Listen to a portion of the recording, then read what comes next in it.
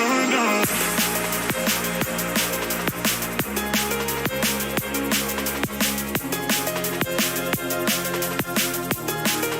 Everything was turned on.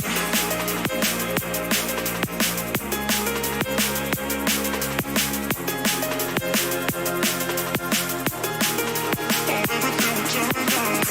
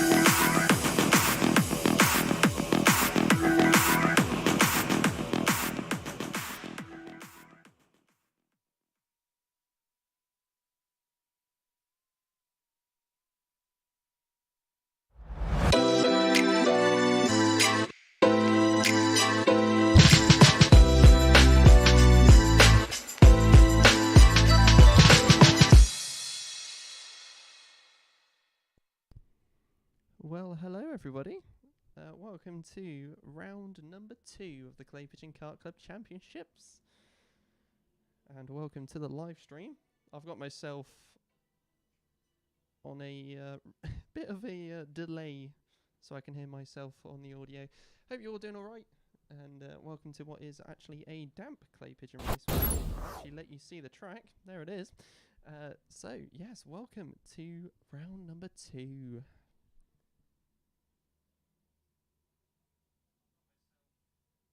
So hopefully all the audio levels are right. I've changed the microphone from this time to last time. I noticed there was a bit of plastic interference, which is a bit of annoying. But anyway, hope you're doing all right. Hope you're having a great time. And we've got a lot of action to go through today. So let's play all the usual overlay bits. I feel like I'm a little bit out of the loop. Don't know why. But welcome to round number 2. I like it. Hello everybody watching at home as well. Hopefully you're all having a superb warm time at home. It's a little bit chilly up here, in true Clay Pigeon Raceway fashion. So out on the screens at the moment is the Honda Cadet practice. And yes, you heard correctly, Honda Cadet.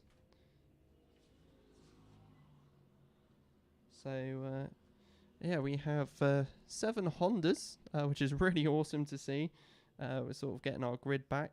And we also have quite a few more Rotax Cadets as well. They'll be shown a little bit later on. But let's first of all kickstart off with me, obviously. My name's Alex, Alex Downs, and I will be your commentator throughout today. My Instagram will be popping up on the bottom of the YouTube live stream. So you can follow me on there if you want to. I'm going to try and not cough down the microphone. In true fashion, I am ill. Oh, there we go. I have a ongoing cough, so I shall try my best not to do it. GNR Karting saying, go on Charlie and Zach. So some support already in the YouTube chat. But let's kickstart ourselves off with the new and improved looking and sounding program. So let's have a look at the program of events for today then. So obviously we have our 2 new classes. of the Rotax Cadets and also Intermax, our 2 new classes for this year. So the running order will be as follows for today. So we've got Honda and Rotax Cadets out first, followed by Intermax, then the Junior Rotax, then Senior Rotax, and then 177 Rotax with a surprisingly larger grid. Well, when I say surprisingly, I mean it in a good way. We have a lot more 177s.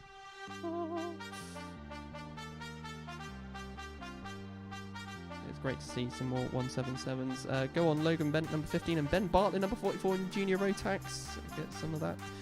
Practice is actually 5 minutes, but you must complete at least 3 laps. They've changed it from this morning. Heats are 8 minutes plus a lap. And then the finals are 12 minutes plus a lap today. Also, everything is subject to change if anything does change. The heats will start after the 177 Rotax practice. GNR Casting, I shall do indeed for you. We've got 72 drivers roughly. That might have gone up or down depending on what's happened. 130 drivers last year.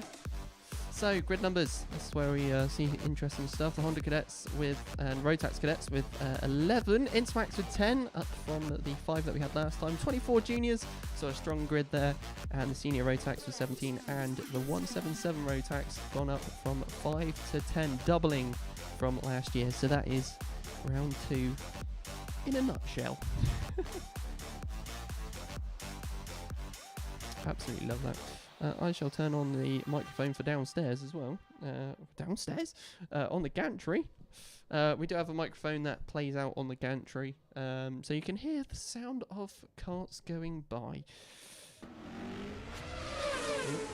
And me pressing the wrong button. That doesn't matter. There's the names from the Hondas there. Some people might think I've never done this before. So out next is Rotax Cadet Practice. So as we have a bit of a grid for them, they've got their own dedicated practice session. So we've got a couple of names not popping up on the list yet. But we have 3 novices out there. I definitely know there is a 4th as well. So the Rotax Cadet Practice and the grid, might all be novices.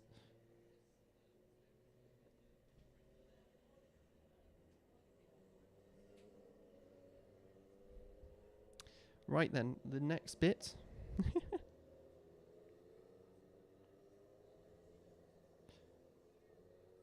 The next bit, I am looking forward to. I keep hearing myself and it's throwing me off a little bit, but I'm doing it to monitor myself. But here we go. One thing that people might not know from last time, or from the last year, we had a new little feature, which was the standings. So they're back, and let's play you through the standings. So the championship standings then after round number 1. Let's put it onto your screens for you in the new video format. So Ethan Cousins leads the ways for the Honda Cadets with 171 points. Luke McGould with 160, with Zach Onshaw with 143, and his brother Finley with 137.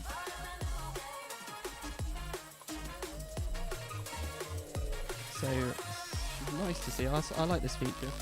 Song, by the way, from NCS, Non-Copyright Sounds. The link to the song is in the description of this YouTube live stream. So a nice new feature there for everybody at home. And only 4 Hondas last time, so there's going to be a mix-up on the grid for next time. There is no Rotax Cadet championship standings yet. For the Intermax though, Jack Price leading the way with 176 points, with Jacob Davis with 145 in second. Ava Morris with 143, currently 3rd in the championship. Devon Taylor with 138. Kian Downer with 136. And then Jensen Cox in 6th with 128. That just shows you how many Intermaxes we had last time, because there is only 6.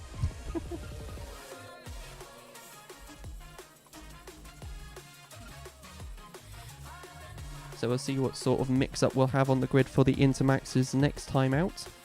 And see what changes from today. As we have 5 new ones on there as well. For the junior Rotax, it's a 4-1 with a joint 5th. Charles Green leads the way though with 156 points. Lucas Howell, graduating from Minimax from last year, 150 points, second in the championship so far. It's only round 1 though, this is after. Jack West with 145 and Billy Edgecombe in 4th with 132. Daniel Tribe and Arthur Thacker both joint 1-9 on points. And then Jasmine Taylor finishes out the 7th position in the championship with 128. We're doing the top 7.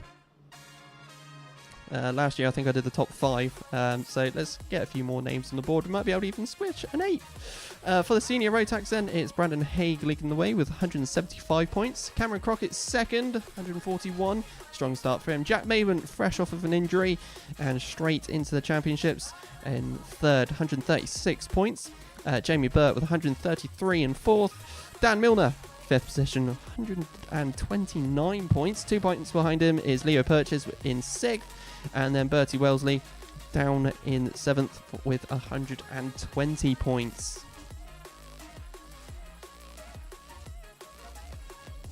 So we'll see what sort of mix-up happens throughout today.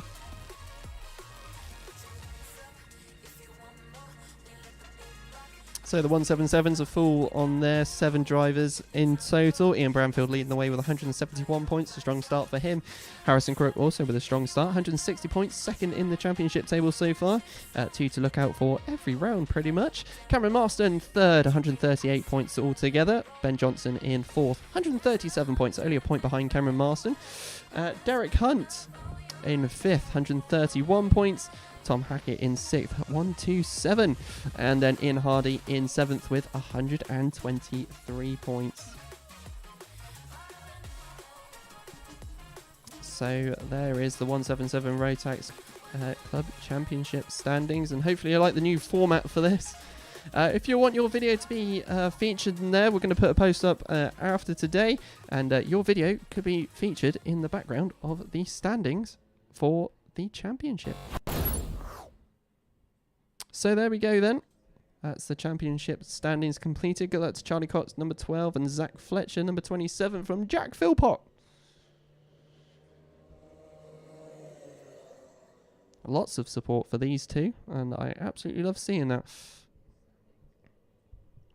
So that is the Rotax Cadet practice finished, by the way. So at the moment, we are looking all right weather-wise on the top left of the screen.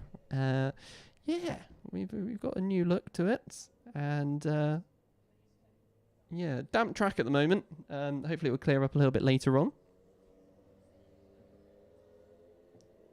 And don't forget, we'll be live all day. If you do have a red button, I think it's actually white now, a white subscribe button underneath the video if you're watching on mobile or on your PC or laptop. Make sure to hit that subscribe button for us and be a part of the Clay Pigeon Kart Club YouTube channel, where you get some extra content where you don't get on our other social medias. We're also on Instagram at Clay Pigeon Kart Club, and make sure to follow the Kart Club on Facebook as well for updates and other bits as well, including pictures, and you might even get yourself on the story. We've already had a couple of people tagging Clay Pigeon Kart Club on Instagram. One of those being LPR Racing this morning. We had Ambition Motorsport yesterday tagging us during their practice session that they had up at the circuit. So yeah, if you want to be featured on our Instagram page and be a part of the story, then feel free to tag us at Clay Pigeon Kart Club, and also make sure to tag the circuit as well. So there we go, that's all the intro stuff completed. And it's just waiting time now. Right, so whilst practice is underway, we've introduced the live stream, but for now we shall take a little break. So we'll be back just after the 177 Rotax practice, as I just save a cough once again. And yeah, hopefully we'll get stuff all underway. So we shall see you all very, very, hopefully shortly. It will be shortly. Cool, we shall see you all very soon.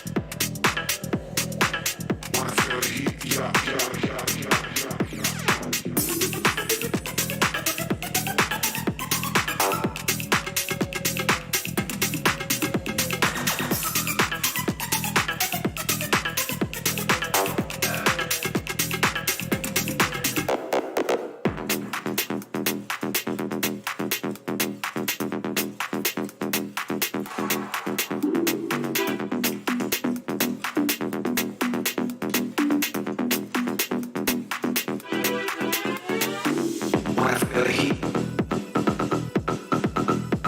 Wanna feel the heat? Yeah. Wanna feel the heat?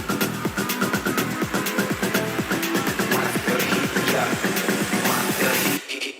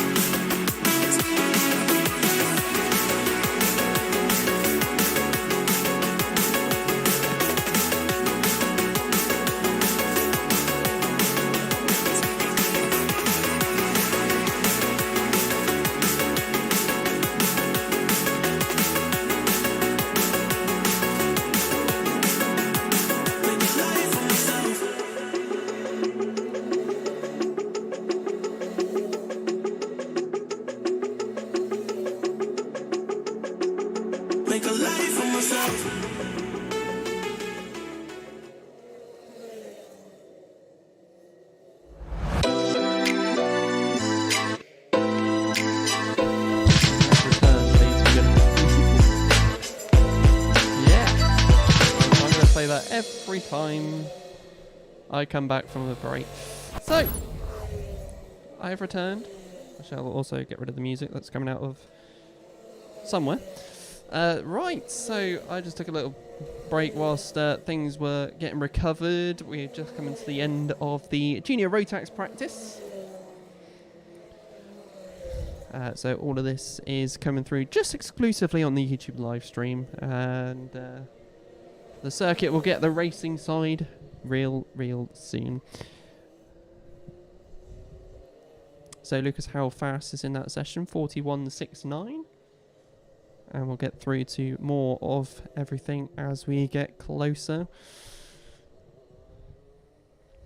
So like I said, 5 minutes is the practice running time, and you must complete at least 3 laps in this time. So at the moment we are still looking good on the weather front. It's a bit cloudy still here up here at Clay Pigeon. Standard. It looks alright this side. But yeah. Round 2. Second one already. It only feels like the other day it was round 1.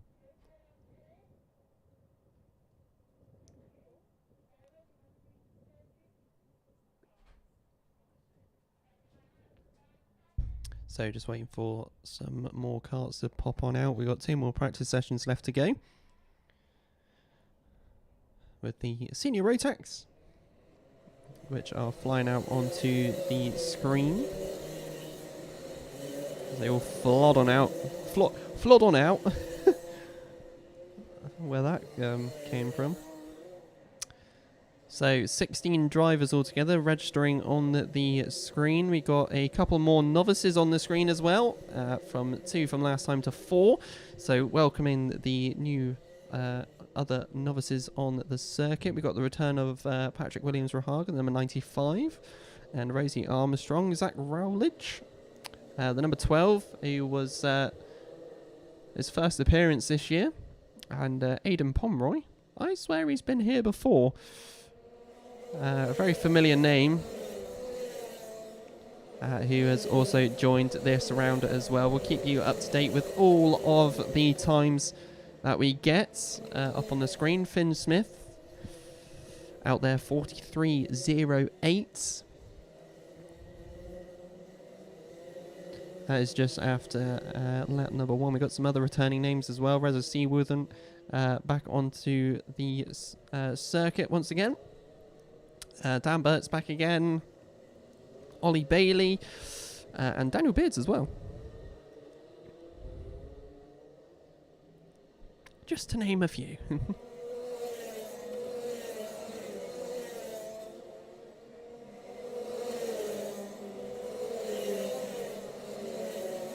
As everyone flies over. Fast time, Jamie Burt, 41.71. Spin down at Billy's. That's alright, it's only the practice session. The track is slightly damp, but that's not going to stop these all running the wets. And obviously the return of the Mojos. I always forget that, it's Mojo Tyres again.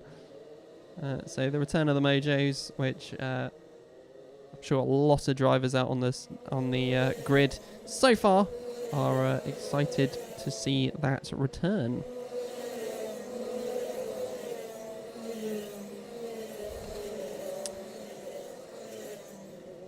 So the practice sessions are pretty good so far.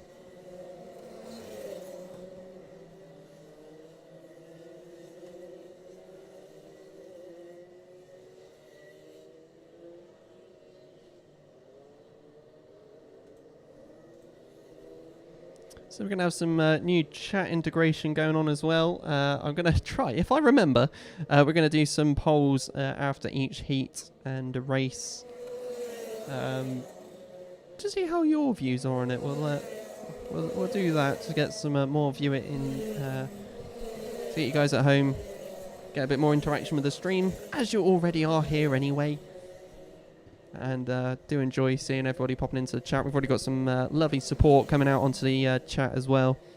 So that does really make me smile, but also makes everybody else who rewatches this smile as well.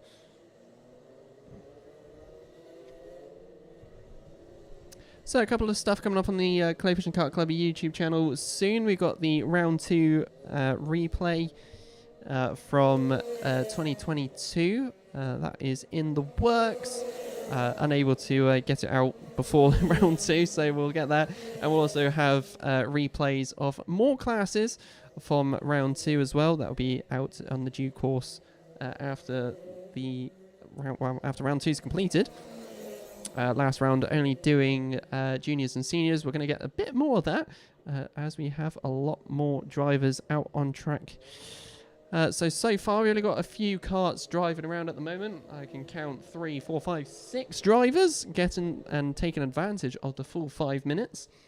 Either some drivers that haven't been here for yesterday, but also those who just want to have 5 minutes out on circuit. The number 44, one of our novices, of Rosie Armstrong, taking advantage of that one. Shout out to GNR Karting, as you asked so kindly.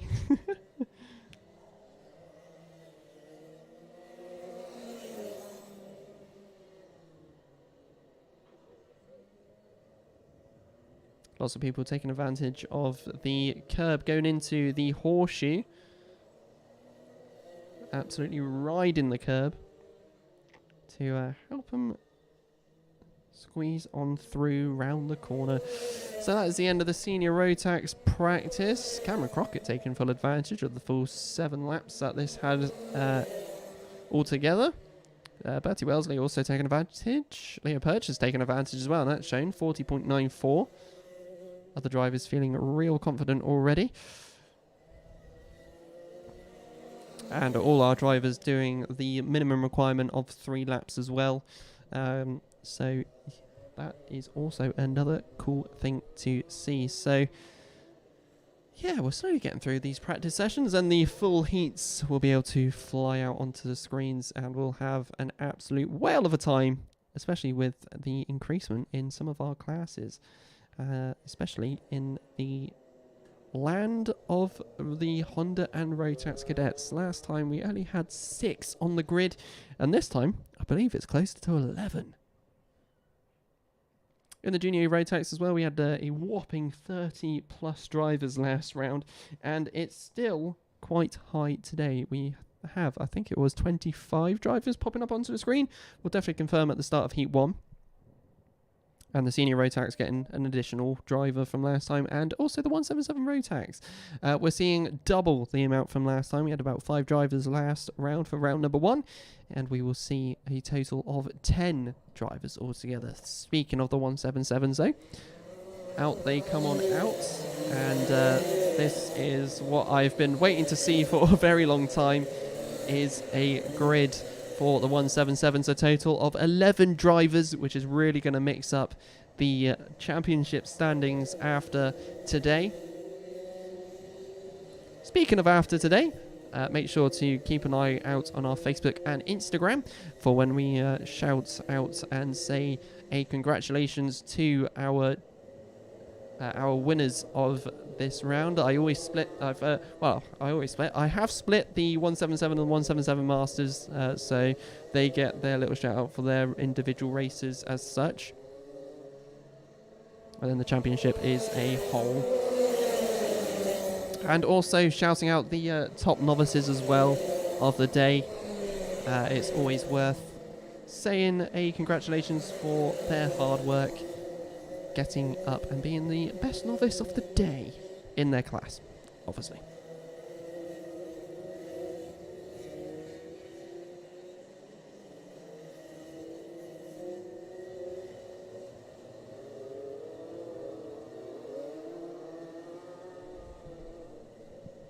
So, how are we all doing at home? Are you staying in the warm? Are you up here at the circuit watching it in the warm? Who knows? Hopefully you're all doing all right at home.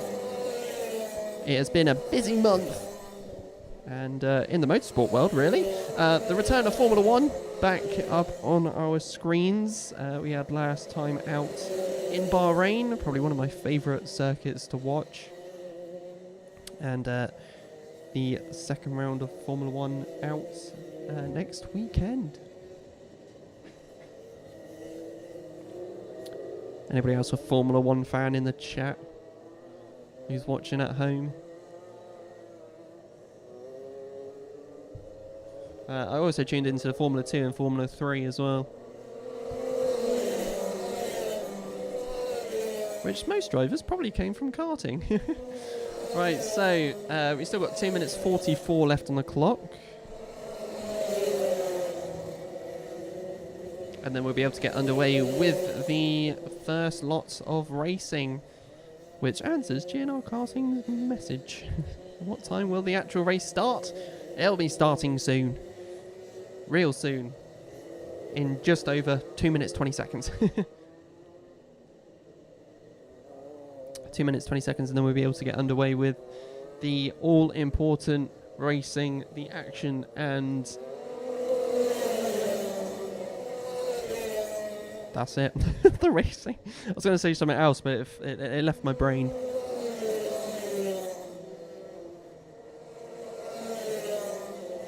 And I tried to commentate over some of the practice sessions. Just lets people rewatch what they're doing. We've had a little spin down at the hairpin, all the way down at the other end of the circuit for me. Don't get that confused, by the way, with the horseshoe. That's a mental note to myself and to everybody else at home. If you don't know what the corner names are up here at the circuit, I'll be mentioning them throughout the day, but also we do have a video on the track as well on the YouTube channel, so feel free to check that out when you can, or when you want to as well. GNR Karting saying I'm an F1 fan. Yeah. That makes two of us.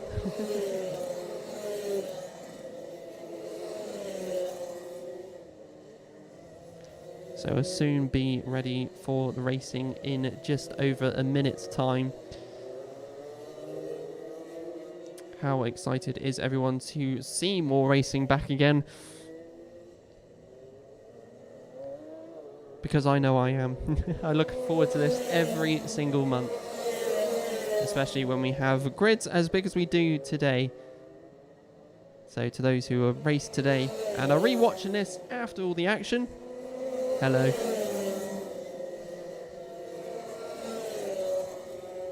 Crikey, there is a big delay on the YouTube live stream. Jack Philpott saying I'm an F1 fan as well. That's got three of us. A Ferrari is your favourite. They had not the best start last time, did they? With Leclerc having to DNF in the race. Spoilers to anybody who has not watched the first round yet. They'll get it fixed and sorted, hopefully. So the clock has finished ticking, and that means that is the end of the 177 and 177 Masters practice.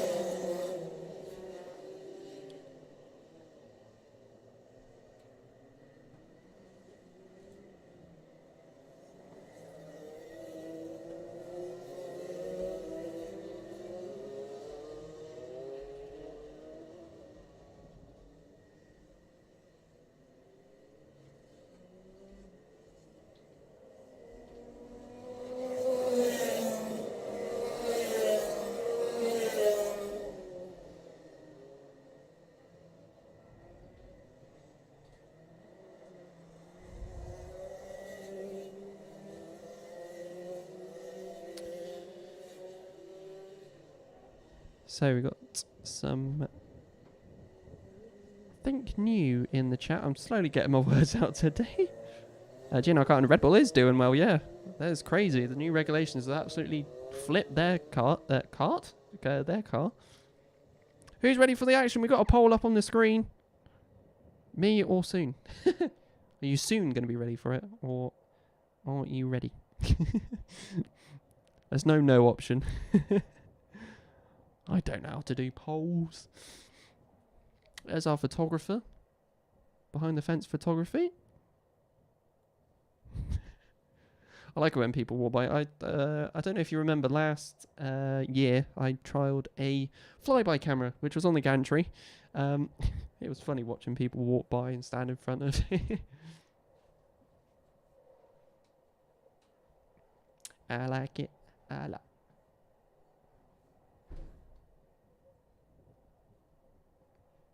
So far, the results are in for 100% me. Can I vote as well on my other screen? Wow, I can't. Oh, I can't. Oh, I've just lost my YouTube chat.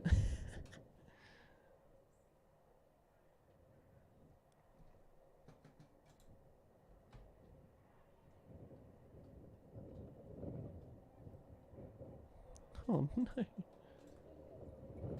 Hey, I've got my chat back. Catherine Reed go for LPR and Patrick Williams. Rog. We just got a quick 3-lap practice for another driver who I think must have broken down in their session, so we'll get them out of the way, and then we got to get ready for karting. We'll get ready for the action. I sound more excited than probably anyone else up here. So, Honda and Rotax Cadets will be the first ones out, and we'll be able to get underway very shortly. Prepare yourselves.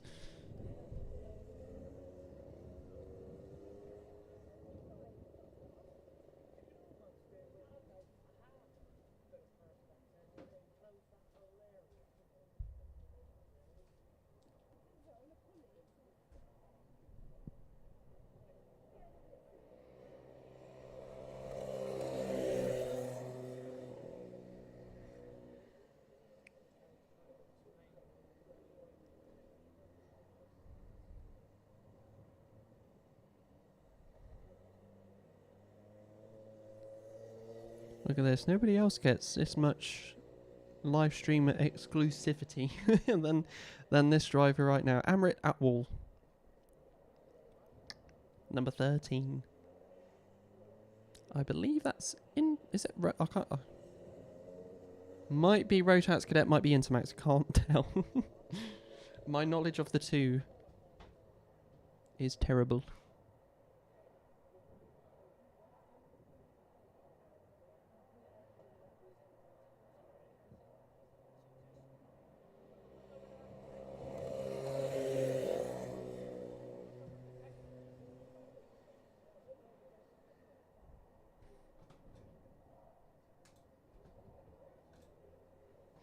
So we're just ending the poll there for that one.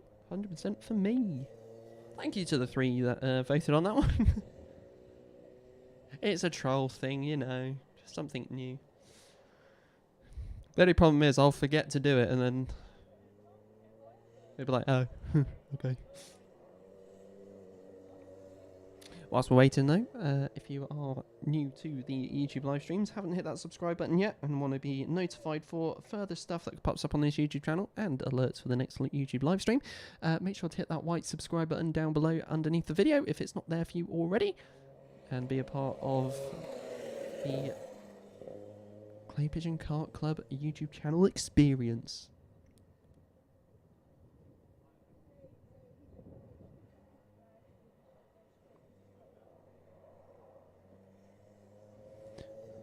Going to do something then I forgot. Jack Philpott voted. I actually put my arms up in celebration.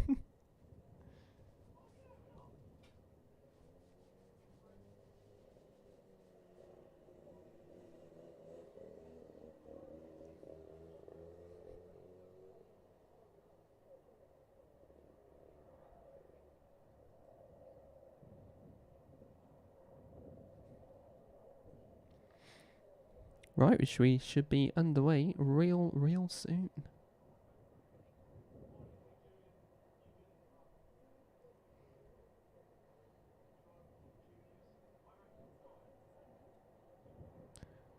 Just listening to some of the Birrell Art guys behind me.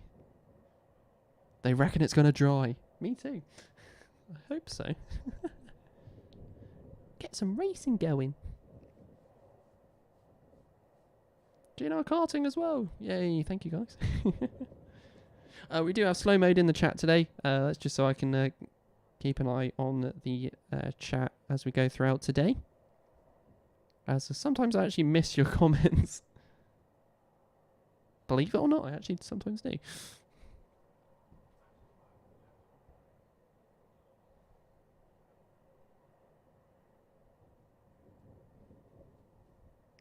So we're nearly there, folks. And ladies. Ladies and gents. The moment you have all been waiting for. Including myself.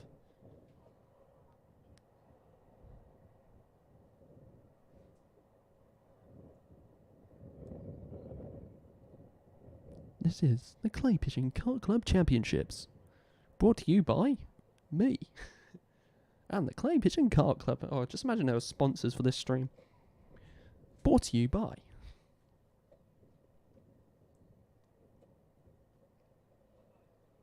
This is all the random stuff I decide. Commentator, who are you looking out for? Ooh, now that's a question, isn't it? I like questions like that. I'm not sure at the moment.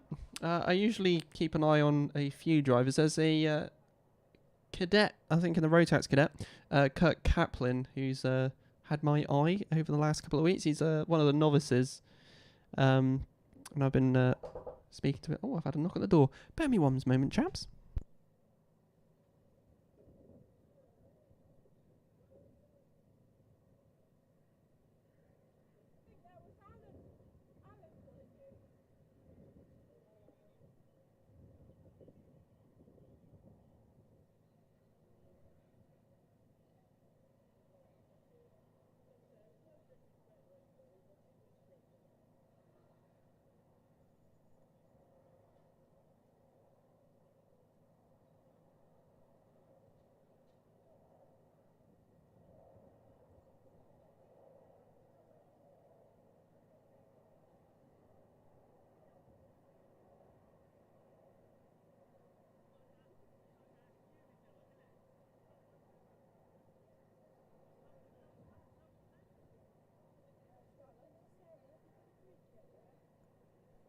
Oh, that's Mr. Tiernan Raw. Who's the CB commentator of the year? Okay, that wasn't me.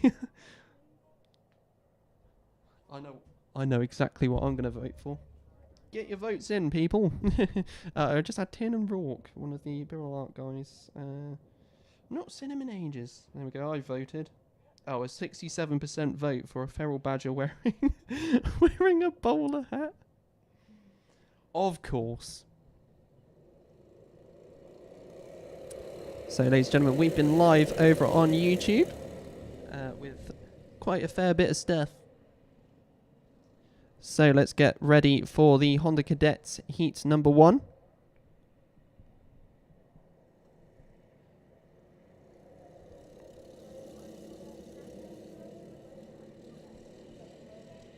And I tell a lie, the Hondas and Rotax Cadets have been split. So my program of events is wrong.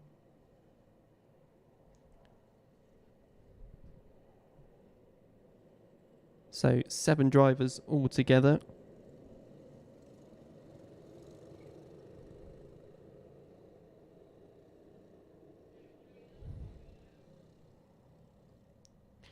Let's see what we get throughout today with heat number 1. So coming down the main straight, and we should be good to go as we go for the first heat of round number 2 for the Clay Pigeon Kart Club Championships. Who's going to take the lead after this one, and who will end out on top of the championship standings as well? If you've missed that one, we've been showing that on the YouTube live stream this morning.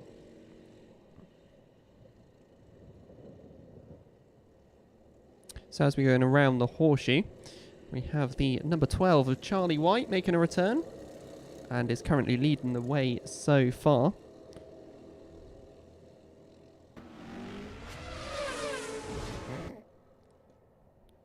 Sorry, I forgot my sounds go through the tannoy. Right, let's get your running order then for the start of this one.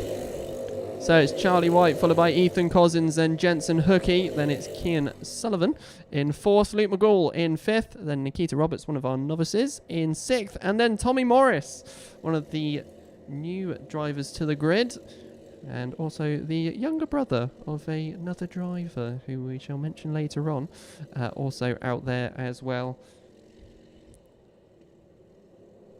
So let's see how we go through this. We've got a pack of 3 at the front. A few starting to split away from others. So going towards the top bend, let's get ready for the next lap round of the track, which is a little bit damp, but it is actually drying up quicker than I expected. So Ethan Cousins taking the lead now as we go around Billy's. Jens Hookie second, Charlie White down in third. Going over the S's using the curbs. And down Sturmy straight for the next corner of the hairpin. Look down the inside by the driver in second. Side by side at the exit. But it's a driver on the left side of the circuit, Ethan Cousins, who will get the inside line for the horseshoe and still remains in the lead as we come on round once more to the top bend and down the main straight for the next lap round.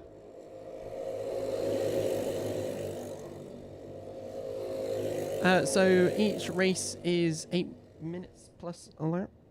I'm just going to have to double check on that one. Bear with me 1 second. Yes, 8 minutes plus a lap. I should know this. I did the program events when I started the YouTube live stream.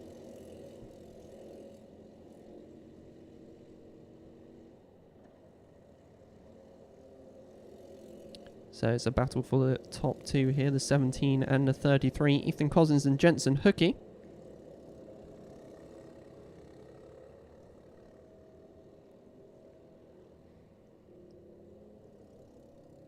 As they're coming down the main straight, Charlie White a little bit further behind from the others at the moment. It's just under a second of a gap from the man in front. The other two swimming away. So we go around the S's, down the Sturmy straight.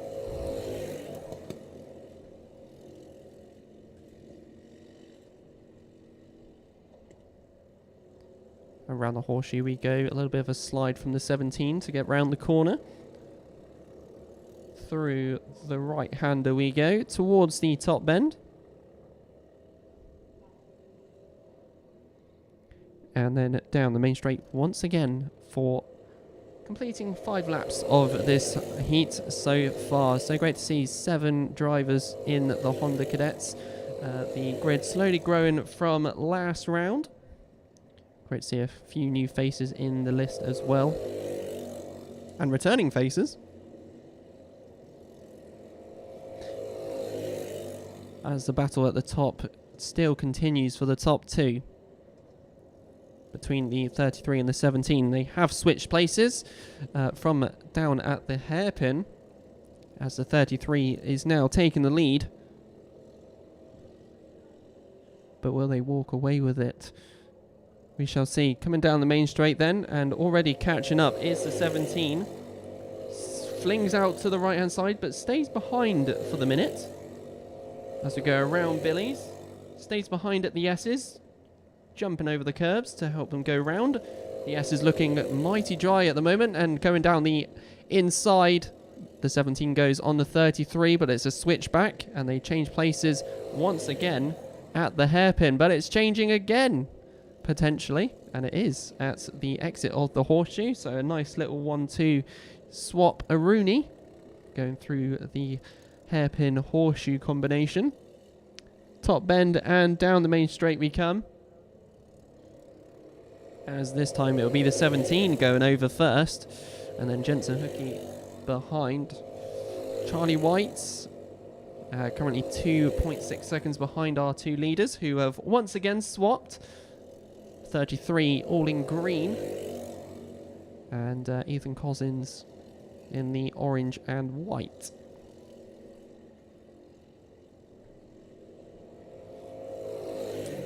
It's hard to say how many laps they will do because it's different speeds for different classes. So you may look at probably around about 10 or 11 maybe. Don't quote me on it though. You'll find out in a minute. So a swap once again between the two drivers at the front. The 33 of Jensen Hookie keeping the lead. He has the fastest lap time of a 43.07. Followed by Ethan Cousins 43.10. So relatively close between the two. They're side by side at the exit of the hairpin once again. Going around the horseshoe. And then through the right-hander they go towards the top bend. And then down the main straight once again. So 1 minute 30 left on the clock as they go over the line. And it's a swap once again down the inside at Billy's, using lots of the curb for the 17, but the 33 takes the lead back once again through the S's and down the back straight. By the way, there's quite a nice dry line going through the S's now. The track drying up a lot quicker than even I expected. Around the hairpin. Towards the horseshoe next. The 33 still leading the way. As the 17 tries to take a tighter line as they go through the right hander now towards the top bend once again. And we'll go on to 10 laps completed. 42.94 is the fastest lap set by Jensen Hookey. The 33 swapping once again. They swapped at the start of Billy's and once again swapping at the exit of Billy's. These two changing quite a lot. Also noting the 33 Jensen Hookey staying on the right side going down the back straight. Eliminating any sort of slipstream really from the 17. To try and keep that all-important lead for Heat 1. So 12 seconds left on the clock. Are they going to be able to squeeze another lap in this race coming down the main straight? 6 seconds left on the clock. And we are looking at another lap squeezed out. 1 second as they go over the line. A swap once again between the two. The 17 just ahead, the 33 looking down the inside. A quick dart down the inside line. The inside of the entrance to the S is still a little bit damp. Some damp patches there. Around the hairpin we go. Towards the horseshoe.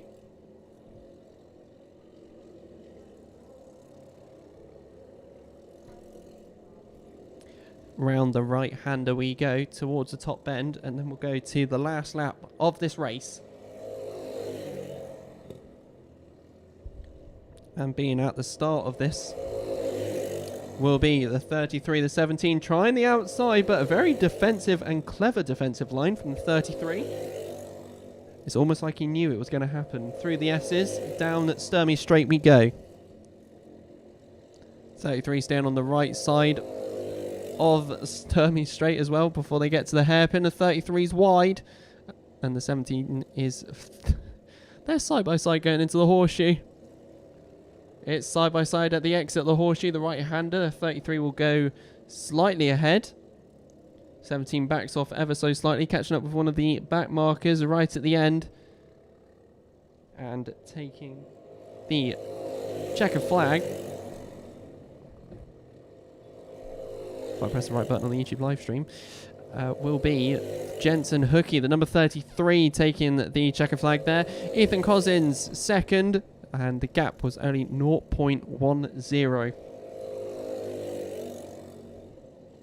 Not too much of a gap there. Third position goes to Charlie White, who was 4 seconds behind the eventual winner. Luke McGall in fourth. Nikita Roberts finishing in fifth. Kian Sullivan in the 26th in sixth. And then Tommy Morris finishing out in seventh, who's already popped into the pits before taking the check-in.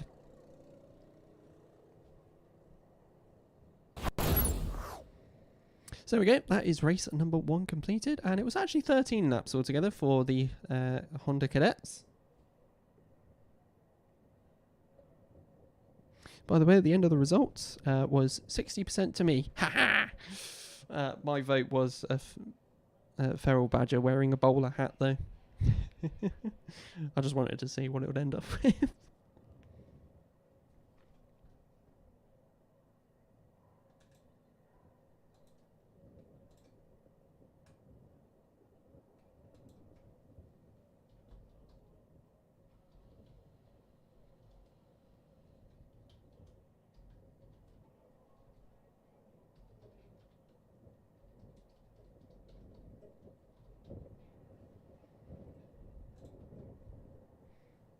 So, a new poll on the YouTube live stream. You enjoy Heat 1?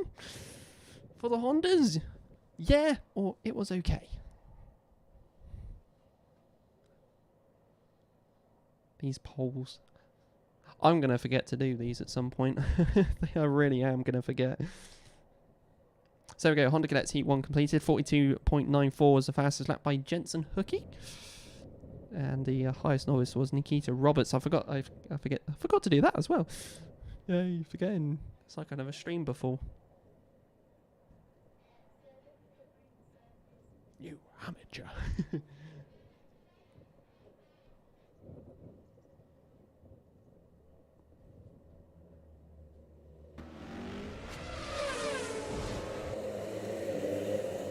So, ladies and gentlemen, we go for our next race here. It's heat number 1 for the Rotax Cadet, getting their own race today. 95% of the grid novices. So the 73 is Sebastian Behrman will be at the front. We got Ethan Coupland, Lewis Herbertson, Amrit Artwall and Kurt Kaplan as well. Our drivers out there for the start of this race.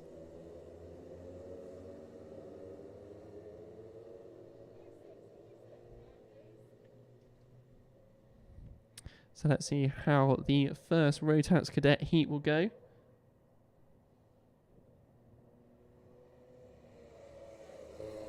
There'll be a false start to begin with,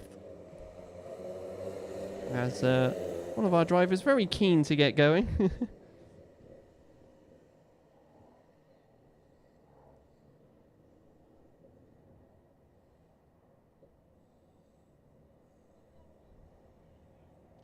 Don't forget, if you want to watch or rewatch any of these races after it's happened, we are live over on the Clay Pigeon Kart Club YouTube channel, where you can rewatch the action even if we're live.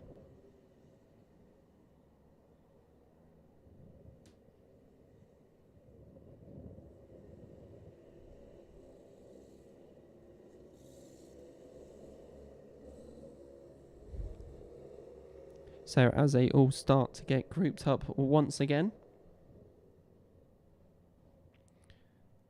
we go to the top bend for what is actually the first ever Rotax Cadet heat in the Clay Pigeon Kart Club Championships. So coming down the main straight then. And this time we are good to go. A very slow start from the Rotax Cadets. But nevertheless, we are underway, going around Billy's for the first time for the Rotax Cadet in their own heat. Last round, they were combined with the Hondas. This time, the 5 drivers getting the track to themselves. So going around the horseshoe, through the right-hander and towards the top bend, and we'll be able to get going for our running order for the start of this race with a quick drying track. So I eventually managed to get it out. So it's Sebastian Behrman out in front, followed by Lewis Herbertson. Amrit Atwall in the number 13 in 3rd position. Ethan Coupland in 4th, and then Kurt Kaplan in 5th. Close behind the man in 4th though. So around the hairpin we go. 73 with a bit of a lead to the other drivers at the moment. Lewis Herbertson in 2nd, defending off Amrit Atwall in the number 13.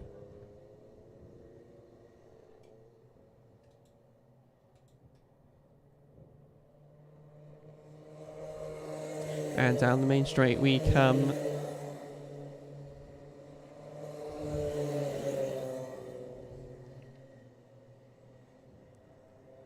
So 43.49 is the fastest lap time. The 73 sailing away a little bit from the other drivers.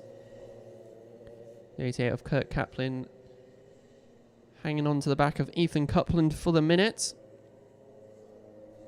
as they're going around the hairpin. Meanwhile, the 13 trying to catch up with the 53 and try and get ahead of the 53 as they're going around the right-hander. But it is the man out in front though, Sebastian Behrman, in the number 73. Coming down the main straight, still leading the way at the moment.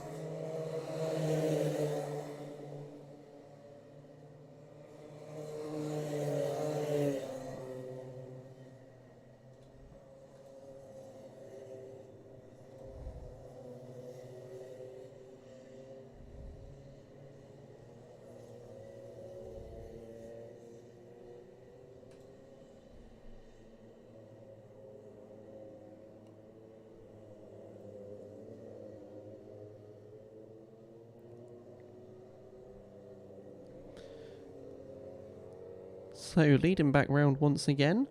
The 73 increasing his gap between the other two drivers who are tussling with one another. The 53 still out ahead, mind. The 13 still trying to plot a plan to get ahead, trying to take alternative lines to the man in front. As they go through the S's, which is looking almighty dry now, down Sturmey Straight. And towards the hairpin we go. The 13 looking on the outside currently for the entrance of the horseshoe. Has a nice little puddle in it. Meanwhile, back at the horseshoe as well, Kurt Kaplan still behind the number 43 of Ethan Coupland. The gap has been relatively the same throughout it. The two having almost identical pace. Meanwhile, the 13 still behind in third position at the moment. Lewis Herbertson still managing to stay ahead. The 13 still trying to plot that plan. But meanwhile, Sebastian Behrman sort of walking away with this one at the moment.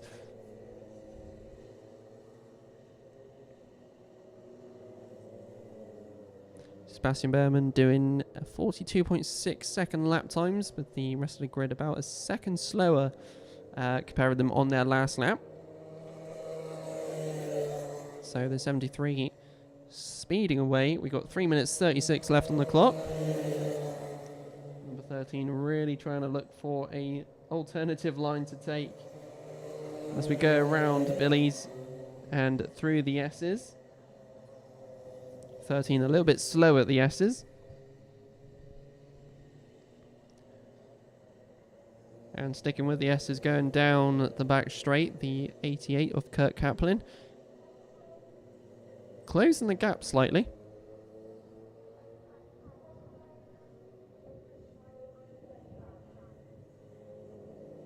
He's managed to knock off 2/10 of that gap that he had to Ethan Coupland. The 73 is Sebastian Behrman. Going over the line there. 42.64 is the fastest lap time. These two in second and third really sticking with one another. The 13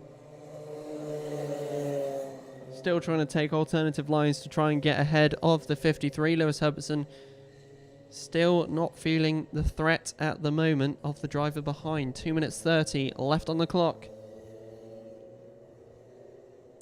Meanwhile, going down the back straight, the 88 looking for a different move there.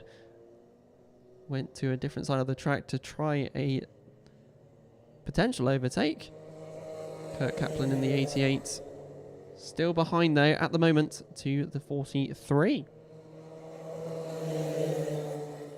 Some good efforts there. And talking of good efforts, the 13 still trying as they're going towards the S's. Just watching his placement of his car as he goes round. He's right on the bumper of the 53, going down the back straight. He's going to look down the inside. Doesn't quite have it as they go into the hairpin. So he'll be trying it all again. Going around the horseshoe. Catching up once again at the horseshoe. Through the right-hander. And towards the top bend we go. For our second and third position drivers. The 13 a little bit quicker at the top bend as well. So he's trying to get his nose in on the right side. Not got quite the pace at the moment. Going a little bit wider at Billy's as well.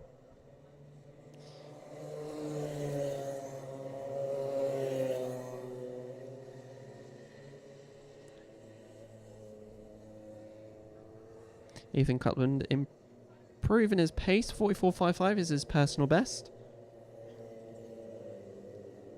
But meanwhile, our fastest person is the 73 with a 42.64. Sebastian Behrman out there, who's flying away. The gap is over 8 seconds between first and second position.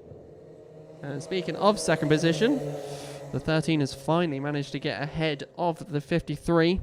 Oh, I did miss that one. But the 13 finally managing to get ahead. 9 seconds is the gap between first and second, though.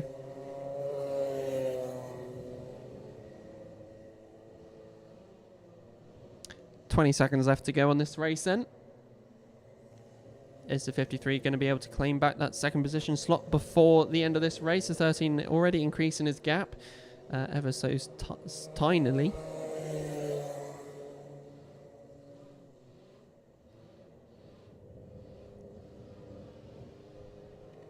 So around Billy's through the S's, it goes our leader, the number 73. The clock has stopped ticking,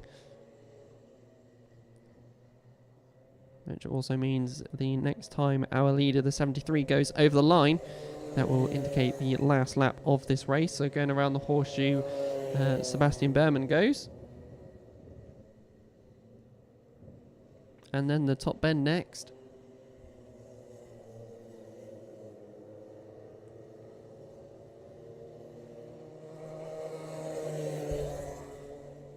So that is the last lap board out.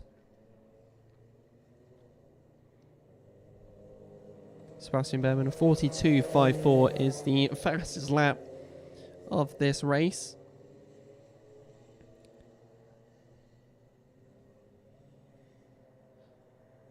The 13's managed to fly away from the other drivers out there on the track. Speaking of drivers, the 53 has popped into the pits. So no wonder why it looked a bit empty out there with between the 13 and the 53. But meanwhile, coming down the main straight and taking the checker flag, it will be the number 73 of Sebastian Behrmann, who also takes the fastest lap of a 42.67. In second position with even a little celebration was the 13 of Amrit Atwal, who his fastest lap at the end of that one, this is a 42.57. So after he was let go, actually had quite a lot of pace.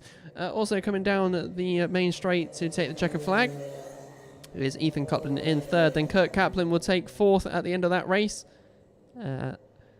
44.41 set by Kurt Kaplan there at the end, improving right at the end.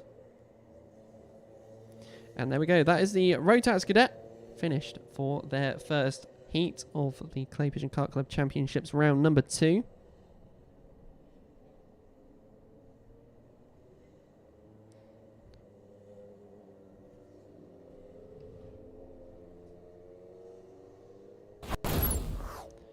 And the live coverage still continues here on the Clay Pigeon Kart Club YouTube channel. So there goes the two cadets. Race is done. It's time to go to our next one in the list. We come and see the Intermax drivers. I could just about hear the radio downstairs.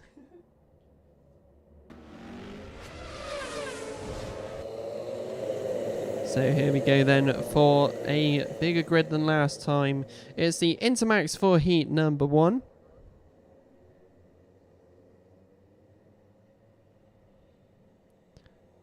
As we get ready for their formation lap here. 10 drivers, like I said. And Ava Morris out there in that one. Her little brother in the cadets. We've got Rook Thompson out there. We've got Jacob Davis, Jack Price, Benjamin Lawn as well, Sam Mott. So some returning names and some new names to myself anyway. As we get ready for what could be quite a competitive heat there. So coming towards the top bend, let's get ready to start off this race right here. So charging down the main straight, it has been false started to begin with though. And a mightily mega charge from the Intermax drivers. So they'll be going back round once again.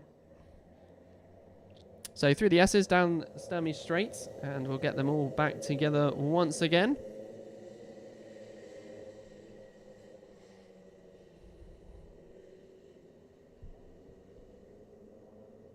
Matty Lamb Chop saying good luck to the BKC drivers today, especially seniors Reza and Leo, with the black dot and the orange dot emojis. I do like emojis in the chat.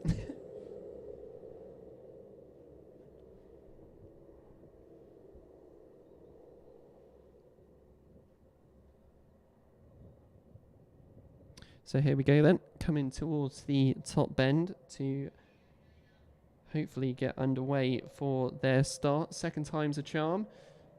We are 3 wide at the front, and it's been chucked out once again for a false start.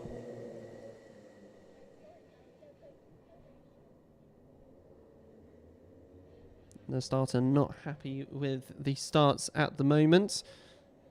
So we're going around, hopefully third time's a charm for the Intermax drivers. There we go, we are live over on the Clay Pigeon Kart Club YouTube channel, so if you do want to support any of the drivers, or any of the Intermax drivers as well, feel free to pop over there. The QR code's on the programme, or just search at Clay Pigeon Kart Club on YouTube. Also, if you've had any good moments throughout the day, then feel free to tag the Clay Pigeon Kart Club on Instagram, and you might be mentioned in their story for round number 2. But towards the potential action that we should get, third time's a charm as we go towards the top bend, and hopefully we'll be able to get started for this first heat. So, top bend and down the main straight. This time looking a little bit better. It's third time's a charm already, but this time it's been let go. And we are started for the first Intermax race of round number 2. So going around Billy's and through the S's. We got a car out in front already, all in blue.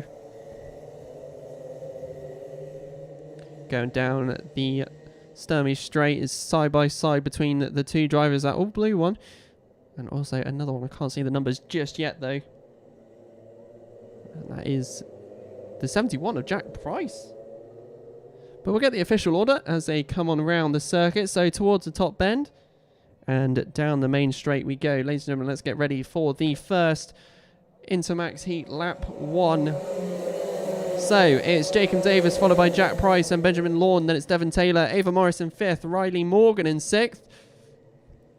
Rook Thompson 7th, Kian Downer in 8th, Elliot Potter 9th, and then your top 10 round off is Sam Mott in 10th. That all could have changed though, as we go down into the hairpin now. Around they go into the horseshoe.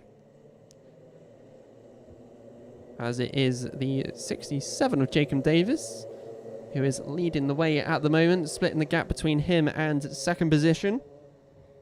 Top bend and down the main straight we come once more. We've got a contact warning for Benjamin Lawn. Jacob Davis still leading the way. Jack Price is the one in second, defending off Benjamin Lawn, Ava Morris and Devon Taylor behind. It's a pack of 4. Fourth goes in front of third. And that is the number 32 of Ava Morris.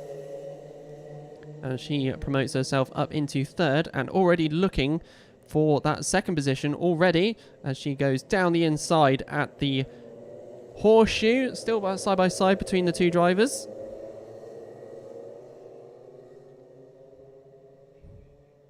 Top bend down the main straight. It's split away between 2 drivers, and it looks like already the 32 has made progress up into second position.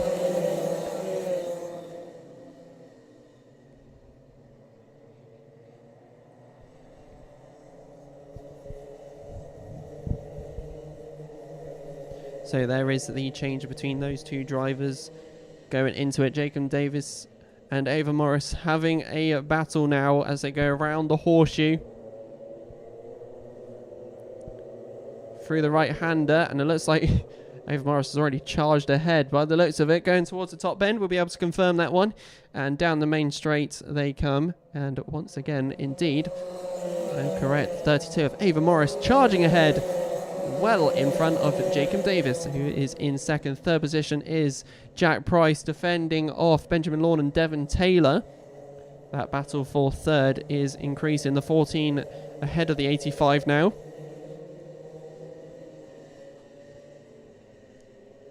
As they're all going around the hairpin, you can see the 2 that charged away, 32 and the 67, as the midfield and backfield are starting to gather around together. So we'll keep an eye on it. It's a double down the inside by 2 sets of drivers for 2 sets of positions. Coming down the main straight is a tussle in that back positions here. That is with Elliot Potter, Rook Thompson, Riley Morgan and Sam Mott, and that is in order. As already one down the inside before the S's. That is the number 11 of Rook Thompson getting ahead. Promoting up into 6th, I believe. So still going through. 71 defending off the 14 and 85. There's still a bit of a gap between them though, as they go around it through the right-hander and towards the top bend. Ava Morris, meanwhile, still leading the way with a 39.37 as the fastest lap time. And the gap being 2 seconds already between the two. Side by side going into Billy's. It's a 14 still keeping ahead though in this 3rd position battle, as that's all changed up. And the 14 is ahead of the 71. Devon Taylor making up positions as quick as possible. Going into the hairpin now. Towards the horseshoe next. Going down the inside a little bit further behind though is the 11 once again. Rook Thompson still trying to look for moves in that midfield battle.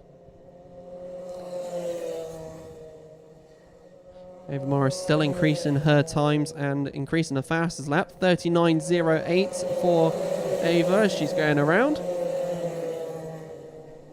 Promoted up from the Honda Cadets from last year. So through the S as we go once more. Another dart down the inside by another driver. That is the 17 of Elliot Potter getting ahead once more.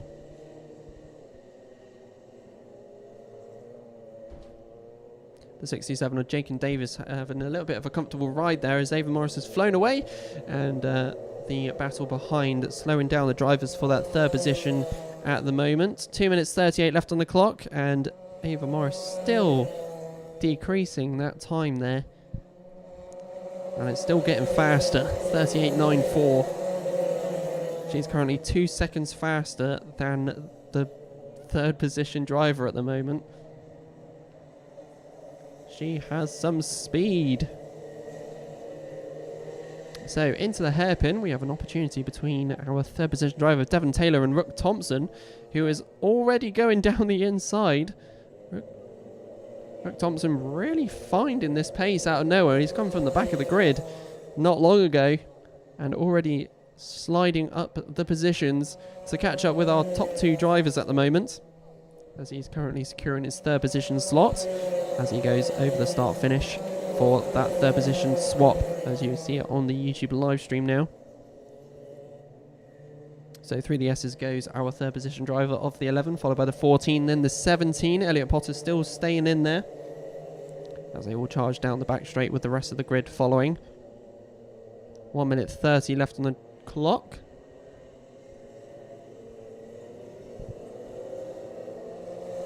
And it's the 32 still leading the way in the first heat of the Intermax for round number 2 for the Clay Pigeon Kart Club Championships. Ava Morris is backing off her pace just slightly. Side by side between the 2 drivers, that is Elliot Potter and Devon Taylor, as they go into Billy's.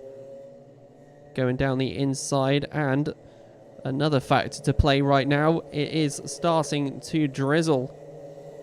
So those using their wet tyres out there are still going to have a little bit of an advantage. So will this change it up before the end of the race, or will it affect other races later on? It is only a drizzle.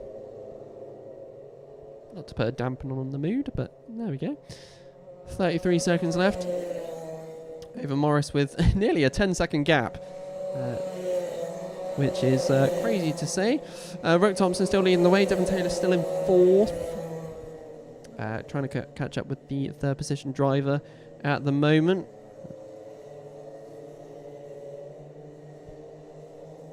So into the hairpin we go. Devon Taylor earlier getting a contact warning about a minute ago, if the time is correct. Last lap though, going out to a very speedy Ava Morris.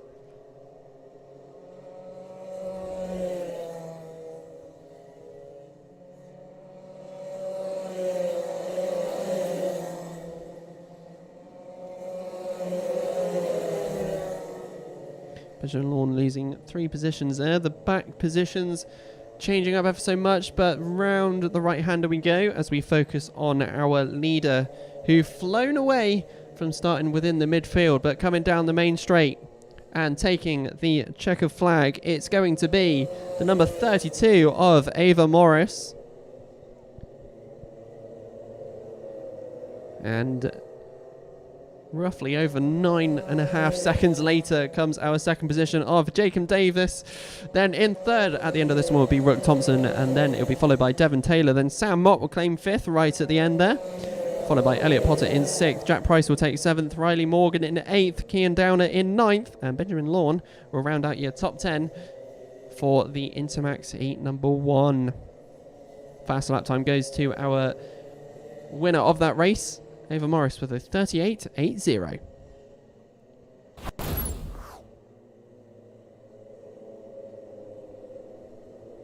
So there we go, that is the end of the Intermax for their first heat, and we'll be continuing shortly for the rest of the races. Ooh.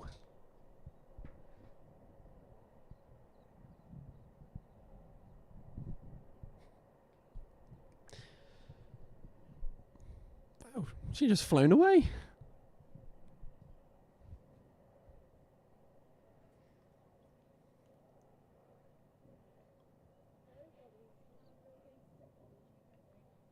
It has started to drizzle up here.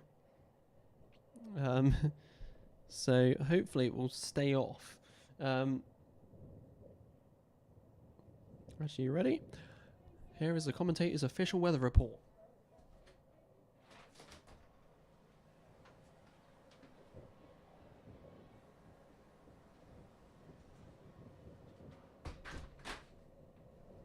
It's drizzly. Hey, Patrick Quirk, welcome back. Czech Republic watching as always. I love it. Speaking of things I love, it is the Junior Rotax out next for their heats, as we get a bit of drizzle here at the circuit. A few drivers getting caught off guard. I wonder how many are on slicks, because it could be interesting. It could be interesting, but 25 drivers out on track, 8 minutes for the race. This could become very competitive throughout this race and the duration of this race.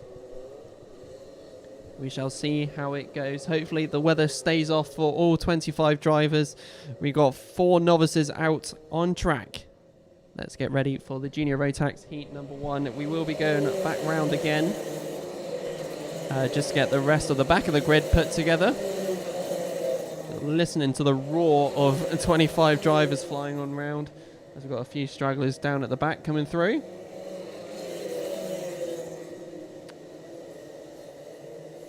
Do love to see 25 drivers out on track. We do like to see a full grid, and if you're interested in joining and you're watching at home, come on in.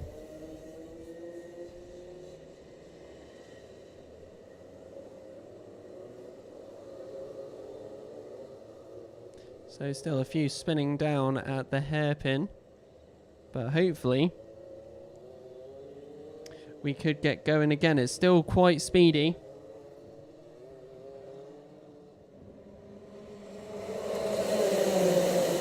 But it's being let go, and we start for race number 1, a heat 1 for the Junior Rotax, as it's all changing at the beginning at the S's. A little bit touchy going through the S's. Down the inside goes one of the Birrell Art carts. Still trying to find a place going up. We could see quite a few things going on here.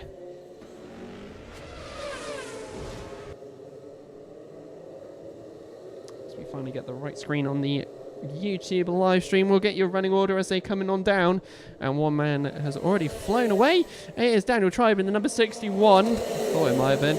Arthur Thacker in second, Billy Edgecombe third, Matthew Turner in fourth, and George Spilsbury in fifth. And we got one in the tie wall just after the S's, just after the start finish even. That is him out of the race for the minute. As we keep flying on through though, Daniel Tribe with a bit of a gap. We've got another driver who's out of this race as well, who retired at the hairpin. but down the main straight we go. Daniel Tribe leading the way.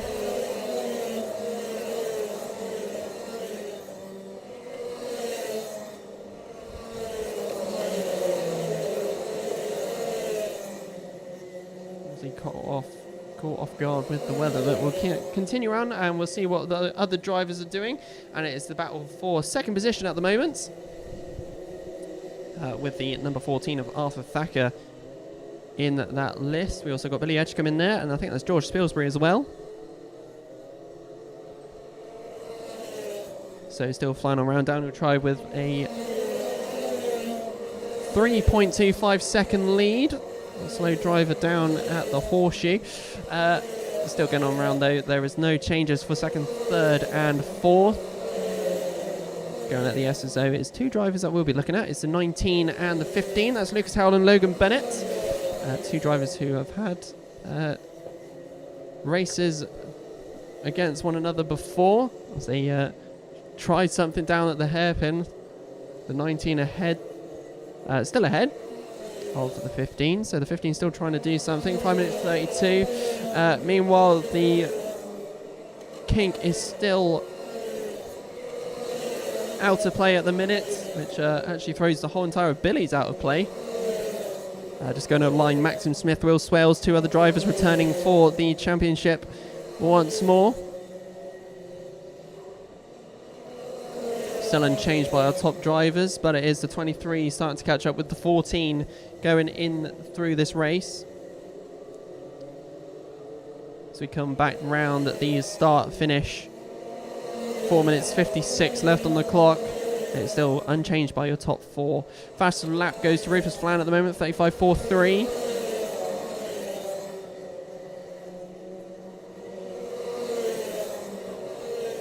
And down at the S's, as soon as he had the opportunity, is the 15 on the 19. Logan Bennett planned that one for the whole entire of Billy's by the looks of it.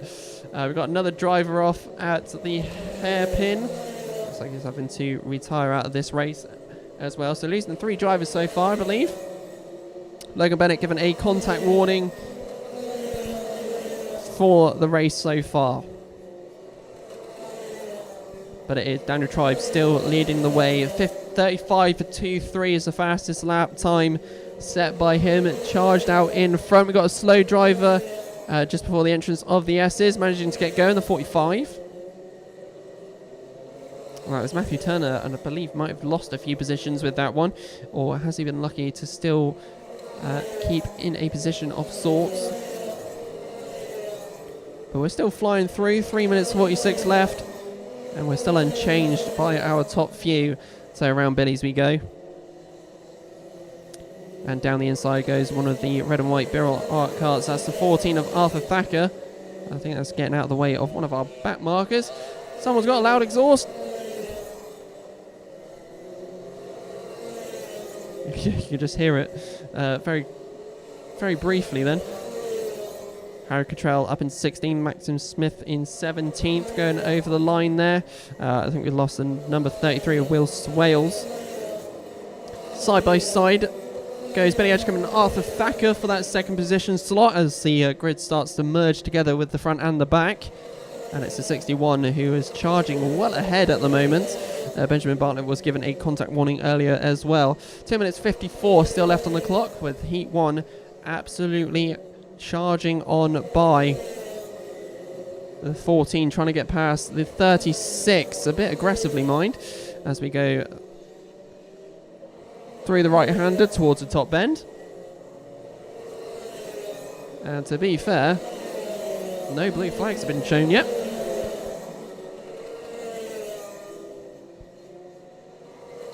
So through the S as we go for the 23. A little bit further at the grid. Arthur Thacker, the number 14, respectively, and rightly given a contact warning. As the back of the grid now really merging in with our top runners. It's that much I have actually lost our lead. Oh no, never mind, I found our leader. As he just goes over the line there. 23 Billy Edgecombe starting to catch up with Daniel Tribe actually. Arthur Thacker in there as well. We've got a charge for George Spilsbury, the 38. We've got 53 and the 20 altogether. There could be changes between those drivers. They're trailing down through the S's and down Sturmey Straight for another go. Around the hairpin we go for those though.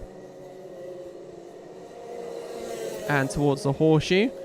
The 38 starting to catch up with the 14 though of Arthur Thacker. So stuff could change here as we go through the top bend. And down the main straight we go. 1:20 left on the clock. The 53 is looking for a move on the driver ahead, and so is the driver behind him, Jarek Metters. Welcome back to the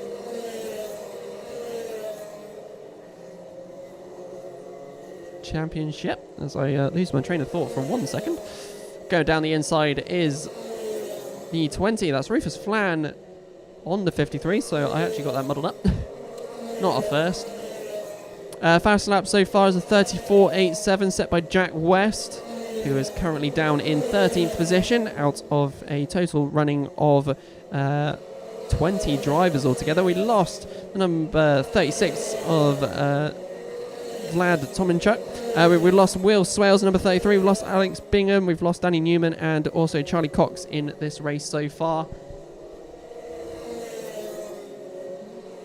Two of them in the pits and 3 retiring out on circuit.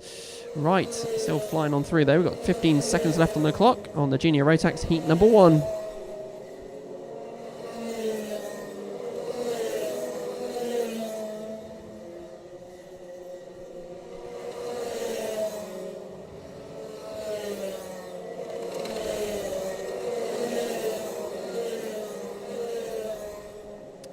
So just found our leader, the number 61, going through the right-hander, as the next time we'll see him, we'll be looking at the last lap of this race. So going over the start-finish is our leader, Daniel Tribe. And only 2 seconds behind him is our second position of Billy Edgecombe, who's starting to catch up as he goes through the S's.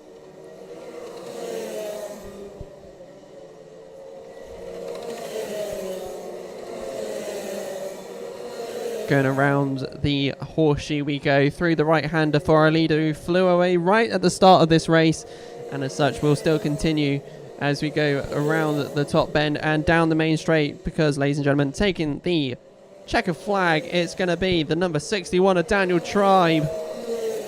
Billy Edgecombe takes second position with Arthur Thacker in third. Very close between the fourth and fifth, but it's Jarek Metters who will take fourth, with Rufus Flan in fifth. Benjamin Bartlett will take 6th, Logan Bennett 7th, and Joshua Whitcomb in 8th.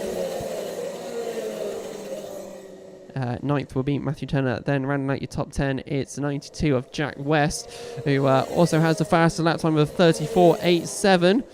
As a few more drivers popping over the line, and we've had all of them go over the line.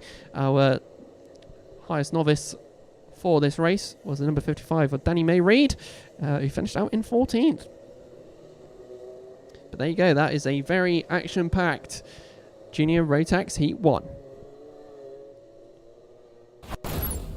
And throughout that, I tried not to laugh to Darren Weaver's comment.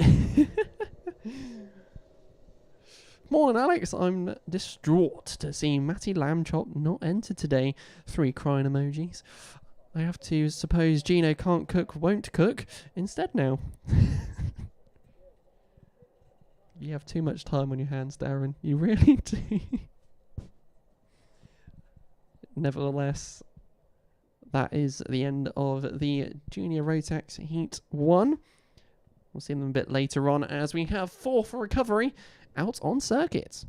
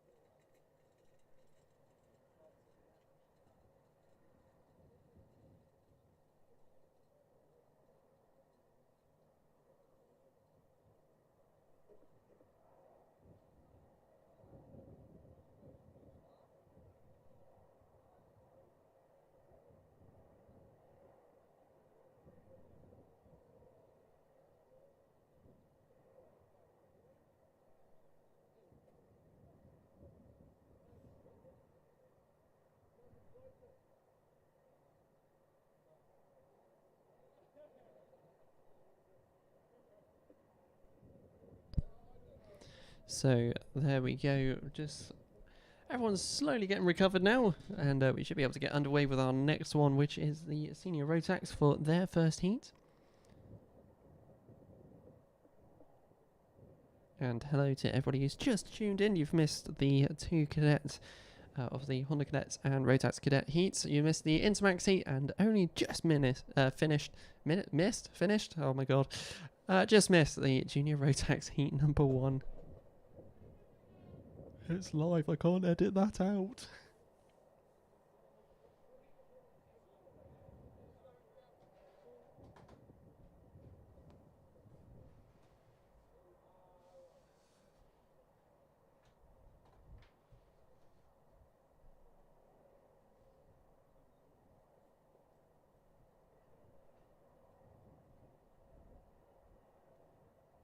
Don't forget, if you haven't subscribed yet on the Clay Pigeon Kart Club YouTube channel as well, feel free to hit that subscribe button and get notified from when we next go live, and for any other future and extra videos that do occur on the YouTube live stream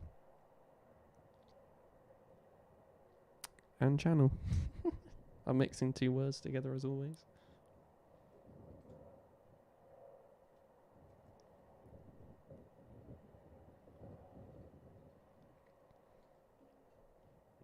The last 2 hours have just absolutely flown by. I only just looked at the clock. I was thinking, wait, it's 11:50 already? Time flies by when you're having fun. Please don't clip that. I know I just sung.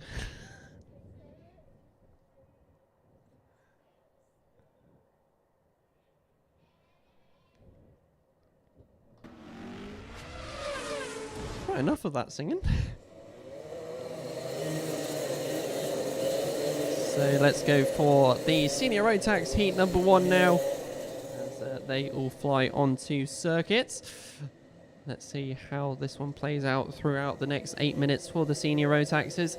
A couple of returning novices and some new novices, and obviously a lot more returns for other drivers in the seniors. We've got Reza C with them returning. We've got Gino Cook, Jack Maidman, Finn Smith out there as well. And a couple of returning novices are Patrick Williams, Rahag, and Rosie Armstrong. But let's see how this one plays out. We've already got a retirement by the looks of it as well. So that's already down to 16 drivers. But nevertheless, let's get ready for the start of the senior Rotax heat.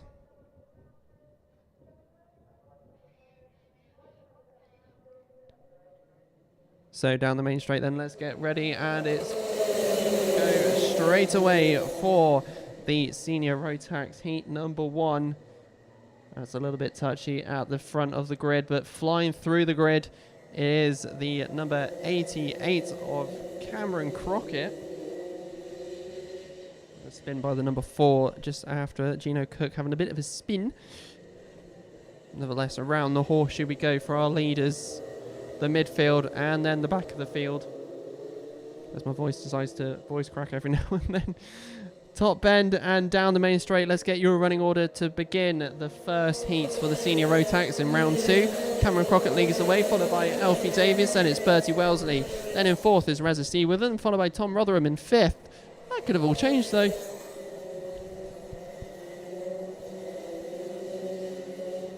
So around the hairpin we go. Horseshoe, and it's the 88 and 74 who are relatively close together.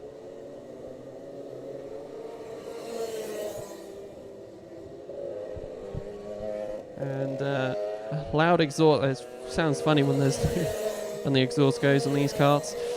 So Cameron Crockett, Alfred Davies, Tom Rotherham, Finn Smith. It's all changing in the midfield. A couple of other drivers going out, and it's a cross-country adventure for Mr. Crockett, as he's had to hop, jump and skip over the grass areas of the S's.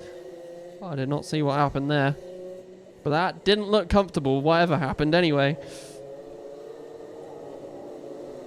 So down the main straight we come for our leaders. Patrick Williams Rahag just going over the line there. A bit far away from the rest of the grid in this heat. So it's a 74 followed by the 42. Then Cameron Crockett still managing to stay in the top 3 despite the cross-country adventure. I just say that though, a different driver, the number 19, Finn Smith, running in a new team, who is up into 3rd now. So around at the hairpin we go towards the horseshoe. And towards the right-hander, Reza Seaworthen given a contact warning.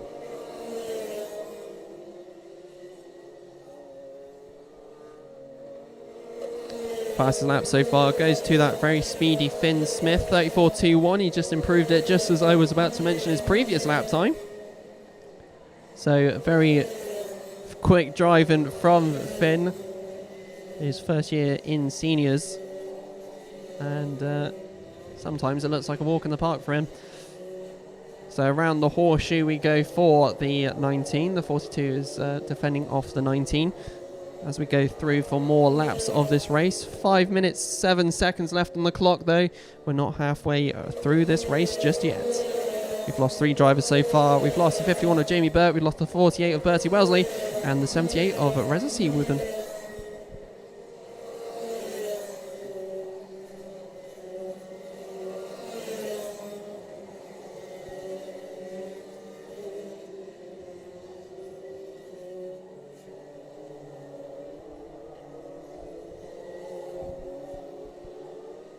So as the field evens out for the minute, coming down the main straight, and it's the 74 still leading the way. The 42 of Tom Rotherham though starting to catch up with the leader, and also has a charging Finn Smith behind as well, going through the S's down the back straight.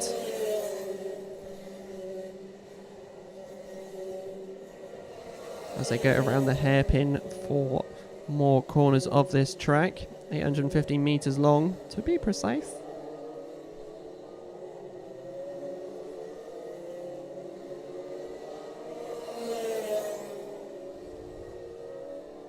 So Alfie Davis still leading the way. Finn Smith looking for a move down for the inside line and gets his nose in and actually manages to pull off a overtake and manages to get ahead after the S's, and the 19 now just ready to charge down towards Alfie Davies in the number 74. Fast lap time goes to 71 of Leo Purchase, 34.08 so far.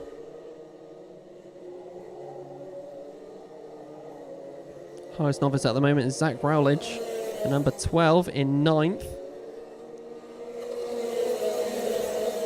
And you can see Leo Purchase is really catching up with the top 3 drivers now to make that change. Meanwhile, Jack Maben and Cameron Crockett close between the two, going through the S's down the back straight.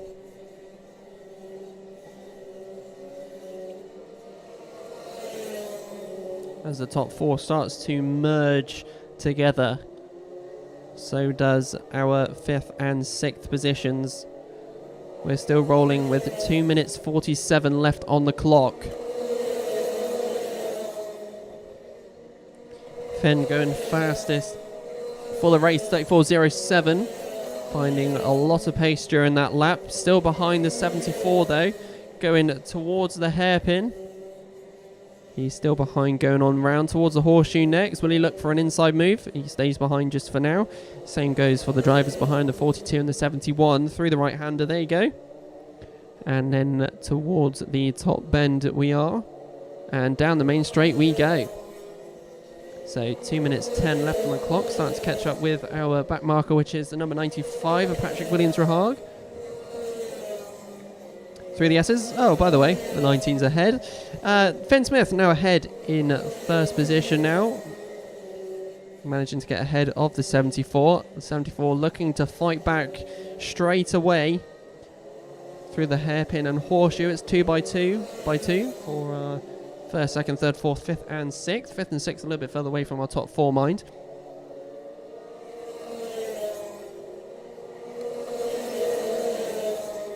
So there's a change on the timing screens, and the change you won't see is Leo Purchase getting ahead of Tom Rotherham, the number 42, just at the entrance of the corner known as Billy's. And is there a change between the other two drivers, the 17 and 88, as they're going around the hairpin? And by the looks of it, there possibly has been as they go through and around the horseshoe.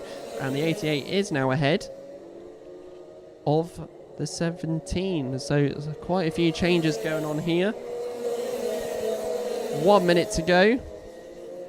Finn Smith leading the way and still has the fastest lap there. Cameron Crockett also, the change popped out onto the screen.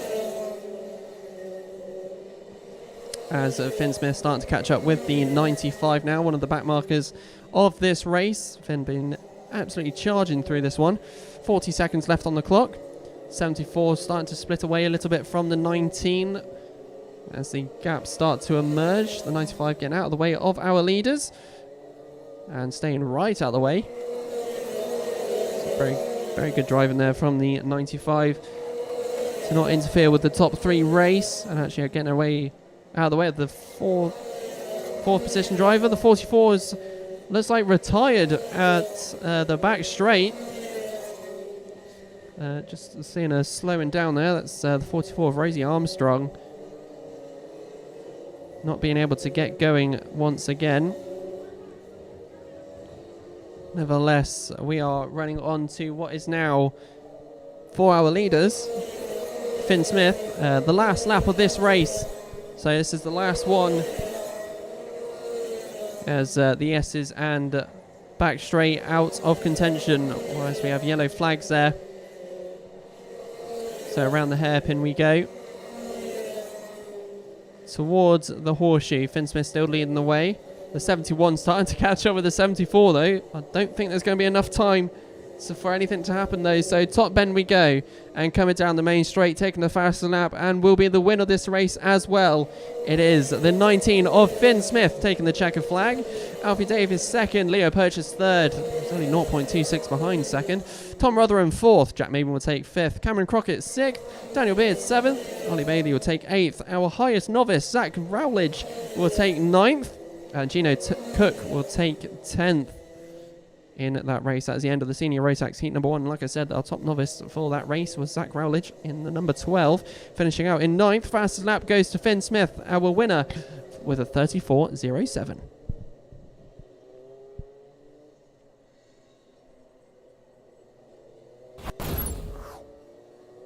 So there we go. That is the end for the senior Rotax race. A very competitive one from the drivers there as we wait for a couple of recoveries and then we'll be able to get going with the rest of the Clay Pigeon Kart Club Championships for round 2.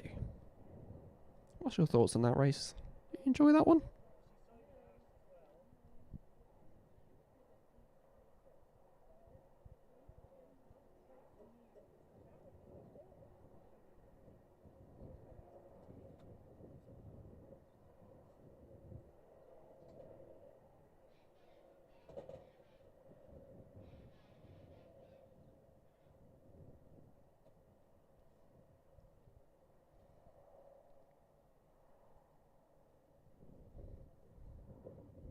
So whilst we get these recoveries happening, if you are here on the YouTube live stream and you want to support any drivers, feel free to pop it down onto the YouTube chat. I'm sure all the drivers out there would most appreciate it.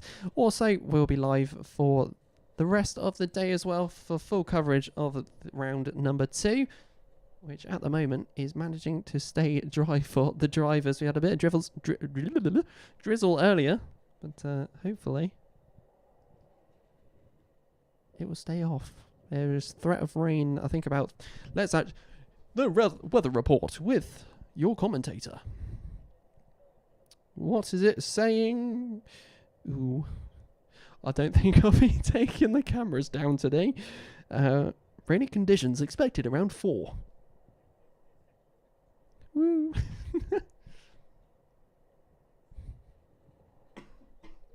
There's the cough. Ooh. Tuesday looks alright. I think that's when the cameras are going to stay up for. So one more recovery left to go from the number 44, and then we should be ready to get going.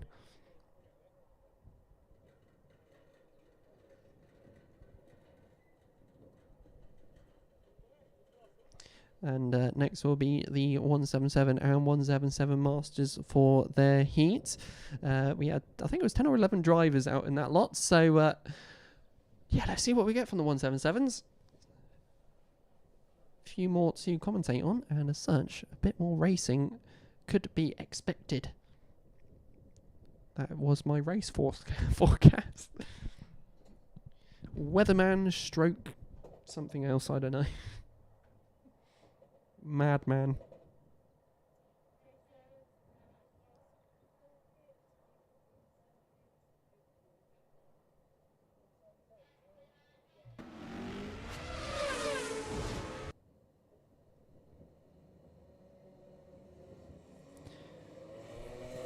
So after a few recoveries, we get going for what is the 177 and 177 Masters Heat number 1.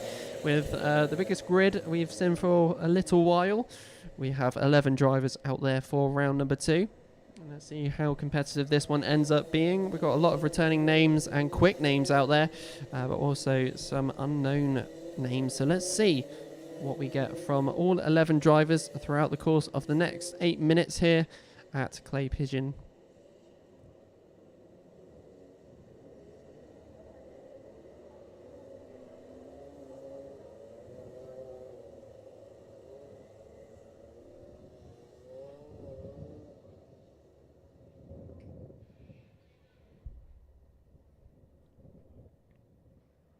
So, towards the top bend we go.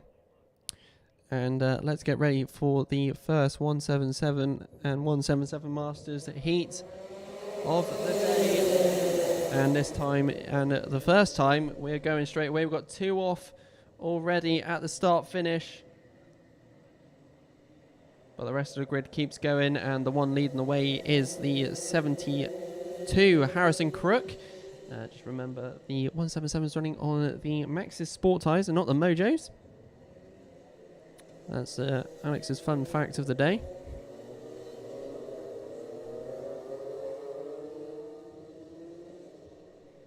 As we go towards the top bend and down the main straight, let's get your running order.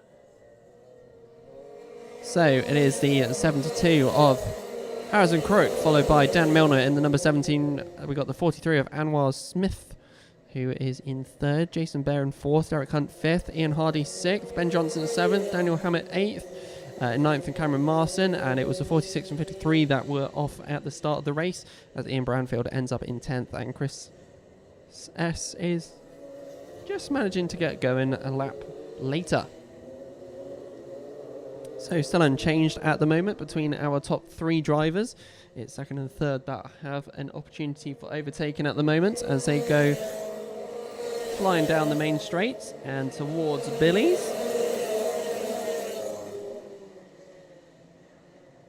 And in 4th position, Jason Bear has a grid behind him, hopping over the S's down the back straight. We go. One of the drivers having a little bit of a slip and slide. So down the inside, and a little jump has attached 2 carts together. They've managed to detach themselves though. The 22 there trying to go down the inside, and it didn't work out, and has resulted in that incident. Jason Bear getting the mechanical flag, unfortunately, who was actually running in quite a high position at the time, and was the actual one that was involved in that incident anyway.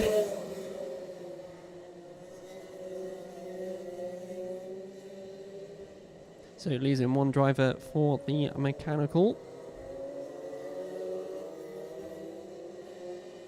But still in the way is Harrison Crook, 36.08. A very competitive driver and a very speedy driver. That's what I was mentioning at the start of this heat. We've got some speedy names out there. He is one of them.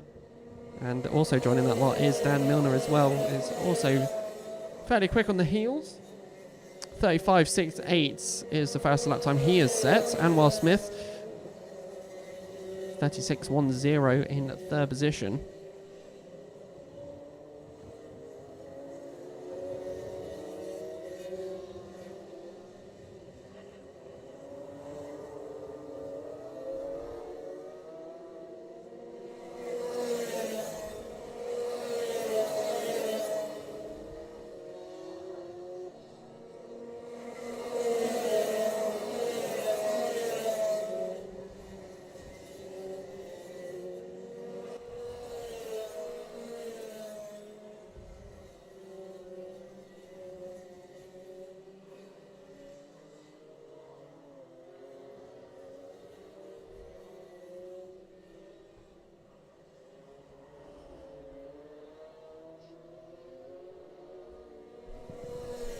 So continuing on then, Harrison Crook still leading the way at the moment with a just under a 2-second gap between him and Dan Milner. Anwar Smith, the number 43,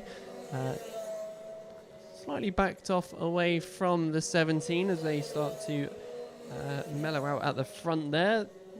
The 61 and 64 of Ben Johnson and Cameron Marston. Two drivers close to one another as they go around the horseshoe.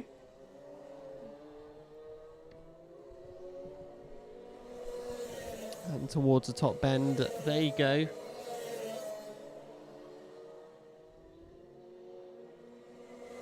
And coming down the main straight for 4th and 5th there. Very close between the two as they go through Billy's towards the S's and down the back straight. And meanwhile our top three with fairly even gaps between one another as they roll out for the long game. Dan Milner is slowly catching up to Harrison Crook Mind.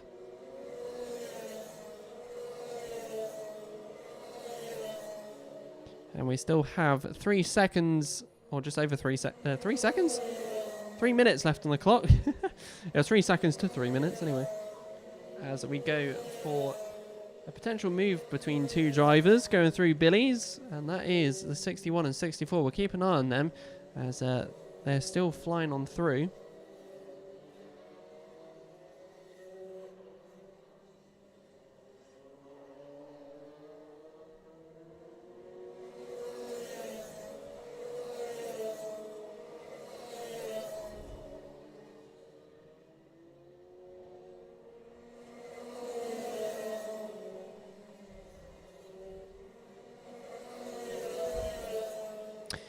Catherine Reed saying, I missed the last race. I was cooking dinner for my residents. Ooh, what do you cook? That's made me hungry already just thinking of that. Where did Patrick come from? Oh, God, my memory's terrible. He did end up a lap down. So he wasn't last, though, because we had four or five DNFs in the senior Rotax. So not entirely sure. I think it might have been something either 13th or 12th, around that area. Might have been a bit lower than that, I'm not sure.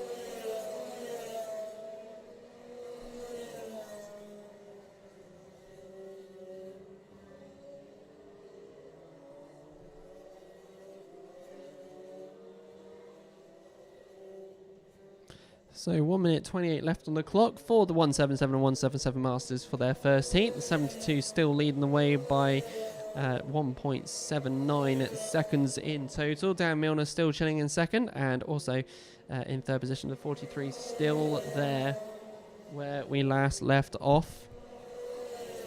Cameron Marston and Ian Branfield still chilling between the two drivers out there. Still keeping on one another. Just still waiting for the opportunity with 53 seconds left on the clock for this race.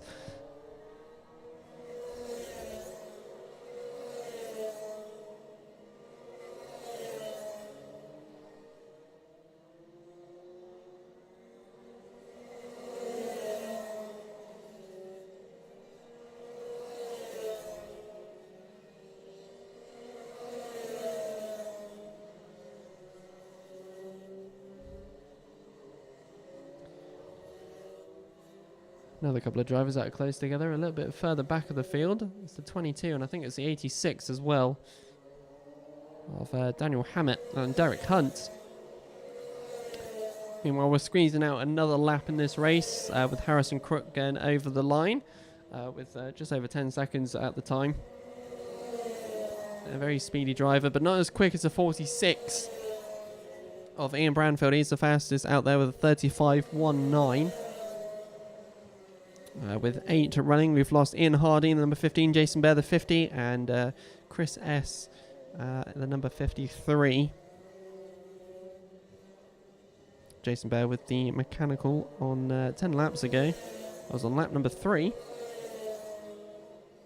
But anyway, last lap board has headed out onto circuit as the 72 of Harrison Crook took it first, speeding along from the beginning and speeding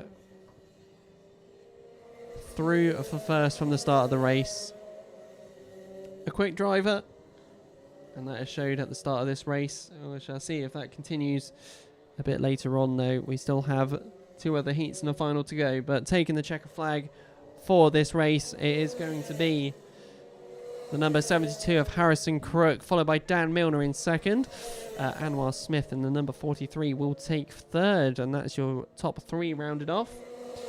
At the end of their race, the 61 of Ben Johnson stays ahead of Cameron Marston for 4th and 5th. Ian Branfield in 6th, Derek Hunt in 7th, and then out of the 8 running, Daniel Hammett will take 8th.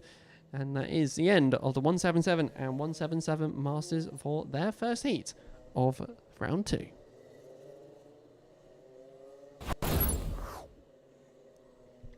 So there we go, that is all the first heats completed. And we still have plenty of more racing to go for the round 2. The round 2. Not round 2, the round 2. That's what my mouth wanted to say.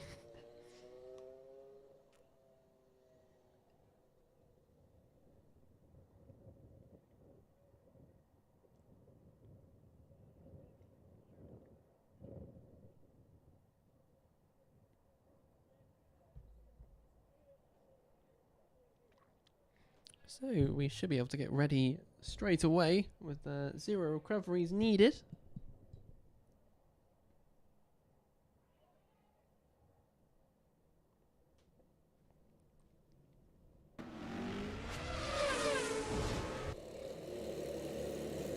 So then we're back to the start because it's now time for the Honda Cadets for their second heat of the day. 7 drivers out on circuit for these Hondas. And the sounds of the 4-stroke Honda engines. Do love the sound of these karts. So let's see what we get from the first, after the first heat.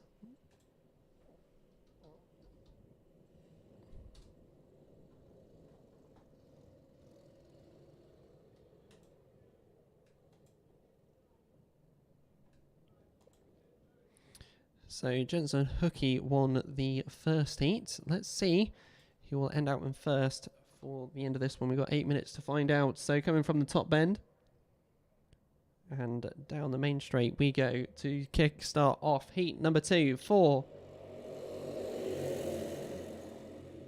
the Honda Cadets. So going into Billy's. Around Billy's we go. It's side by side before the S's and through down the main back straight. It's the 33, our Heat 1 winner, who is currently leading the way. So around the hairpin we go towards the horseshoe. And it is the very familiar Honda Cadet train that's flying through the right-hander towards the top bend. And then we'll be able to give you your running order for the start of this race. So down the main straight we come. And it possibly will be changing as we go into Billy's. But it's Jensen Hookey, followed by Luke McGall, then Ethan Cousins, Charlie White's in 4th, Kean Sullivan in 5th. Then it's Nikita Roberts in 6th, and Tommy Morris in 7th. A bit further back from the rest of the grid currently. So down into the hairpin we go for the majority of the pack. As the 33 still stays out in front. No changes throughout that corner. Nikita Roberts managing to hold on to the back of this grid as well. Down the main straight we go. Still no changes between all of these drivers. Flying on through. Will there be a change going into Billy's? And that is currently a no, as we have what I like to call the very familiar and famous Honda Cadet train. So down Sturmey Straight towards the hairpin. Jensen Hookey still leading out in front. A little sneak look for the driver in 3rd. Hasn't decided to make a move at the horseshoe. And staying behind, that is the 17 of Ethan Cousins, who has some support on the YouTube live stream. It's always worth popping your support on the YouTube live stream, as I'm sure people will appreciate it. So coming down the main straight then. Cian Sullivan getting ahead of Charlie White. And I believe that was from the top bend. So through the S's, down the back straight, and it's the 33, 15, then 17.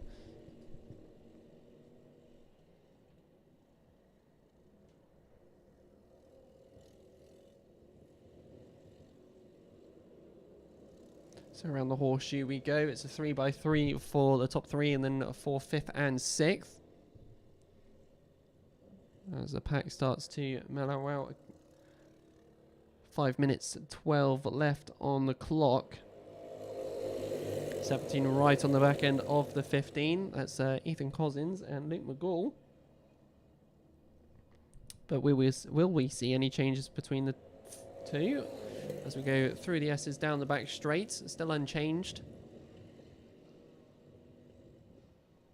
4th and 5th of Cian Sullivan and Charlie White starting to split away from the 63, but she's managing to fly back up. That's Nikita Roberts. Managing to find some pace once again as we go towards the top bend for the rest of the top three, mind. There's a little bit of a gap between our front runners and 2nd and 3rd, because has there been a swap? And it has been, because Ethan Cousins is ahead, and that's why that gap has formed. So through and around Billy's we go. Through the S's, down the back straight we go. The 12 right behind the 26. That's Charlie White on Cian Sullivan.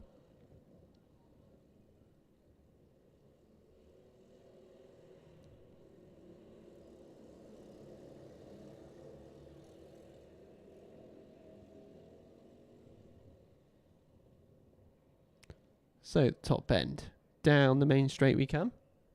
As we go into lap number, 6 laps completed. We're side by side between the 26 and the 12. Charlie White trying to make a move and holds off for the minute. So into Billy's we go.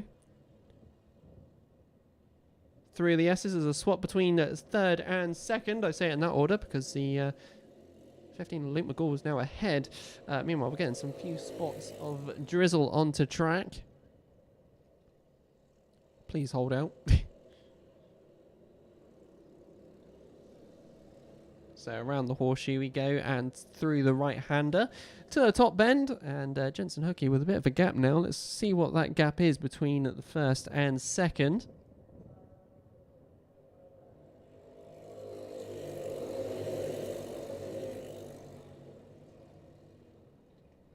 So Luke McGall 2nd, Ethan Cousins 3rd, Cian Sullivan in 4th, and Charlie White 5th.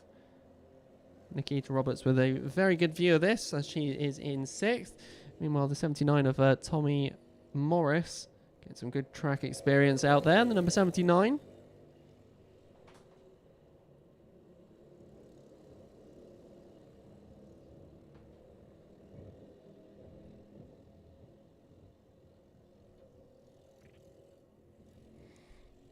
As the wind starts to pick up here as well at Clay Pigeon. I can just see it on the cameras.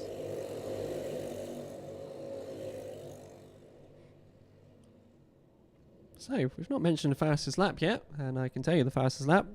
Charlie White, in cart number 12, 41.63, finding some pace in the later stages of this race. As there possibly be a mix-up of the grid, and there is indeed the 17 getting ahead, and the 6 and the 15 managing to cut off another potential overtake by another driver out there. That possibly was Cian Sullivan, but we shall find out as we come down the main straight once more for another lap from the Honda Cadets for their second heat. It's Jensen Hookie, Ethan Cousins, Luke McGall and Cian Sullivan, then Charlie White. So around Billy's through the S as we go, and down Sturmey Straight, or the back straight, whatever you would like to call it. 1 minute 20 left. Still loads of time for the Honda Cadets in this race.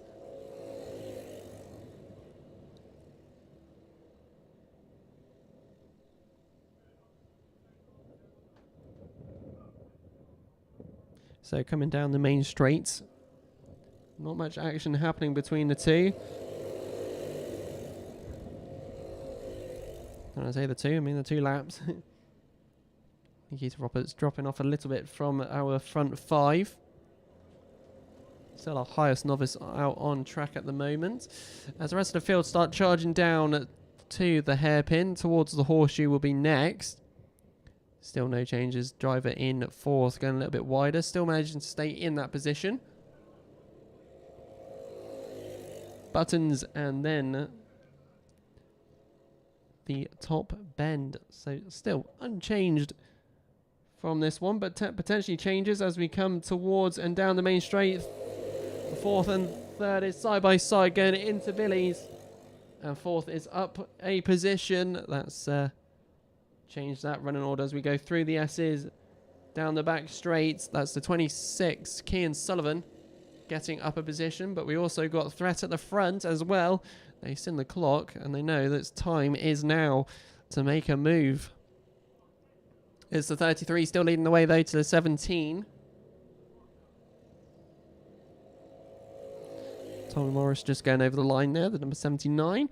But it's towards the top bend. And we get ready for the last lap of this race, the final one, before anything changes. So will we get a change from any of these drivers? Jensen Hookie's led the way from the start of this race. And trying to get his nose in is Ethan Cousins, but still waits at the minute. Down the back straight we go. So it's going to be a close finish for the Hondas. And it's going to be a mix-up in all places, including 4th up in a position. And it's changed a little tap as he goes through the exit, but the 26 still up in 3rd. Through the right-hander.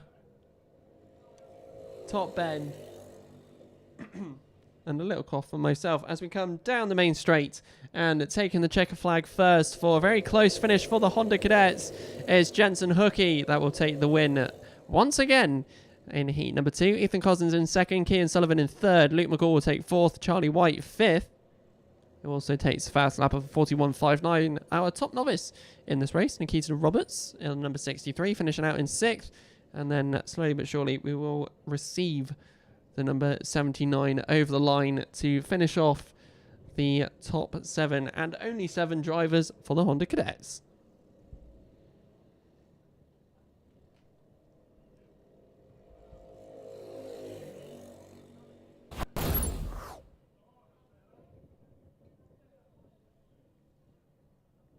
So just waiting for Master Morris to make his way to the pits, and then we'll be able to get ready for another cadet fleet to head on out, and that is the Rotax Cadets.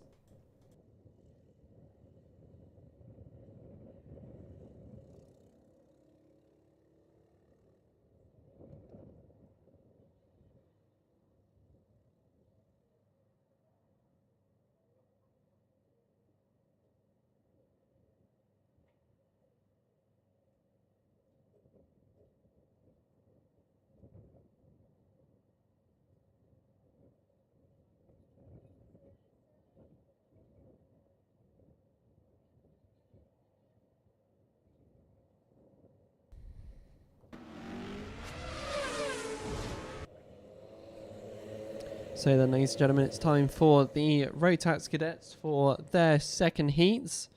This is the race with 4 novices. So a lot of new track experience for these.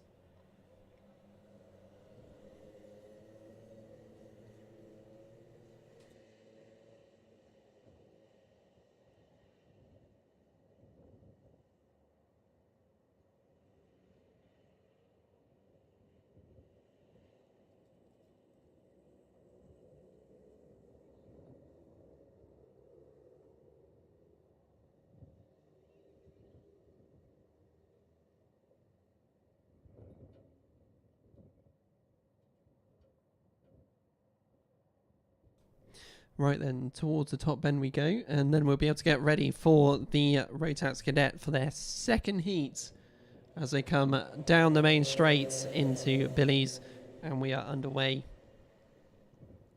for this 2nd heat for the Rotax Cadets. So around the S's, down the back straight, and it's 73 leading the way. Right, I'm going to try and clear my throat a second, but here is the audio version of this heat. So just bear me a few moments.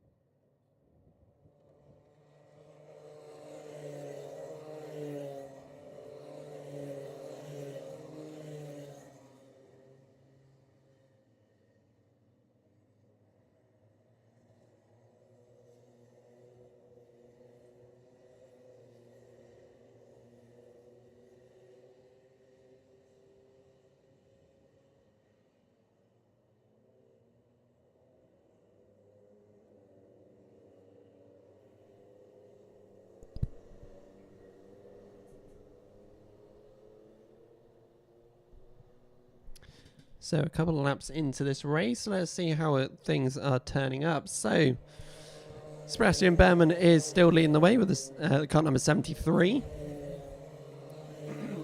With Kurt Kaplan in the 88 in second.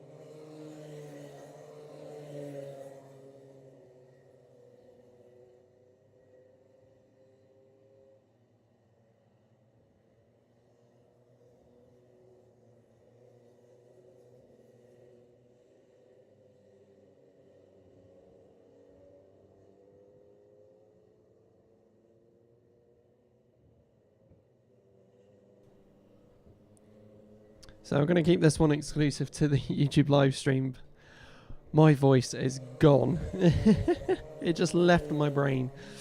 But 3 minutes 40 left on the clock. Sebastian Behrman is leading the way. Kurt Kaplan is catching mind to the 73.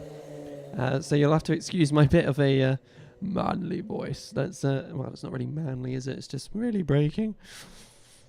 In third position is the 53, Lewis Herbertson. We've got Ethan Copland in fourth, and in fifth is Amrit Wall. So big change in our novices.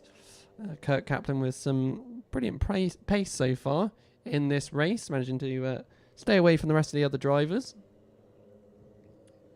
So hopefully my throat will decide to clear itself throughout the rest of this heat. So Sebastian Behrman still leading the way, fastest that time of 41.85. Kurt Kaplan managing to stay behind. Faster from him is a 42.22. So some brilliant good pace from Mr. Kaplan.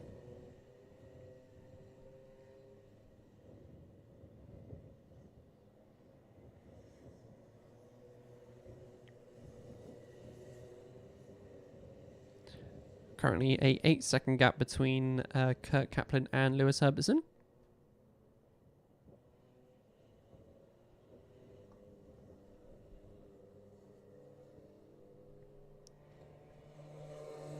So 2 minutes 19 left on the clock. We've had some commentary over on the YouTube live stream. But meanwhile, Sebastian Behrman is still leading the way with a charging Kurt Kaplan behind in cart number 88, who has got a 2-second gap between himself and the number 73. Fastest from him is a 42.21. Meanwhile, weather systems decided to come on through, and boy, has it come on through. Say hello to rain, because we got it.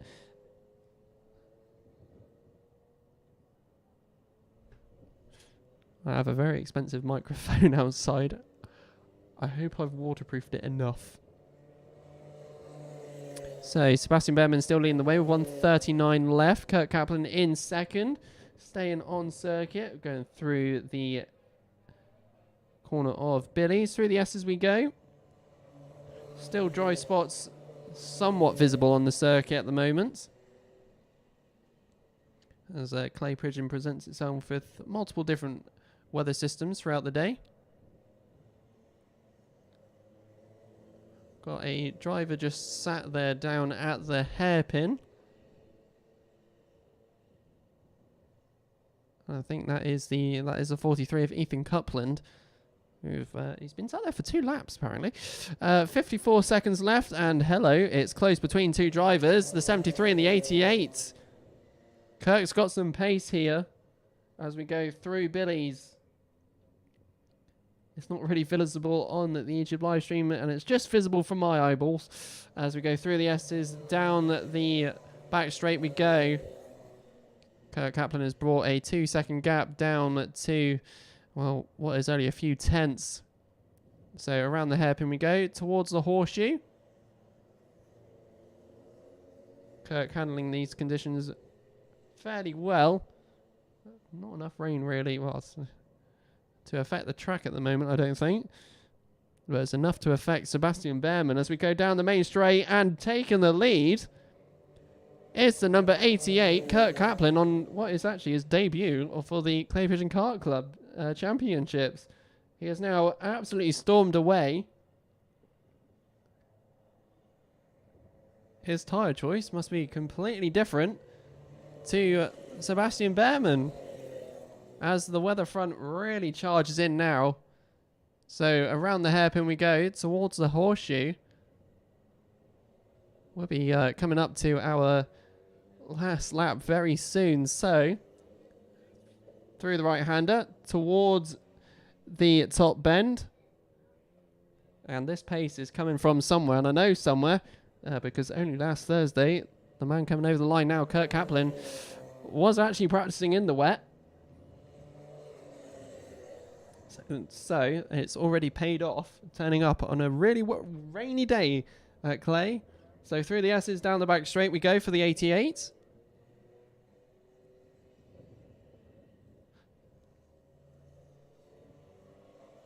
And you can really tell that Kirk had different tyres to everyone else. His last lap of 44.95.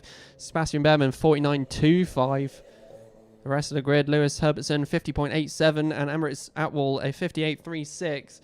So his tyre choice has paid off absolutely on point, because as he comes down the main straight and takes the checker flag first, Kurt Kaplan, our novice, the number 88, taking the checker flag for the Rotax Cadet heat number 2. Sebastian Behrman takes second. 9 seconds later, believe it or not, this weather front really changed this race out and has given Kurt Kaplan his first ever win on his first ever race day. Ethan Coupland just going over the line there after a while sitting down at the hairpin. Lewis Herbertson third, and then in fourth will come Emirates Atwell at the end of that race. So top novice on that one is actually our winner, and he's going to be well chuffed to that. It's Kurt Kaplan at the number 88. Fastest lap goes to Sebastian Behrman with a 41.85. So that is the end of the Rotax Cadet Heat 2.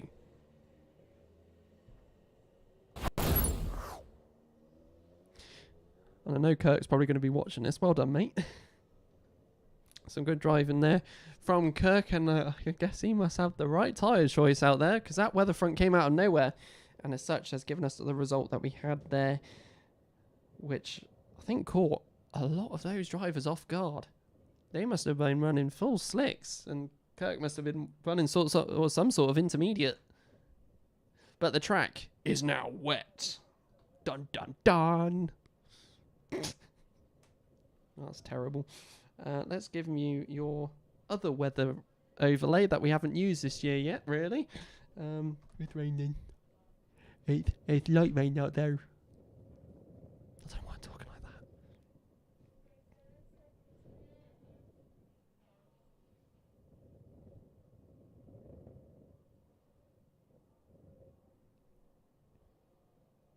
So apologies at the start of that heat as well. My throat had other decisions, and it didn't want my voice to work. And I just managed to get through it. In other words, don't cough. Oh, what lovely weather to go karting together with you.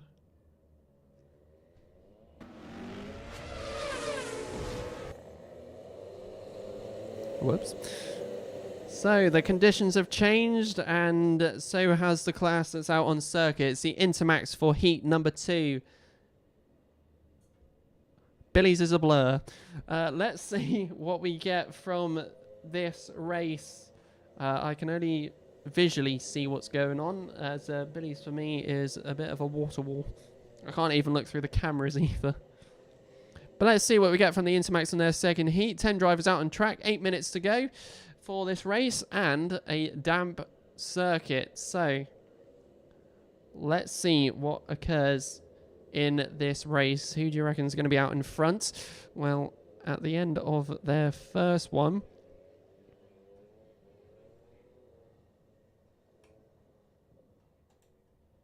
the Intermax Ava Morris won the last race.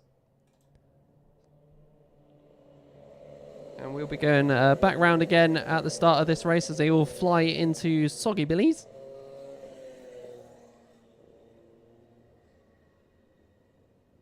Once again, Clay Pigeon Raceway not failing to give you dryness.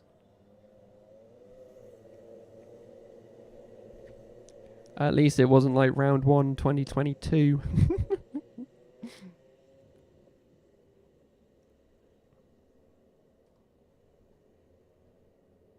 So as we slow them up once again,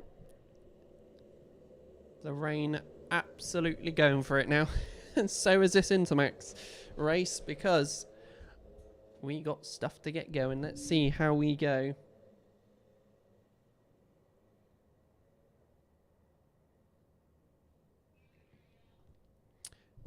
So down the main straight we come, and let's get ready, because this time we are race going for the Intermax for their second heat. It's wet. I don't know who is where at the start, but I know someone has spun. I can just about make out what's going on out there. It's very slippery. Lots of drivers off circuit. Are any of these on wet, or are they on intermediates? Or are they on... Who knows? It is slow going around the hairpin. It's wet. It's windy. In true Clay Pigeon fashion. So sliding around the horseshoe we go, and towards the top bend. Let's see what we get after this one. All of them sliding out of the top bend. Into Billy's we go. So it's Kian Downer, followed by Ava Morris, and Jacob Davis, and it's Sam Mott. Then it's Benjamin Lawn, followed by Jack Price and Rook Thompson. Elliot Potter will be in 8th. Devon Taylor in 9th, and then Riley Morgan in 10th. As they are slowly trekking around the track. 52 second lap times are on at the moment, compared to what was a fast as well, 38 in heat 1. So very slowed up out here for this heat. Out in front is the 26. Let's see how these drivers' wet practice have gone and how they can manage these conditions, which all of them are managing this very well as they go from the top bend down the main straight. As Billy's is now coming a little bit more visible for me, but not for the YouTube live stream. Going into Billy's we go.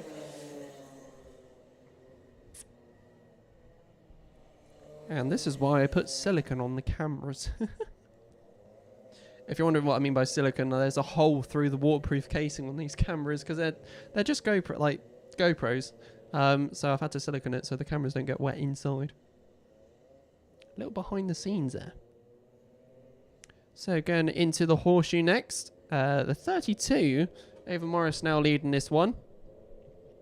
Will we get anywhere into the 49s today for this race? We shall find out soon.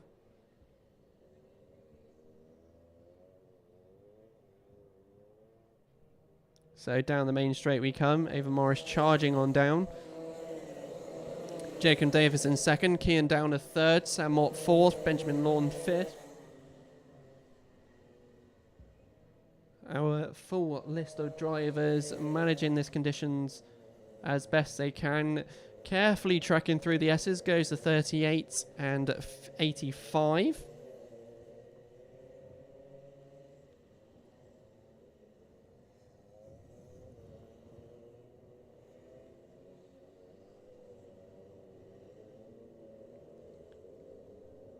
Four minutes 48 left on the clock. Not many laps completed in this race as the drivers trekking around as best they can. 50.28 is the fastest lap time from Ava Morris in the number 32 as she's flying on down the circuit, using and catching the inside curb at the kink just as you go past the start finish, and just catching it lovely as they go around to help them drag them through the course, using the curves as best they can. It's always worth using the curbs every now and then. It just helps you come round the circuit. We've got the slippery surface flag out down at the hairpin. Obviously very wet.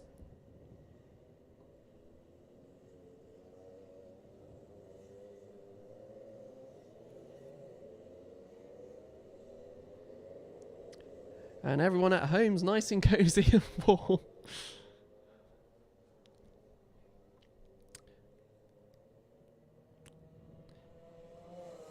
So another lap completed. 5 laps done of this race. 3 minutes 38 left on the clock. And the conditions not looking like they want to change anytime soon. Ava Morris still leading the way. Jacob Davis, though, the number 67, is finding some pace and slowly catching up with Ava Morris, but also being careful to tread carefully in the corners to make sure that you don't spin out. Going into the hairpin as well. At the back of the grid, we've got some moves down the inside as a tiptoe is another word to use. The 85 utilising the curb that much. He looked like he was on top of it. And I'm not sure if he lost a position there or not. But coming down the main straight we go for our leader. That is the 32 of Ava Morris. 2 minutes 51 left on the clock.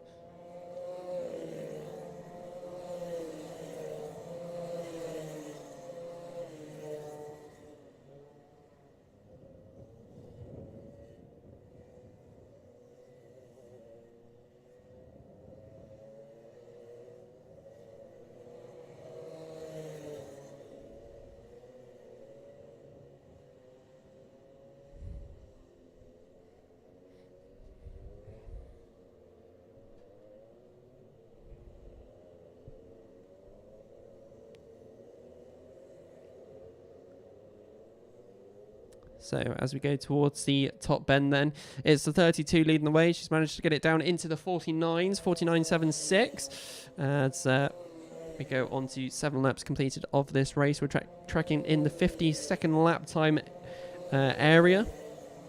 Kian Downer in 3rd, Sam Mott 4th, Benjamin Lawn 5th, Rook Thompson 6th, Elliot Potter 7th, Jack Price 8th, and then we've got Devon Taylor in 9th, Rowley Morgan who is in 10th. Just early notice, hasn't been out for a while. I say hasn't actually completed many laps. Devon Taylor trekking carefully.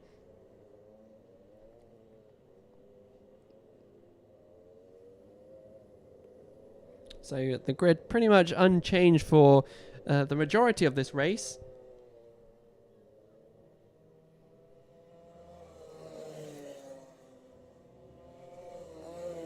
So there goes our first and second position drivers. We've had a spin from Devon Taylor at the exit of the S's.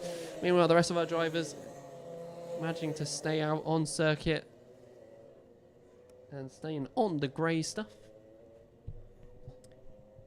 52 seconds remaining. Let's see what we get throughout the rest of this race. A very slow race, a very careful race from these drivers. And a lot of them are showing off their practice from the wet practice and putting it to action here. 26 of Kian Downer going just into the right-hander next.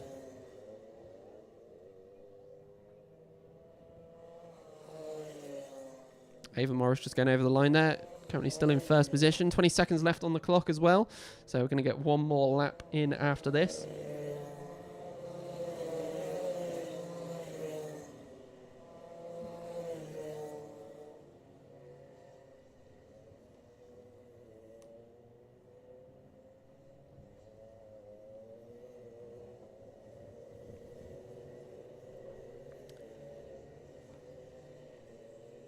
So using the outer side of the track to go in, as we saw Ava Morris going around the horseshoe. She's now at the top bend now, the outer side of the track with a little bit more grip to the inside, the racing line. Nevertheless, though, we go for the last lap of the race. You can just about see it on the live stream here on the Clay Pigeon Kart Club YouTube channel.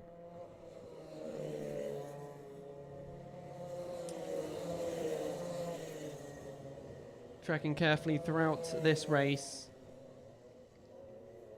The 57 going down the back straights. 67 even. I'll make up numbers as I go along, apparently.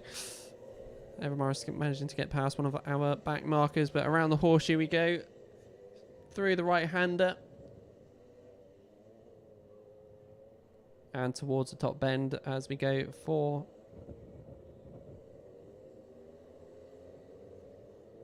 what is the end of this race. And taking the checker flag is going to be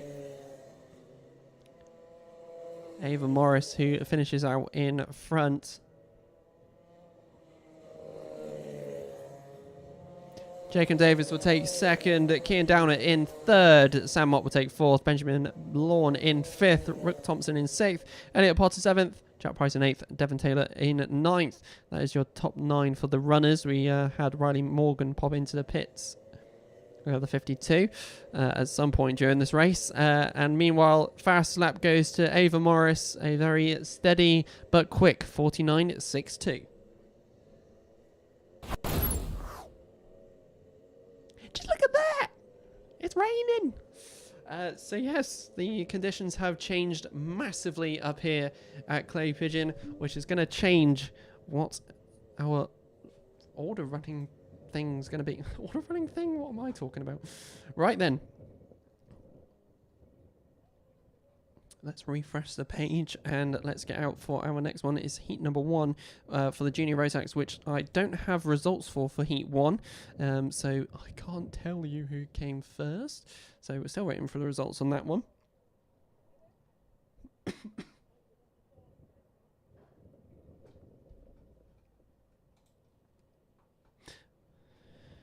So I'm glad I faced my microphone in the way the rain is going.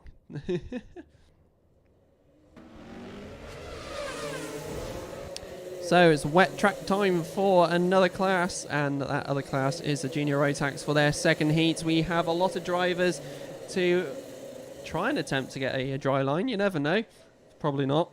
Let's see what we get from the Junior Rotax heat number 2. Can't tell you who came out on top of the last race. Still got provisional results going on over on the results.alphatiming.co.uk. We can see all the results and more other bits over there. The link will be in the YouTube chat for those who are watching at home.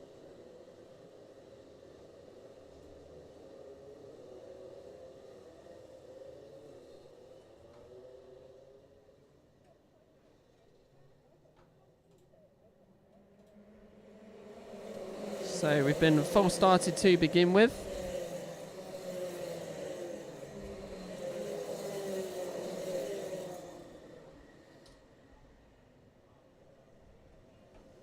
And the link is available on the YouTube live stream if you do want to see the results throughout today. The track has got rather foggy at the same time by the looks of it. Right, let's get into this heat then, ladies and gentlemen. We've still got the second lot of formation to go. Let's see what we get from this heat.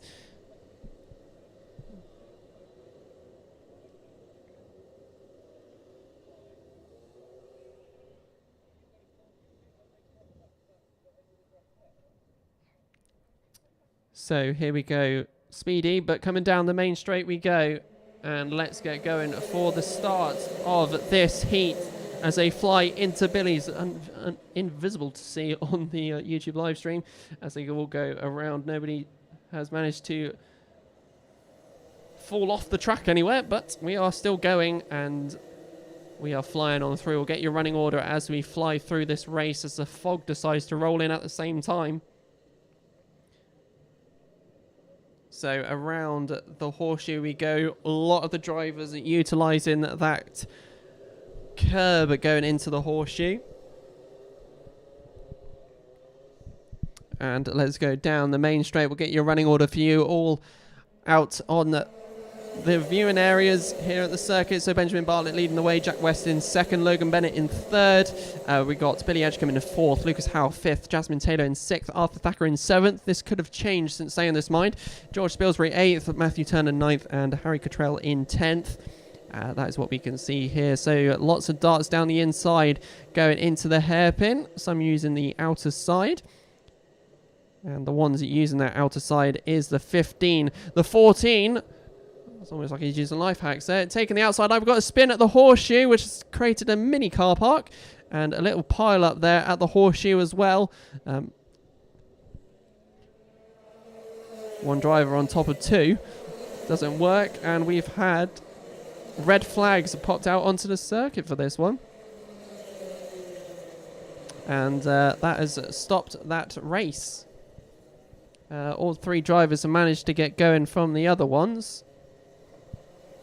But there we go. So the red flag has been popped out, and that's the first and hopefully only red flag of round 2. So let's see what happens over the course of the next couple of parts, I'm sure. And hopefully we'll be able to get going again on this race.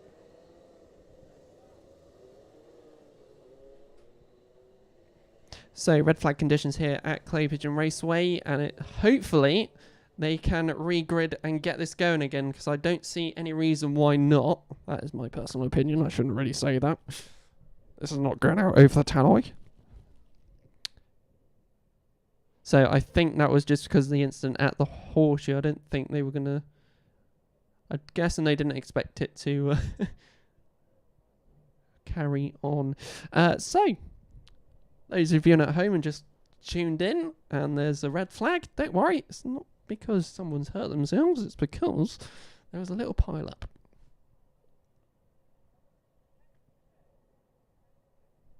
I can see a wild Nigel Payne looking mighty official.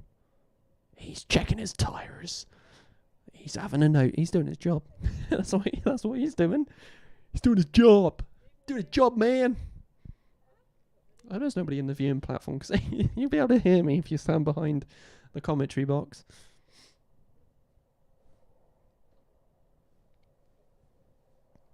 So we managed to get 1 minute 50 so far, and this race, by the looks of it, will continue from what's going on down there. Meanwhile, conditions have just gone foggy by the looks of it. I'm not sure if it's still raining or not. It is still raining. I can see it from... if I look forward... That weather forecast is so wrong. I'll try to use the website because I thought, oh, it'll auto refresh. Nope.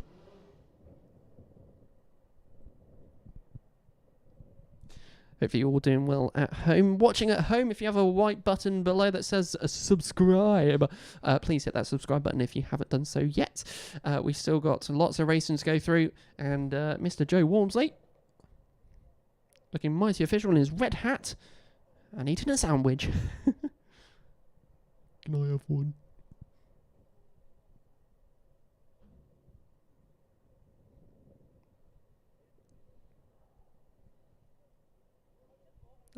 Joe. That's one thing you haven't heard for a while.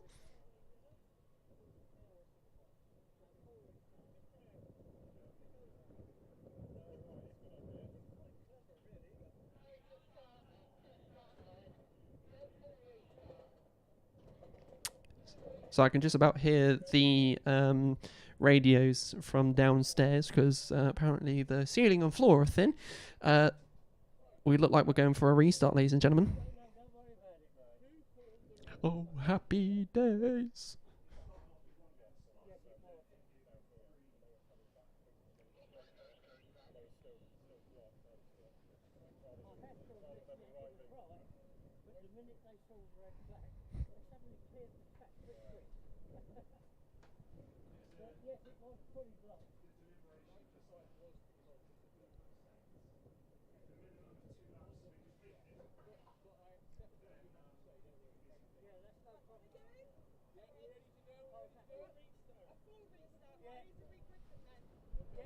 Really hope we can get a restart. Still waiting on a few bits.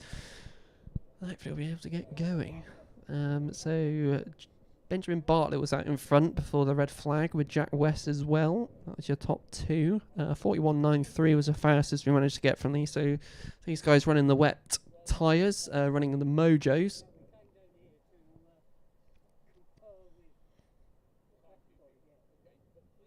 Oh, and it's just updated on my screen. Matthew Turner, Danny Newman, Will Swales, George Spilsbury, I think is the order.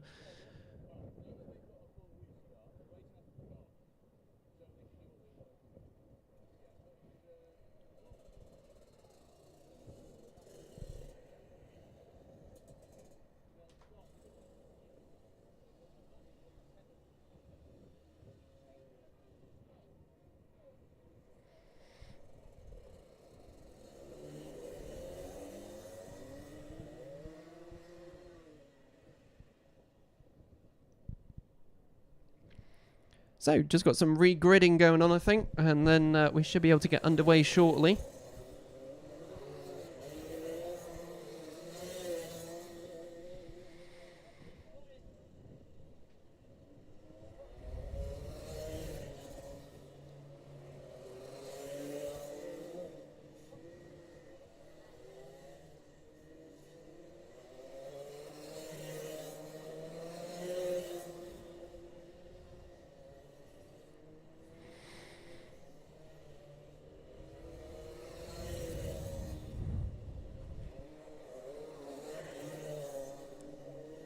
So then, ladies and gentlemen, we've got a restart on our hands here. Just getting everyone gridded up, ready to get going to continue the rest of heat number 2 for the junior Rotax.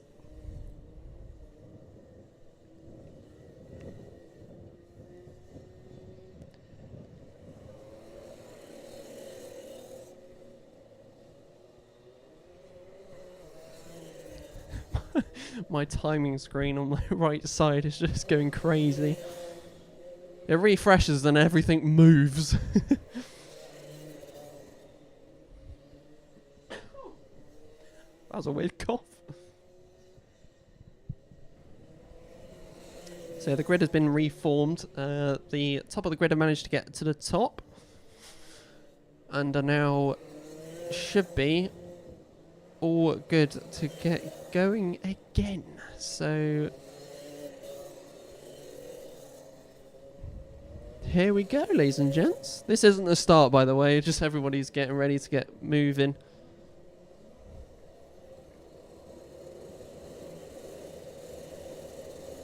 I like that shot of all the slow drivers going on by. Thumbnail for the replays.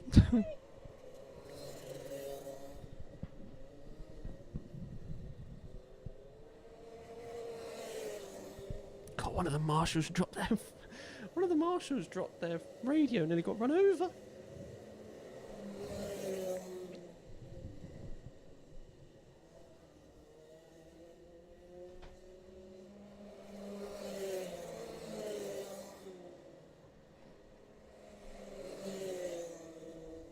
So then, ladies and gentlemen, it is time for the restart formation as we get ready to go again and continue the rest of this race.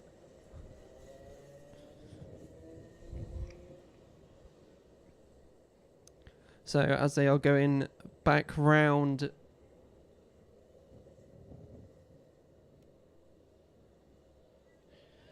through the top, through the right-hander towards the top bend, and then we should be able to continue with what was a pretty action-packed start to the race. So top bend, and then coming down the main straight. The race gets restarted, ladies and gentlemen. Let's carry on what was started. And also with that flag that we had, also regroups everybody back up again. So those that are a little bit further away might be able to make some spots up once more. So going down into the hairpin towards the horseshoe. It's going to be the lime green looking thing, which is a 44 of Benjamin Bartlett. With some pace on this restart coming from the top bend. Down the main straight.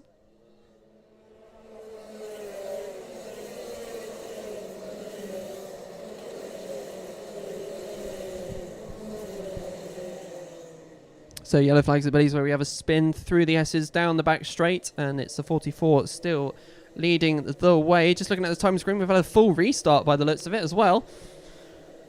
So we're still getting the full 8 minutes. So a whole new race on our hands then. So using the inside curb going into the horseshoe, most of the drivers are using that as best as they can to help them get through and around the horseshoe. But still flying on through is this race, and Benjamin Bartlett leading the way still. Jasmine Taylor second, Jack West third, Lucas Howell fourth, Logan Bennett, there it is, in fifth, Danny Newman in sixth. And then we got Karthik Kumeta in 7th, Arthur Thacker in 8th, Will Swales 9th, Matthew Turner in 10th. And as always, that could have changed since I've said it. So going into the hairpin and carefully trekking in is a red and white cart. That is the 14 of Arthur Thacker.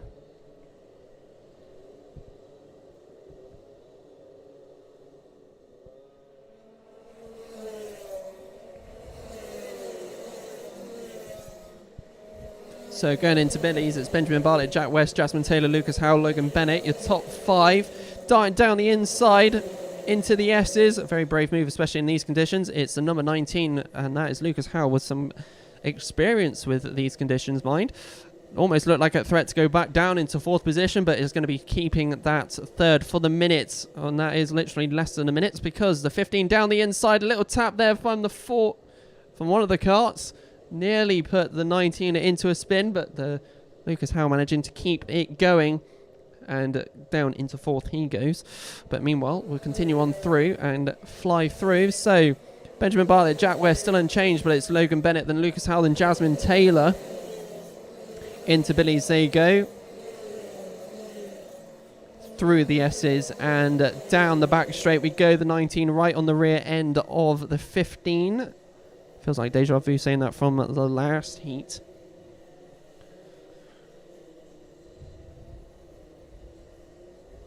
So around the hairpin towards the horseshoe. Another driver looking very quick going around the outside. The 33, Will Swales. Looking to find some pace in these wet conditions. Speaking of the wet conditions, it's only Benjamin Bartlett that's out in front with the fastest lap time of a 42.09, and managing to stay relatively close to that lap on lap. So we go into Billy's. It's all very tight, and it's a number 33 on the outside, showing the extra grip that you have out there, and the 33 down Sturmey straight.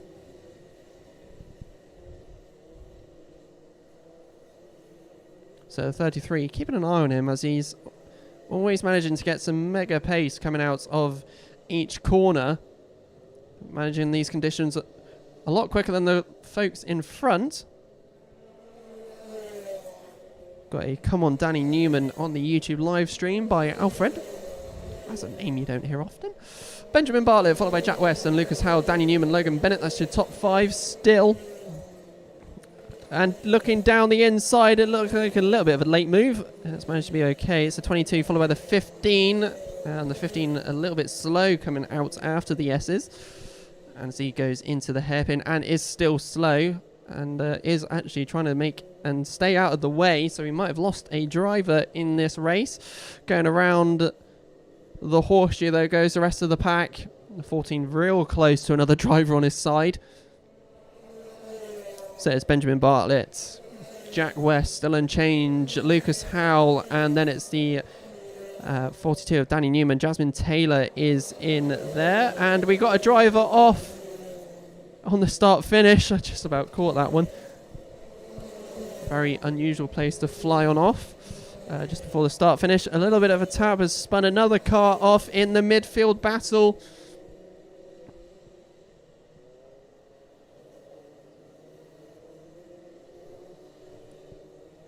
So still flying through this race around the horseshoe. Ronan Moore saying, come on, Will Swales. He actually put come on, Will Swales. So coming down the main straight, Will Swales away from this midfield pack. With the 14, charging 14 of Arthur Thacker in that list. Then it's Jarek Metters in 10th, Charlie Cox 11th, Daniel Tribe in 12th, Rufus Flan 13th. So the midfield pack really battling one another. Meanwhile, back out at the front, Benjamin Bartlett still leading the way as we focus on this midfield battle. As they're going into the hairpin as steady as they can, try not to outbrake themselves. Leading that one is Will Swales, the 14 of Arthur Thacker behind. Then you've got the 29 of Joshua Withcombe in that lot as well. It feels like the first time I mentioned him today. As we go towards the top bend and down the main straight for Will Swales and behind.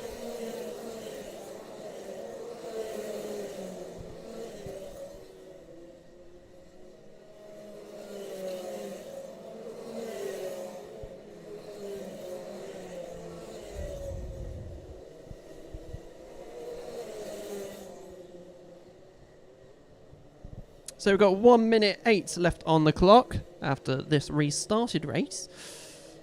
The 14 right on the rear of the 33 now. Still got just under a minute left to go on this race still. Jack West starting to close the gap a little bit to Benjamin Bartlett. Lucas Howell is close to. So top 4 split away. The 33 utilising a lot of the curb of the kink to help him get round towards Billy's. He's still leading the way, going out of the S's down at Sturmy Straight and towards the hairpin. Down the inside look was another driver, but the outside line looks a lot quicker at the moment. It's proven with the 14 really going wide and down the outside, and you can tell how quick that has allowed him. But Will Swales in a 33 just getting a bit of better pace. And it's interesting to watch this little battle. 10 seconds left, so we've still got another lap to go. 33 and 14 are close together. The 14 did have his nose in for a little while. As they go into Billy's and through towards the S's. Keep an eye on Benjamin Bartlett as we get near and close to our last lap of the race. So towards the hairpin goes Will Swales and the 14. 14 taking a lot wider line to cut into the inside. And the wider line not working with what pace the 33 has. The 14 looked for a move for the inside line and didn't have the gap at the moment, but using the outside line going into the right-hander is looking quite good for some of these drivers. Meanwhile, we're on the last lap of this race, and Benjamin Bartlett is leading the way down the back straight. Keep an eye on the battle between Will Swales and Arthur Thacker for that 5th position that we've got going on. Meanwhile, Benjamin Bartlett's coming up to the last few corners of this 8-minute race. Down the inside goes I think that is the 14 on the 33, but I think the 33 has a bit more pace. But we'll put our eyes for momentarily for our winner of this race, which will be Benjamin Bartlett, who takes the checker flag first, followed by Jack West and Lucas Howe. And then Danny Newman, Lucas Howe really close on Jack West at the end there. But at the end of their battle for the 33, it's Will Swales who will come out in 5th, with Arthur Thacker in 6th. Very close and very great battle between the two of them throughout that race. Joshua Withcombe 7th, Matthew Turner 8th, Jarek Metters 9th, and Charlie Cox will round out the top 10. As more of the pack comes out to cross the line, and our top novice for this race, finishing the highest out of all the novices, is Mr. V. Tomnichuk in car number 36. Fastest lap goes to Lucas Howell, the number 19, with a 41.58.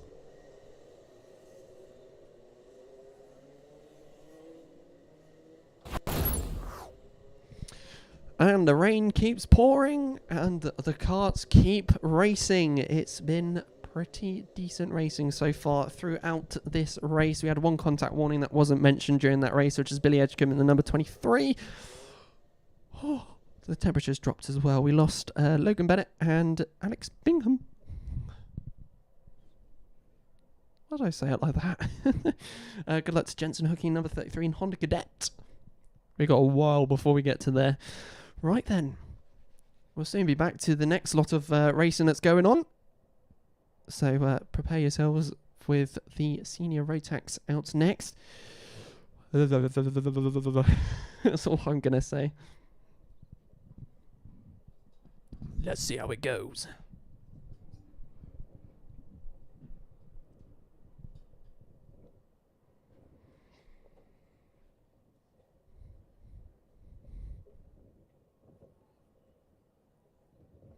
I need to put a heater up here, really. Ooh, car alarm.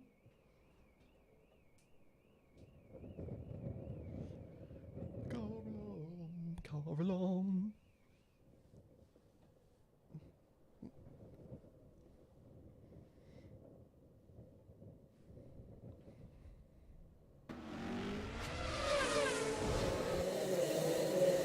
So it's senior Rotax for their second heat, and it's their first wet heat to be shown. So let's see what we get from the seniors for their first heat.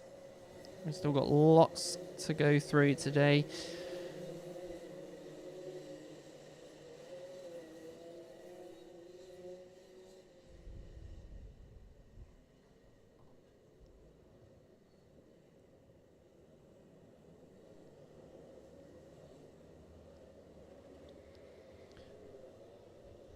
So, going through the right-hander towards the top bend. Let's get ready to go for the first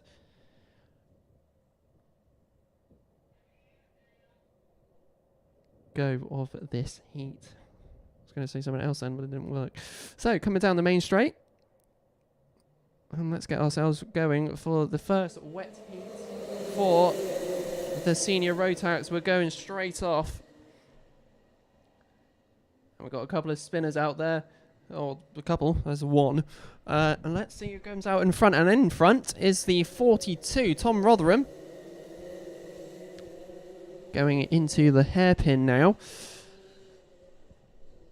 As we have a spin at the inside line of the hairpin. It's managed to get people going. We've got another driver just popping out onto the track now, missing the start of this race. Another spin coming out the exit of the horseshoe. Some of these conditions catching some of the drivers off guard. But let's get continuing with this race. So it's Tom Rotherham followed by Bertie Wellesley, then Dan Burt, Daniel Beards in 68. It's down by Dan. 5th is Alfie Davis, followed by Leo Purchase, then Reza C. Wuthering in 7th. Ollie Bailey in 8th. Zach Rowledge in 9th, and then Cameron Crockett in 10th. All the way down in 10th. As another downpouring gust of rain comes into the tracks. Another spin down at the hairpin once again. Some of these drivers are really being caught off guard with this conditions Clay has brought to us. So down the main straight we go.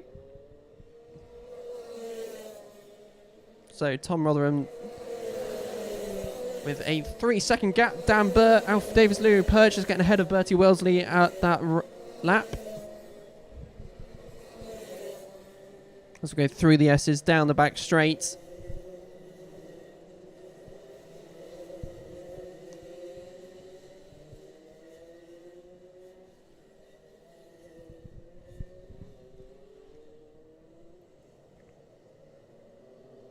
All drivers managing to stay on circuit 54, getting ahead of the 95 out there. That's Ollie Bailey and Patrick Williams-Rahag, one of the novices.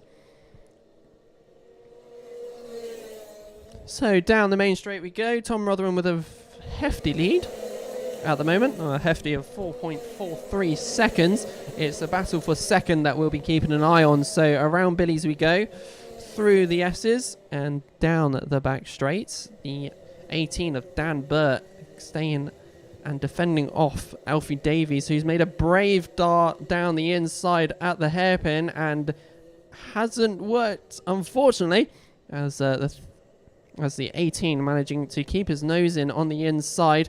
Meanwhile, going around the horseshoe, the 95 in a sandwich in the middle of the pack, as he's making up a few positions by the looks of it as well, really taming these conditions. So Dan Burt still second after that one. Cameron Crockett up into 9th, Aidan Pomeroy 10th, Patrick making up a position up into, well, 2 positions up into 11th. Through the S's they go and down the back straight. We'll soon have a novice battle going on between the two. Patrick making, or trying to follow another driver in and through the hairpin, and was looking for a look into the inside, going through the horseshoe, but we'll see how this continues on through. Tom Rotherham miles away from everyone else at the moment. He has a 6.4 second gap between him and second position. Tom Rotherham really flown away from this one. He must know these conditions well. So the 42 of Tom Rotherham going through the horseshoe. Meanwhile, the rest of the pack coming to the horseshoe. It's a 74-18, and then it's a 71 Leo Purchase. They are flying on through this, through the track. A lot of the drivers going through the right-hander using the outer side, which is very helpful in these conditions. So still unchanged from the top 8. And also from 9th and 10th, the 95 catching up with Cameron Crockett, the 88. So we'll keep an eye on that as we go on through.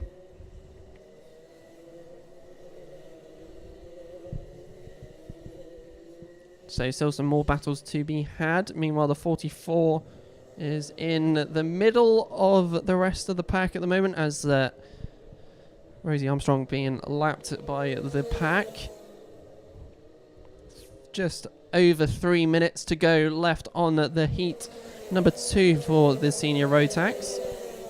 The switch between Jamie Burt and Reza Seaworthen changes for 5th and 6th. Patrick Williams-Rahag right on the rear of Cameron Crockett, and in fact side by side with Mr. Crockett. The 95 getting ahead just before the S's, and down the back straight he goes. The 95 up into 9th. Some further changes ahead of Mr. Paddy. Is 48 and the 19. That's Bertie Wellesley and Finn Smith. Finn Smith a little bit lower down from last time out. So down the main straight we come once again. Alfie Davies getting away in second. Dan Burt in third.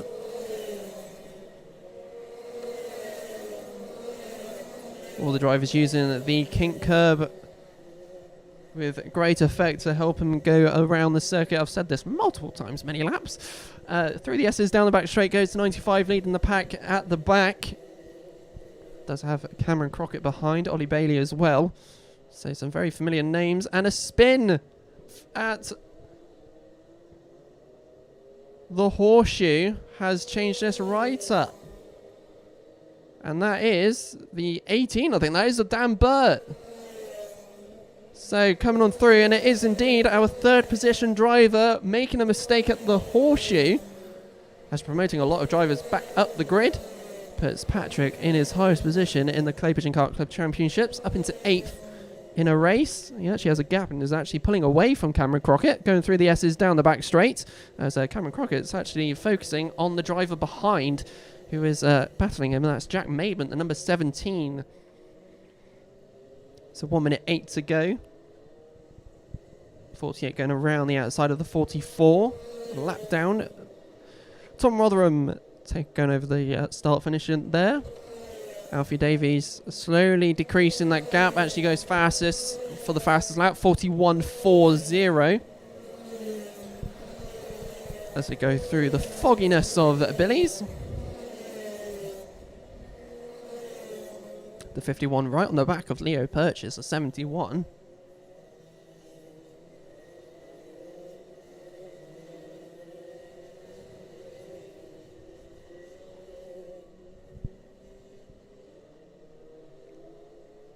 So 23 seconds remaining. We're still going to get another lap out of this one, as Tom Rotherham just flying around the circuit without hassle.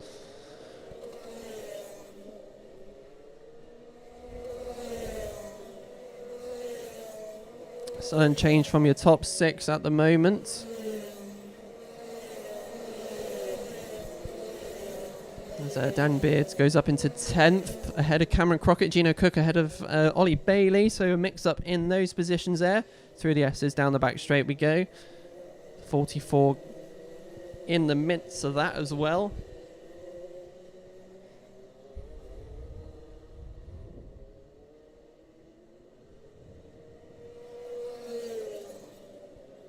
So Tom Rotherham taking the last lap board now. So we're on the final lap of this race as we go on through. Tom Rotherham, Alfie Davies, Leo Purchase, then Jamie Burt. Those two could change. Reza Seawithan in 5th. Finn Smith in 6th. Changed the pitch of my voice for some reason.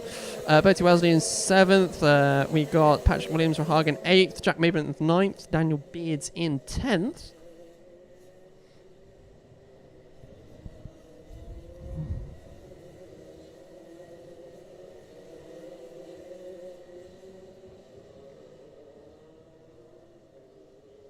But meanwhile, coming down the main straight and taking the checker flag, it's Tom Rotherham. A few seconds later, indeed nearly 4.5 seconds later, it's Alfie Davies and Leo Purchase, Jamie Burt. Those two didn't change in the end. Reza in 5th, Finn Smith 6th, and Patrick Williams-Rahag taking 7th at the end of that stint. So very well done to him. Bertie Wellesley in 8th, Jack Maidment in 9th, and Daniel Beards in 10th. Fast lap goes to Alfie Davies in 2nd, 41.37, and top novice in that race, finishing in the top 10 is Patrick Williams-Rahag in the number 95. But that is the end of the senior Rotax heat number 2.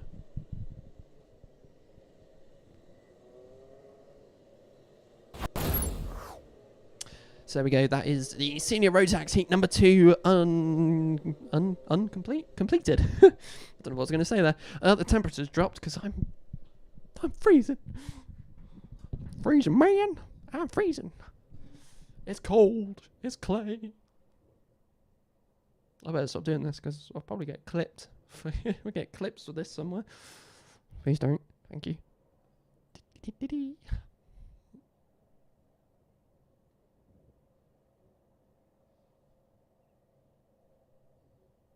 The fog is also rolling in at Clay as well.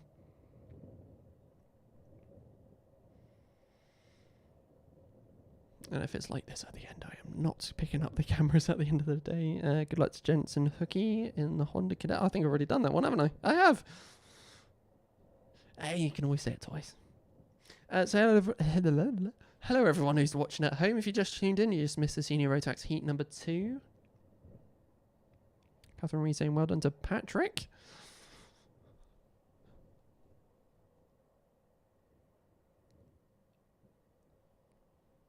Finishing 7th, which is his highest for him so far in round 1 and 2. So finding some good pace between in the wet conditions, between dry and wet. So we'll see what happens on the next one. Let's have a look, though, whilst we're waiting. Oh, we can have a look at the grid, can't we? I forgot I got this option. There's the grid for the 177s. I actually forget I've got that. So the winner of the last one was Harrison Crook, the number 72. He is starting 4th in this race.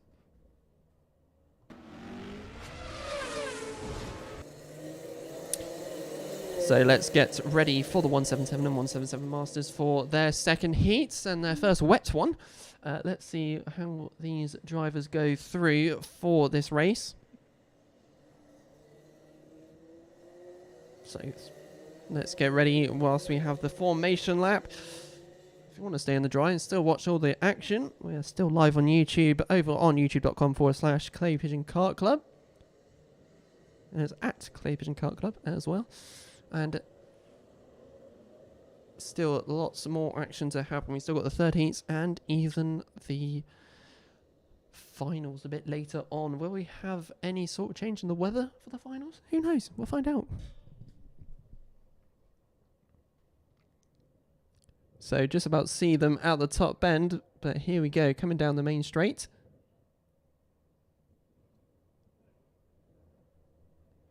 Slow and steadily, and here we go for the start of this race. The 177's underway. So around Billy's they go. Through the S's and down Sturmy Straight. And we should be able to get going for the rest of this race. It's only just begun, and we can just about see them down there at the hairpin as the fog decides to roll itself in at the same time.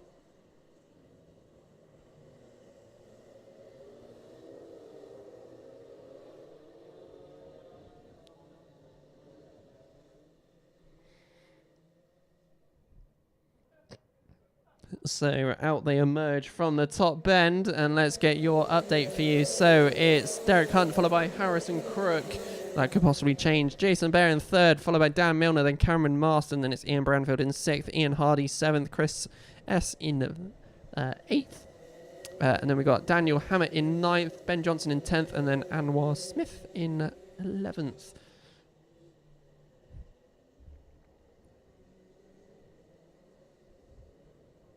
So the 22 still managing to stay ahead of Harrison Crook at the moment.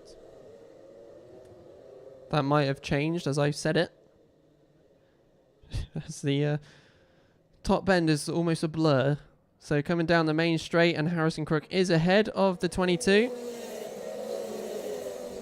Jason Bear in 3rd still. Dan Milner is still in 4th. Ian Brownfield up to 5th. Overtaking Cameron Marston that lap. So we'll try and give you as much coverage of this race as I visibly can see.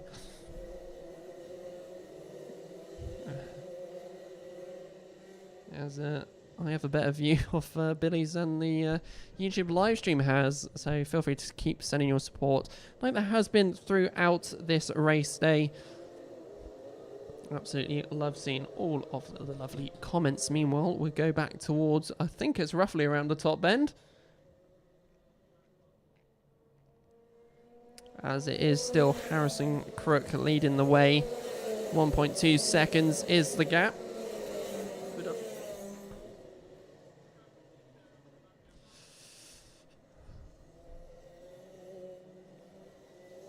Ian Brownfield's up into 3rd. We've got Dan Milner in 4th, Jason Bear in 5th, Cameron Marston in 6th, Ian Hardy in 7th, Chris S in 8th still. So there's still not a lot of changes going on through the rest of the field.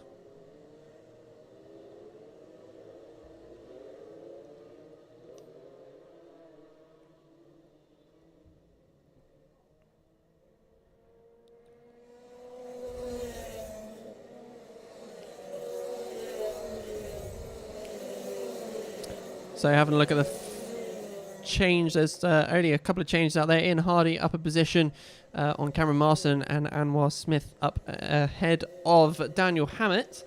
So that's the only 2 changes between that lap there. Still hardly can see the hairpin now. Just about see them going through the horseshoe. The 72 still leading the way. A near spin from Derek Hunt, number 22. Very slidey there. but has managed to still continue going on through. 4 minutes 30 still left on the clock as Clay Pigeon Raceway turns to fog. And for those that are at home, that's your view. It's not actually raining anymore, I don't think. It's just damp, but the wind's just not getting rid of... It's not getting rid of any rain. So the cameras stay a blur. So emerging from the fog is the number 72, still leading the way. Then we've got following is the 46, I believe that is, and then Derek Hunt and Dan Milner. I think that is the only ones I could visibly see there for the minute, as it is a foggy. Harrison Crook still leading the way. 42.19 is the fastest lap time from him. Nobody's managed to get close to that just for the minute. By the looks of it, third and fourth are rather close together. So we'll keep an eye on those two going around the circuit. Or the limited viewing of the circuit that most of us have up here. So towards the hairpin we go. And the 17 is ahead of the 22, so Dan Milner is ahead of Derek Hunt. Managing to pull that off either between the hairpin and the horseshoe. The 72 of Harrison Crook still leading the way. Let's see if the gap decreases or increases, and it does increase. 4 seconds is the gap between Harrison Crook and Ian Branfield. Jason Bair losing a couple of positions that lap. We've got Derek Hunt, like I said, down into 4th.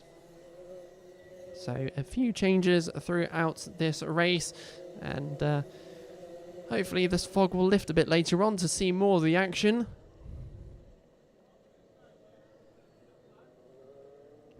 Just about make out a side-by-side there between the, I think that's the 53 and 43, Chris S. and Anwar Smith. 2 minutes 16 left on the clock, mind. We'll see if there is any changes that happen.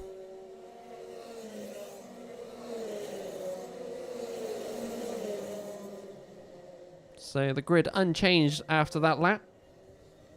And we still fly through the rest of this race. 72 using the curb on the horseshoe.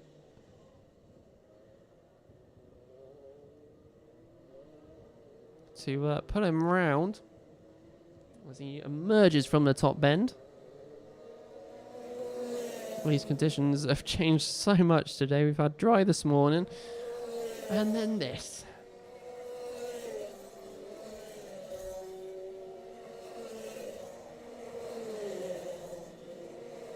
We've had a spin at Billy's. I wonder what that sound was. We had a driver just spin out, coming out of the kink. Has managed to get themselves back going again. No clue who it was. We shall find out as they come a little bit closer to visibility. As they go around the S's and down the back straights. Still no clue. So 55 seconds remaining.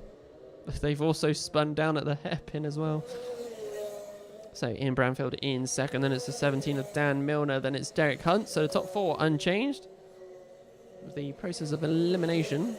I'm going to say that is Ian Hardy. That was the one who spun it out there down to the back. 30 seconds remaining.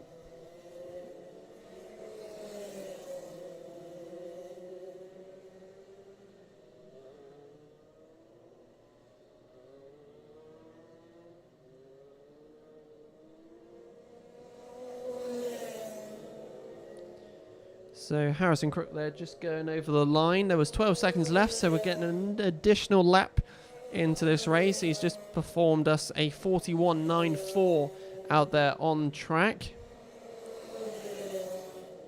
So we're finally getting a little bit of pace coming out of these karts in these conditions. A lot of other drivers making faster lap times for themselves. 43.70 by Jason Bair, 43.82 by Cameron Martin, and 43.68 by Daniel Hammett.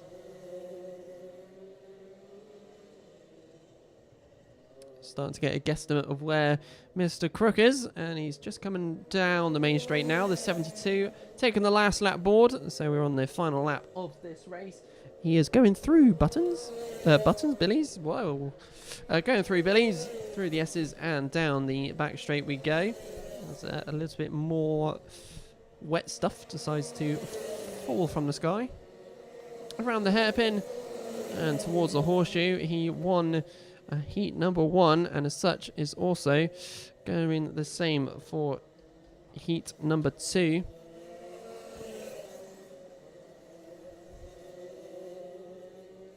So, emerging from the top bend out of the fog and taking the checker flag, it's going to be Mr. Harrison Crook taking the checker flag first for the heat number 2 win for the 177 and 177 Masters. Ian Branfield will take second, with Dan Milner in the cart number 17 third. Derek Hunt will take 4th.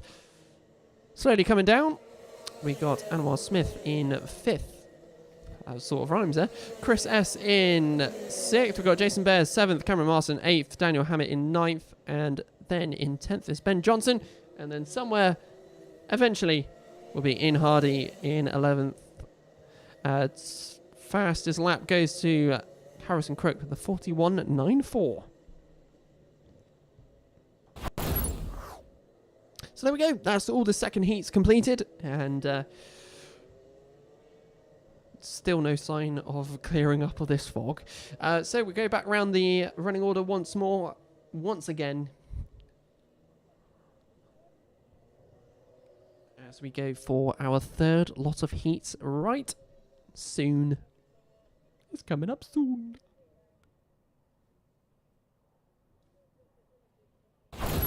So checking out the grid for this one, there's only 7 drivers. So we've got Luke McGall on pole. What am I doing? Luke McGall on pole with Jensen Hookie in 2nd. Then we got Kean Sullivan in 3rd. Ethan Cousins 4th. Charlie White and Tommy Morris on the 4th row. And then Nikita Roberts getting her own personal 4th row.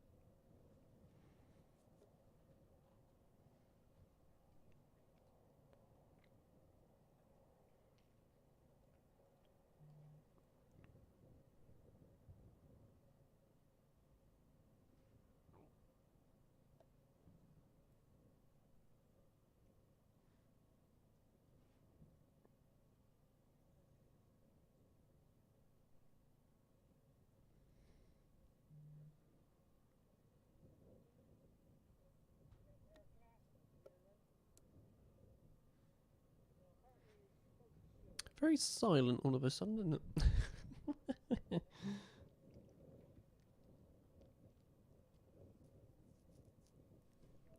It's all so quiet.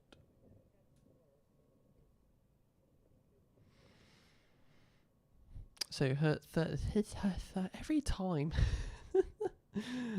third heats should be underway soon.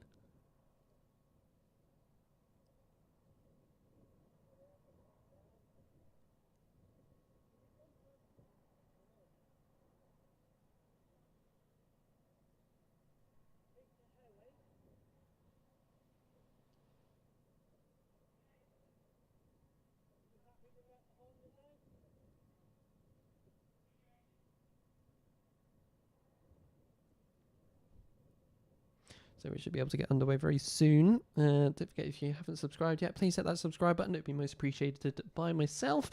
And also stay tuned after on Instagram, as the live trophy presentation will be over there.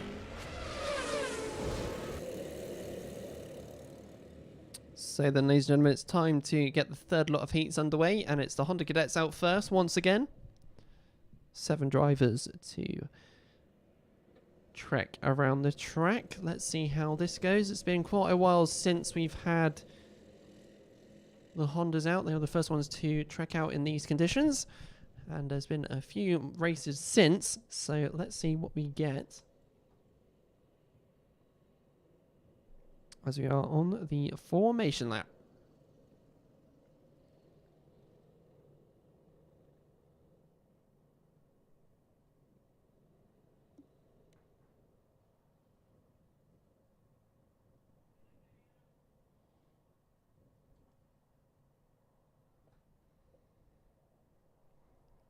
So coming down the main straight then, let's get ready for the third heat for the Honda Cadets, and we are off straight away for this one. Let's see how and what occurs throughout the course of this race, and we've already got one splitting off from the pack already, going through Billies and the S's. I know you can't see it on the YouTube live stream. Around the hairpin towards the horseshoe next.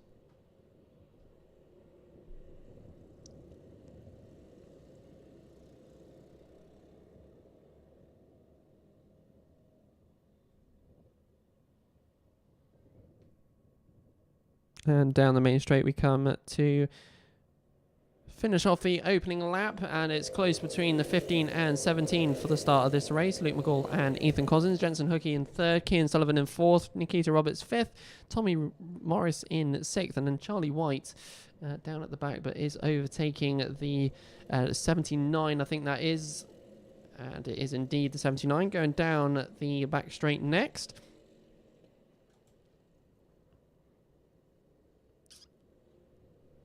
So Jensen Hookey was our winner from Heat 2. Still in 3rd position at the moment. So we'll see if he makes any progress throughout the rest of this race. But meanwhile, we've still got Luke McGall and Ethan Cousins at the front. So as they come down the main straight, let's see if there's any changes between the two drivers. And at the moment, there is. Ethan Cousins ahead of Luke McGall. But they're still very close together, so there's still possibility of more changes between the two drivers. So through the S's and down at Sturmy Straight we go for those two. In 3rd, a little bit further behind, is the 33 of Jensen Hookey. Like I said, Heat 2 winner, and I believe Heat 1 winner as well. 4th is Kian Sullivan. A little bit of a gap between him, but right behind him is one of the novices. Nikita Roberts is behind in 5th position.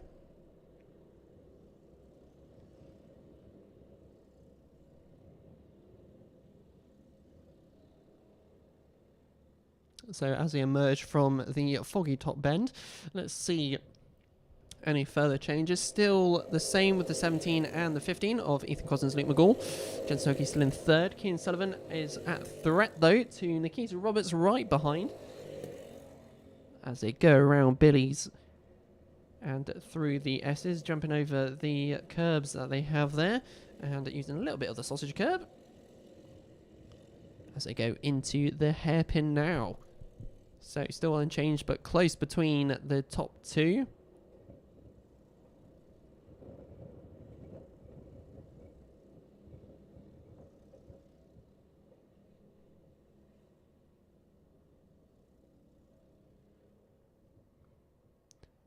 So down the main straight we come, and it is still unchanged from our top two. Jensen Hookey, Kian Sullivan, Nikita Roberts. It's going to be close between those three. Charlie White coming over the line there, and then Tommy Morris still down in 7th position.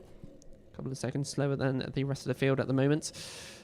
But nevertheless, still some good track experience here. Right, meanwhile, back at the hairpin, the rest of the field are flying on through.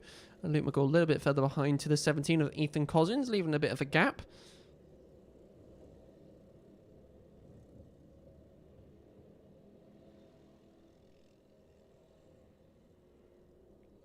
So top bend and down the main straight. The 15 of Luke McGall still just keeping a little bit of a gap. 0.3 is the gap, 0.30. And we're going into Billy's. Nikita Roberts very close to Kian Sullivan. Will she be able to make a position up later in this race? Let's see how this plans out throughout the rest of this race. We've still got 3 minutes 46 left to go. 17 of Ethan Cousins still leading the way. Fast lap time goes to Luke McGaul, 45.60. It's not much difference though to Ethan Cousins of a 45.64. So still very close between those two. Both equal pace. And the gap is hardly changing between the two as well as they go over the line for 6 laps completed. Meanwhile, Nikita Roberts getting close once again. Going into the S's as she goes now down the back straight. She seems to have a lot of speed from the top bend down towards Billy's.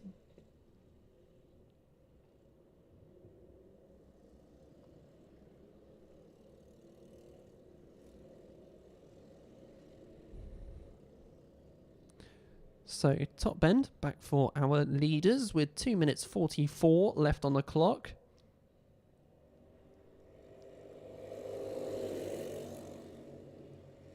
Ethan Cousins, Luke McGaul. Those two have had battles throughout today, and this time it's for the first position slot in Heat 3. So you've got to time it correctly in these conditions. You don't want to make too much of a mistake. So around the hairpin they go. Just about to see it with the human eye of mine. As we go around the horseshoe, 17 followed by the 15 still, a little bit further back. 33 has a little bit of a gap for himself, a little bit of a ride of his own. As Kian Sullivan and Nikita Roberts having their battle behind the 33. But Ethan Cousins is the one still leading the way in this race as they fly once more into Billy's. And 1 minute 45 still remains on the clock.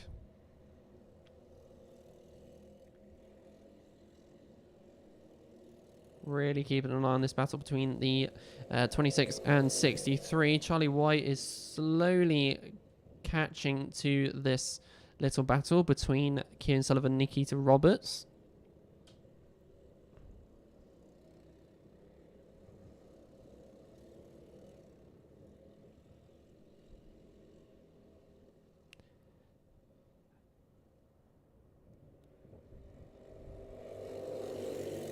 So just over a minute to go.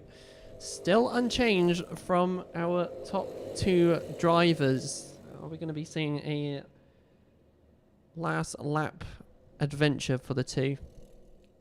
We'll see if they are playing time or if this is what we're going to be getting. So flying through still more. Nikita Roberts still keeping on the back of Kian Sullivan, but Charlie White's getting involved as well, starting to catch up to the rear of Nikita Roberts lap on lap. He's one that's fallen under the radar a little bit, as he's right on the back of Nikita Roberts now, going through to the right-hander, but they disappear, and emerges from the top bend is our leaders, Ethan Cousins and Luke McGaul. Then comes out the 33, and then our trainer 3, where Nikita Roberts has a lot of pace flying down the main straight.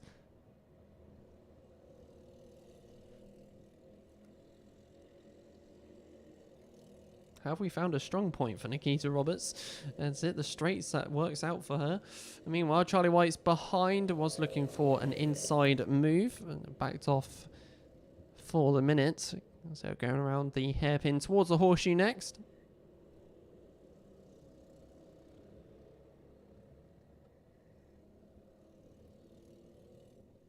As we come down the main straight for our leaders, though, because we're coming up to the last lap board now, popped out onto the circuit, so it's the last lap of this race.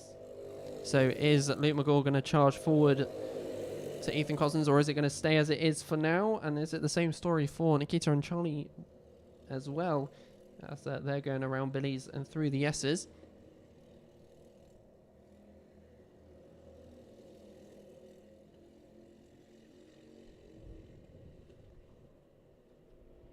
So around the horseshoe goes to 17, still leading the way. Around the right-hander to the top bend.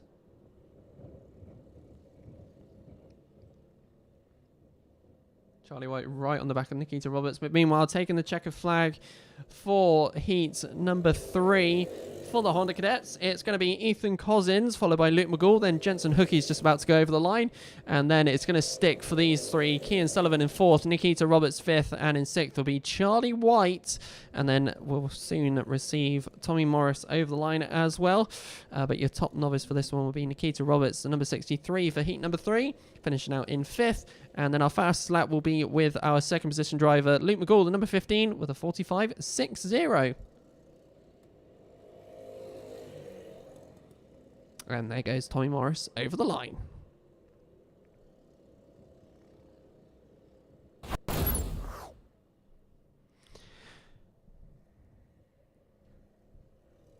So there we go, ladies and gents.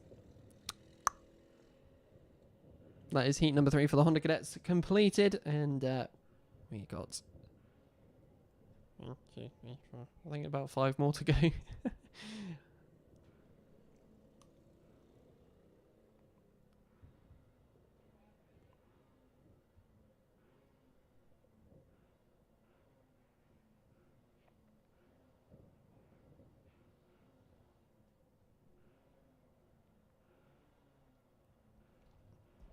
Ooh, let's have a look at the grid. I'm just like standing there having a drink, like, what am I doing? Right, let's get your heat number 3 for the Rotax Cadets. So it's Sebastian Behrman and Ethan Coupland on the front row. We have Amritz Atwal and Kurt Kaplan in the second row. Kurt Kaplan being our heat 2 winner. That was a very good run from him.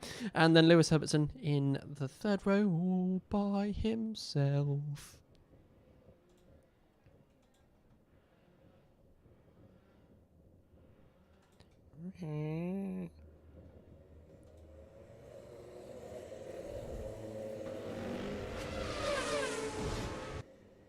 So let's go for the formation lap then for the Rotax Cadets now. So from one bunch of cadets to another.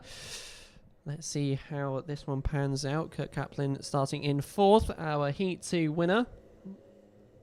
Let's see how that little confidence boost will change for this race. 8 minutes. Heat number 3 for Rotax Cadets will be starting shortly.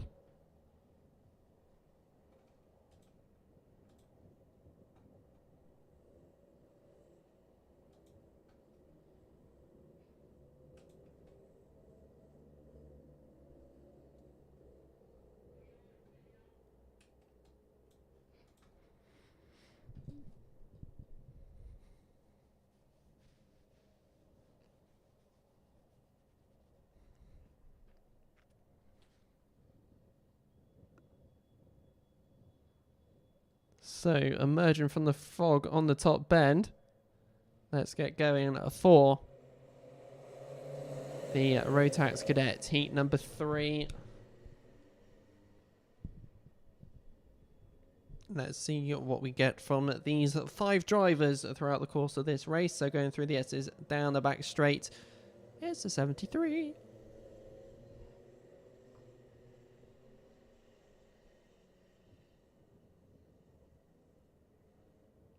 So around the hairpin towards the horseshoe. Kurt Kaplan at the back with the 13 and the 15-3.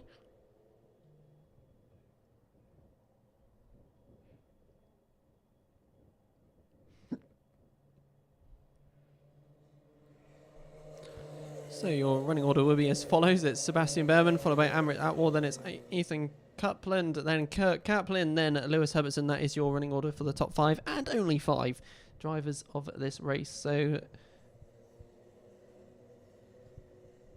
through the S's and down the back straight towards the hairpin, towards the horseshoe.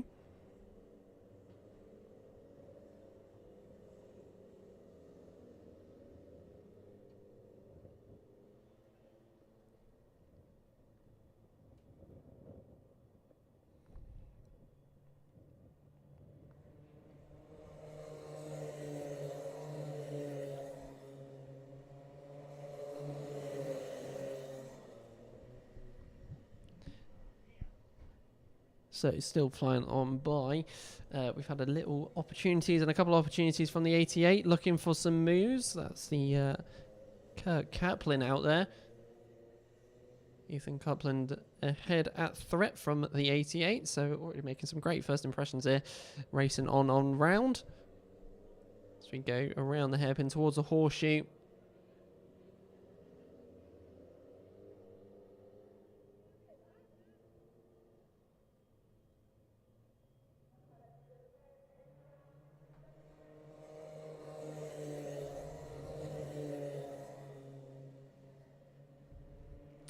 So our top two a little bit further away from the others as they have gaps of their own. So it's really a look at the backpack here. And the backpack only being the third, fourth and fifth drivers of Ethan Copeland, Kurt Kaplan and Lewis Herbertson. So down the back straight they go. Keep an eye on Kurt Kaplan as he's taken inside to outside lines throughout the back straight. Try and get some extra grip out there. Possibly looking for inside moves going into the horseshoe. But at the moment, all three drivers equal in pace.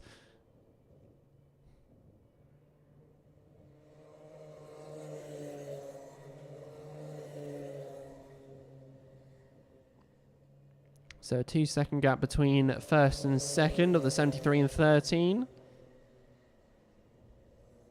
And the gap's not really changing between third, fourth and fifth either. It's a bit of a stalemate, but as I say that though, a very brave dart down the inside by the 88 just before the S's, and that's actually promoted Kurt Kaplan up into third.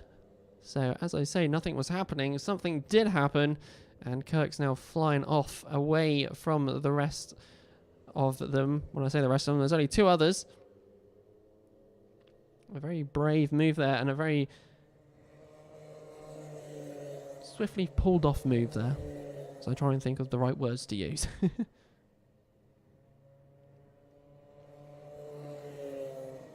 So there's a change on the YouTube live stream. Kurt Kaplan upper position, Lewis Herbertson also upper position as the 43 loses out on 2. So through the S's goes Kurt Kaplan. You just about see him on the YouTube live stream.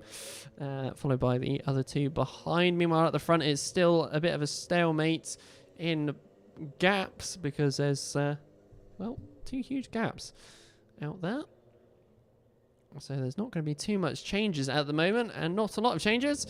So we'll be listening out for the carts as they go on around the track through the next couple of laps.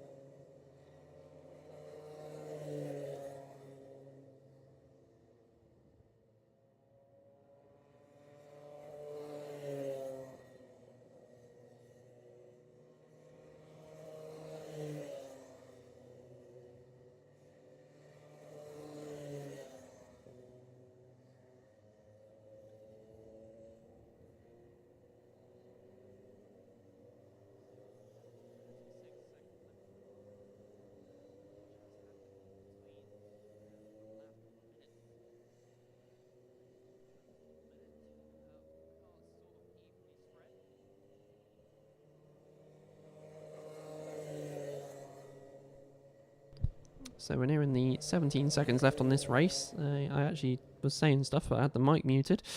So not much has happened in the last few minutes, as we had no commentary, as everyone is evenly spread out there. Sebastian Behrmann with the fastest lap of 45.55. So yeah, still no changes really between all of these drivers. 4 second gap between first and second, 6 seconds between second and third. It's all within on an average of about 5 and a bit seconds gap wise between all karts out there. But meanwhile, we'll be coming up to the last lap board now. For our leader, the 73 is Sebastian Behrmann, who's led once more from the start of this race. Sort of one of the advantages of being the only non-novice out there, as the rest of the field being novices out there. Amrit Outwall, Kurt Kaplan, Lewis Herbertson and Ethan Coupland. So a very calm and collective race here, as our leader is going around the horseshoe towards the right-hander, and then towards the top bend. He will merge at some point as they come down the main straight now. And we'll be taking the checker flag. It is the number 73 of Sebastian Behrmann, who has walked away with that one. 5 and a bit seconds later is Amrit Atwal. And then Kurt Kaplan promoting himself up into the top 3. Up into third, and is 12 seconds behind the eventual winner. Then we've got Lewis Herbertson in 4th, and Ethan Coupland will be 5th.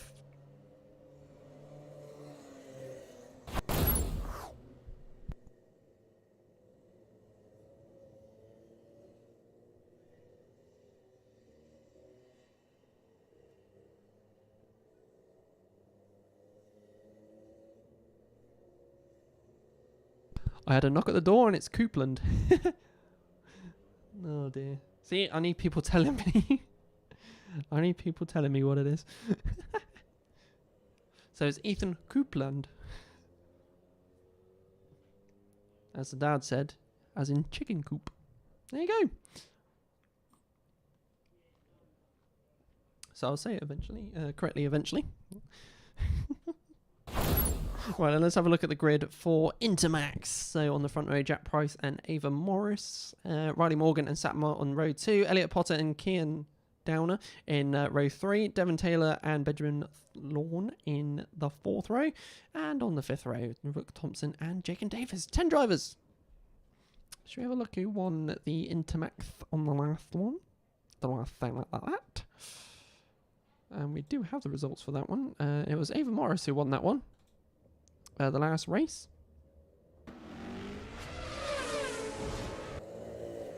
So let's go for the Intermax for their 3rd heat here.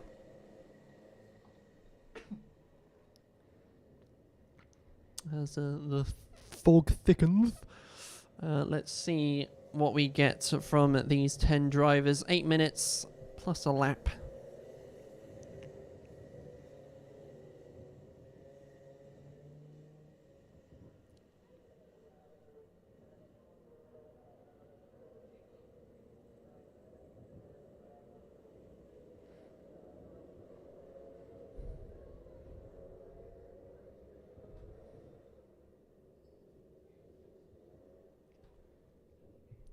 So let's see what we get from Intermax on their 3rd and final heat of the day. They'll be emerging somewhere at the top very shortly. So down they come. And we have been false started on this one. So we will be going back round once more.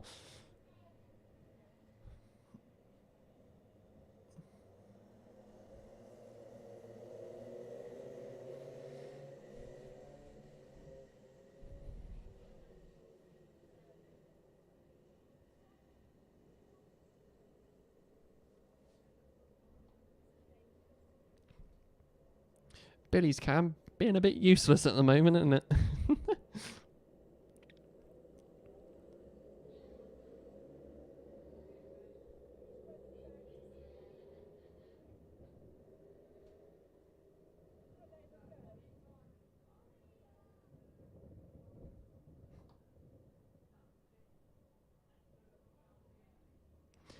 Right, so somewhere, once again, emerging from the top bend. Let's see if it's good to go this time round, and that is a negative.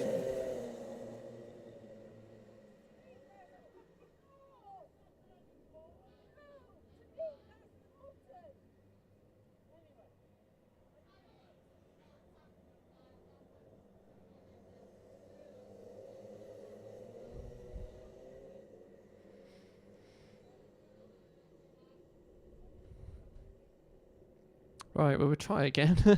Oh, this one's off the tannoy this time. Hopefully we'll be able to slow them down once again. I know it's proper foggy.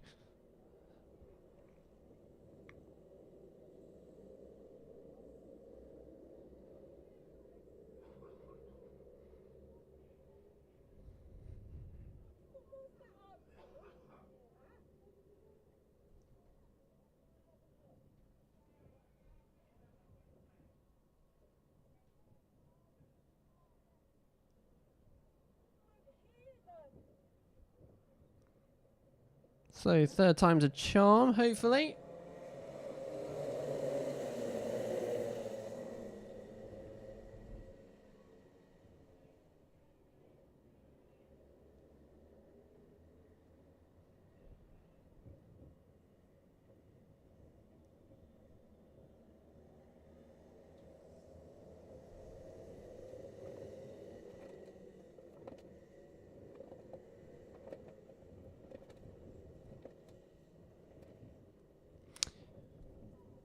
So I actually don't quite know what's going on.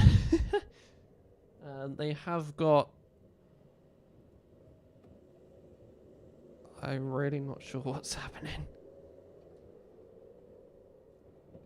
I was going to say, some of the marshals are popping out red flags. We shall... Oh god, go careful.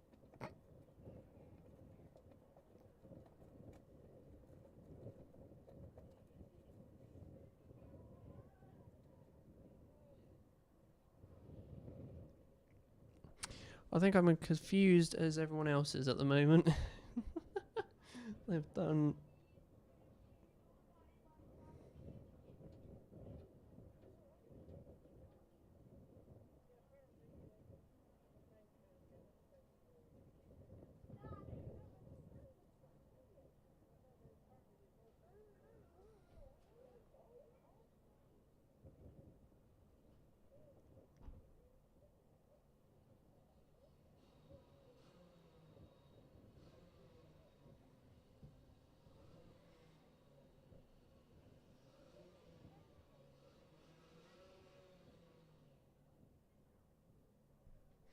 So just waiting to see what occurs shortly. Hopefully we'll get something going on.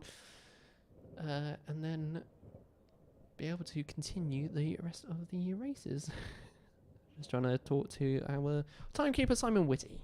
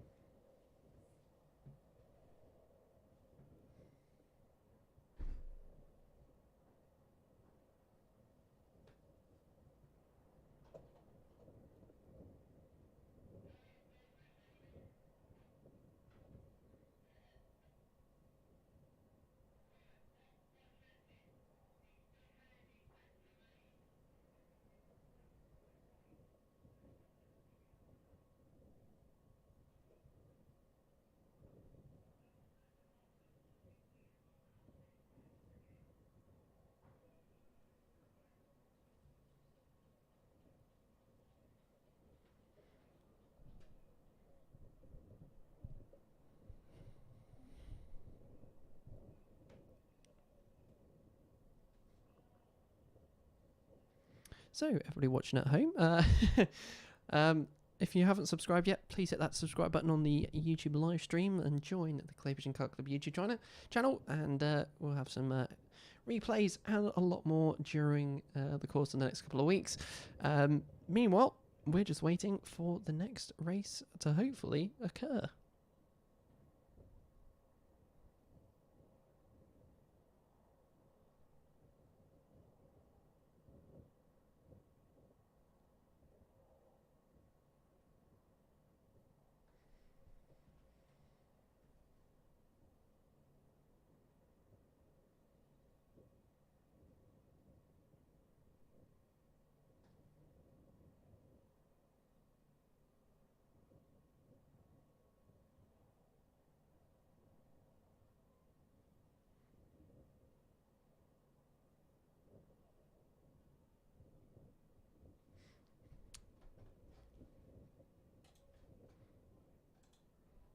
And it will lighten the mood a bit.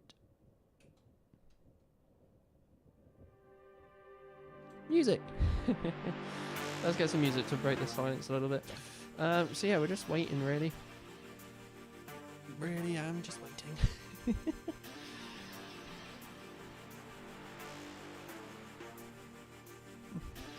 Let's get a poll going, shall we? I told you I'd forget about this.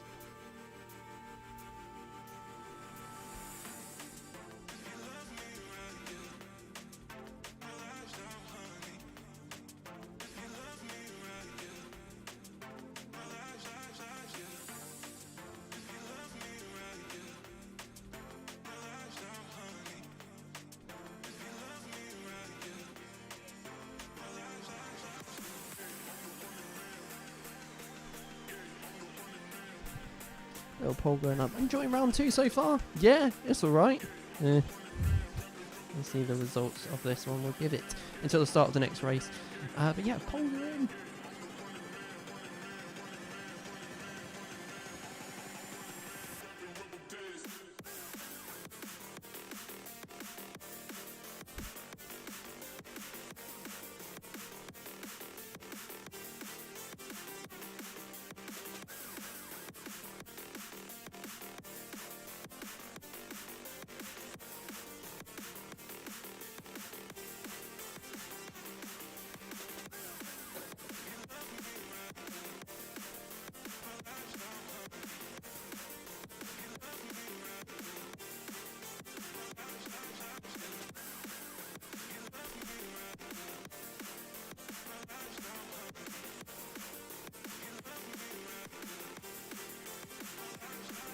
Got 1 vote for yeah.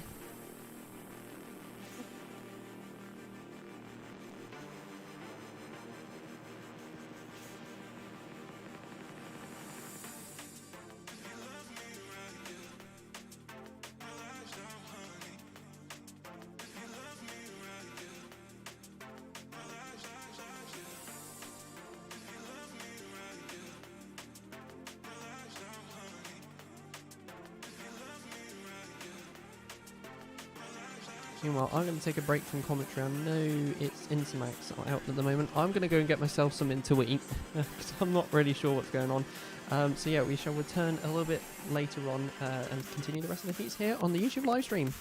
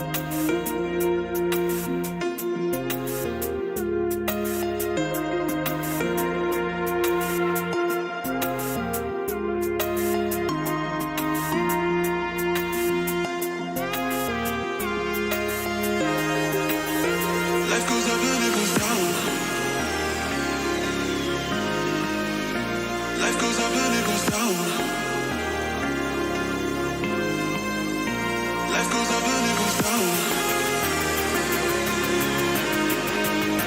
Life goes up and it goes down.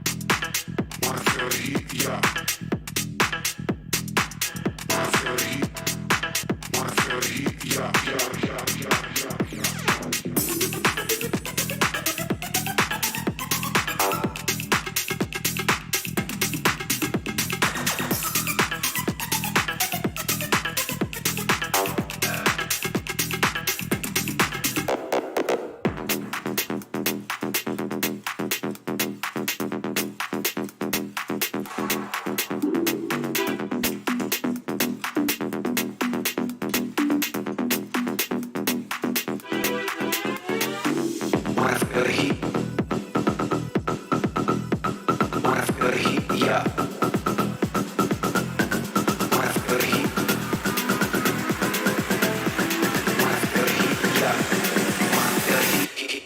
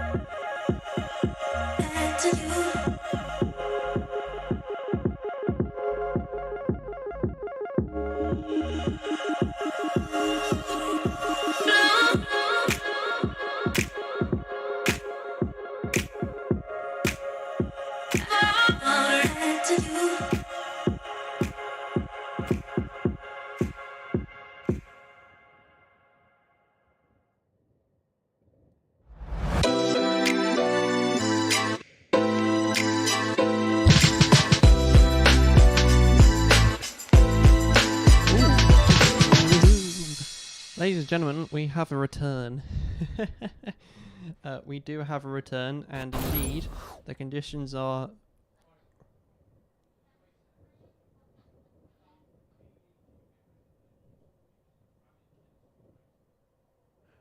everything's roughly... I'm listening to downstairs. We're roughly the same conditions. We're going to get going again. I brought a heater up here, so I'm not going to be cold. So yes, ladies and gentlemen, by the sounds of it, everything's going to be going. So we're going to be getting as quick as we can. We're going to get through everything. We're going to speed through the rest of this because it is 3:10. We've got to be finished roughly around about 5:05. So we've got to cram a lot of racing. So do be expected to have potentially smaller. Well, when I say smaller, I mean smaller lengthed races.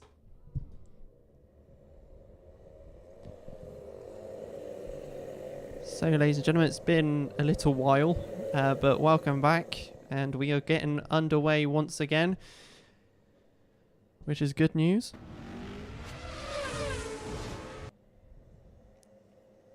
So we're going to be going for the formation lap for the Intermax Heat 3. Delayed, but never overdue. We know we've got lots of stuff to go.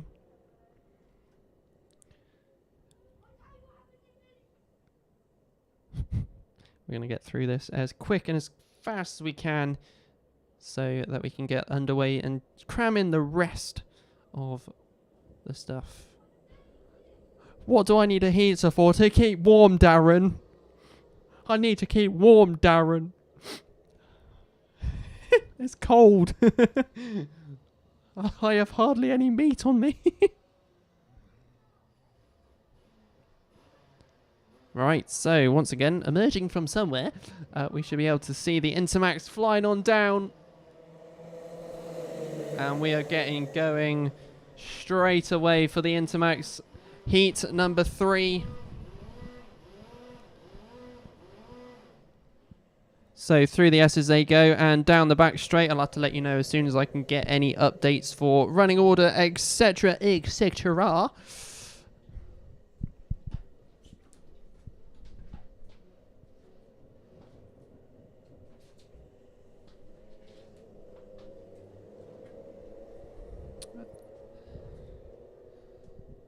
So, carts somewhere out there as they come and emerge from the top bend. We'll give you as much commentary as we can with the vision that we have. So, starting off with Ava Morris leading the way, followed by Elliot Potter, then Riley Morgan. Benjamin Lawn is in 4th, Jacob Davis 5th, Kian Downer in 6th, Devon Taylor in 7th, and then Rook Thompson in 8th position. Cart number 11 at the back of the grid, and real close to the back of the grid as well, as it's all relatively close between one another in that area. I've already tried that. It hasn't annoyed him yet. So going around the horseshoe, real tight in the backpack with all of those drivers there. They look like from 5th, 6th, 7th and 8th at least. So flying on down, Ava Morris with a bit of a lead. That lead being 1.5 seconds. Benjamin Lawn up into 3rd. Jacob Davis up into 4th. Kian Downer up into 5th. Riley Morgan down to 6th position. And then Rook Thompson up into 7th.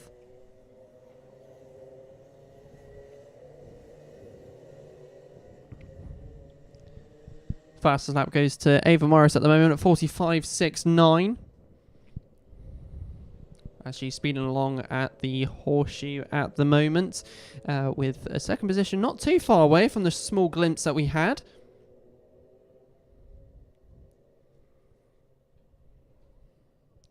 So coming down the main straight at some point soon, goes the flying Ava Morris at the moment. We have closely followed by Elliot Potter, mind.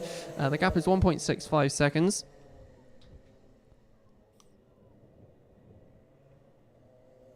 As they fly through the S's.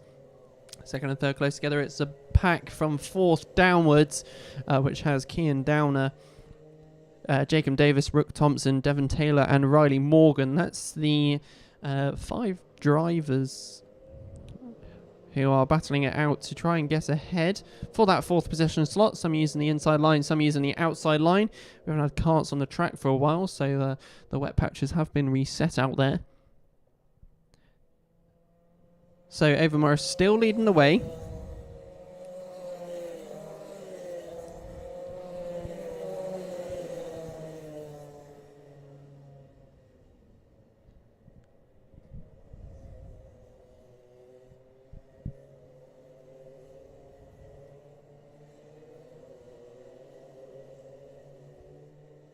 As more cars fly onto the back of the grid.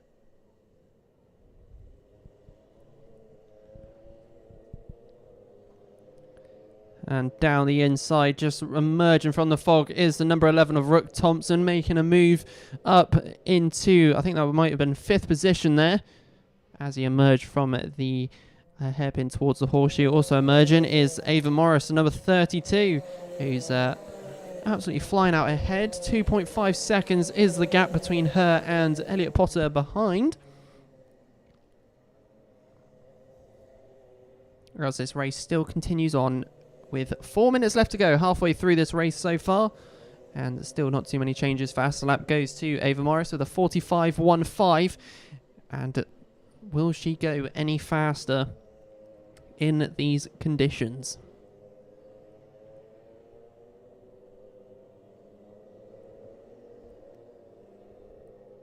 So side by side for some going into the right-hander. They sort of disappear for me until they emerge where Ava Morris did, where she is taken on to the next lap. The 85 starting to close the gap between himself and Elliot Potter in front as they go into Billy's a bit invisible on the YouTube live stream. We're still live over there covering the covering the action that you see here at the circuit. Probably just as much as a view as everybody else has up here. So Ava Morris still leading the way. The 85 starting to catch up with the 17 now of Elliot Potter. So those two are going quite close together, keeping it competitive throughout this race. Ava Morris gone faster, by the way, last lap, 45.05, so she's speeding away. And has gone faster. She's into the 44s now. She is she is a second faster than the rest of the grid at the moment. So some quick times coming from her, and she is a speedy driver. Showing her pace off in her Intermax kart. We'll see if there's any changes though between the 17 and the 85 of Elliot Potter and Benjamin Lawn. So going into the horseshoe, this 17 still ahead. The 85 still just waiting out for a potential overtake. But with 2 minutes to go, Ava Morris still leads the way by a margin of over 4 seconds is the gap.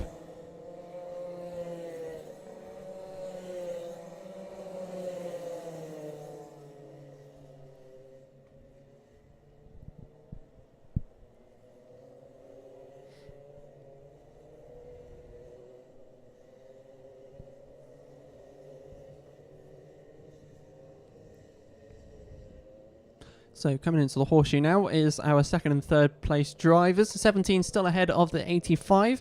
Benjamin Lawn just trying to stay onto the back of Elliot Potter and potentially waiting out the next minute and a bit. So down comes Ava Morris over the start-finish line. And with the signs of fog, the 17 and the 85 going over the lines as well. Kian Downer also starting to catch up towards Elliot Potter and Benjamin Lawn.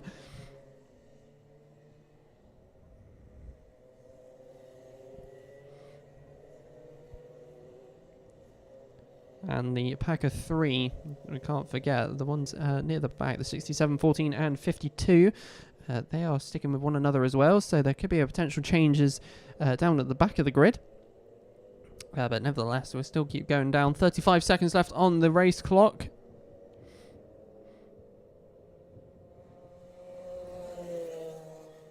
And it's Ava Morris still leading the way and jumping into the 44.7s now. With her pace in her kart, she is just under a second quicker than the rest of the field at the moment. The gap 6.27 seconds. So making sure that she secures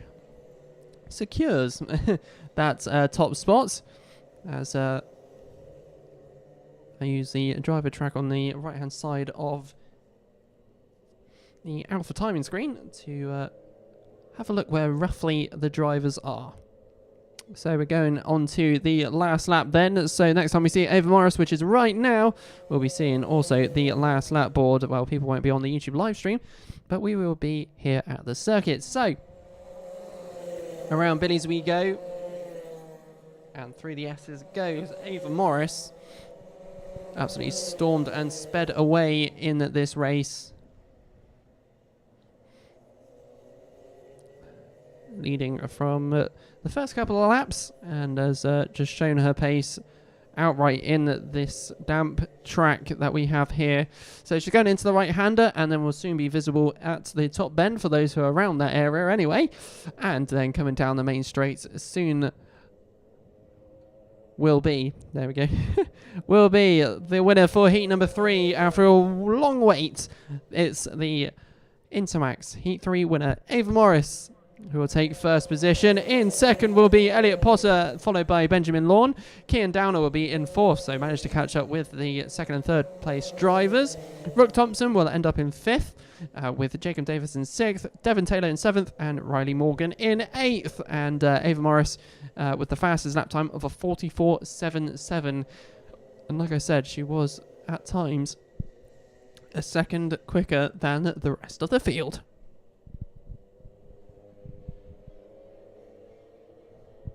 I forgot to use my checkered flag overlay. So there we go. So welcome back, ladies and gentlemen. We actually have a proper sort of introduction now. Welcome back. I move the microphone out from my heater. I have a heater, just to let people know who've just joined. Hello to everybody who has just joined. You haven't missed too much. You've just missed the Intermax Heat 3 after a few delays that we had here at the circuit. Right. Crikey, that came out nowhere.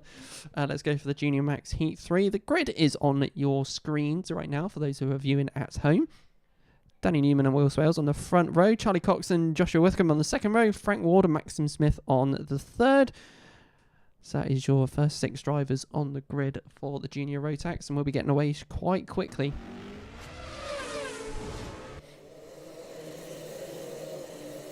So flying through things up here to get as much racing in as possible. It's the Junior Rotax Heat number 3 as they go out for their formation lap, and then we'll have 8 minutes of racing to complete as we go through 25 drivers altogether. And for those who are just tuning in over on YouTube, we have a lot of competitive racing going here for these drivers. They have been very competitive and non-stop action between all of them during heats 1 and 2. But let's see how it goes for the formation lap, as they'll be getting ready to go in just a few moments' time. So let's get stuff ready to go.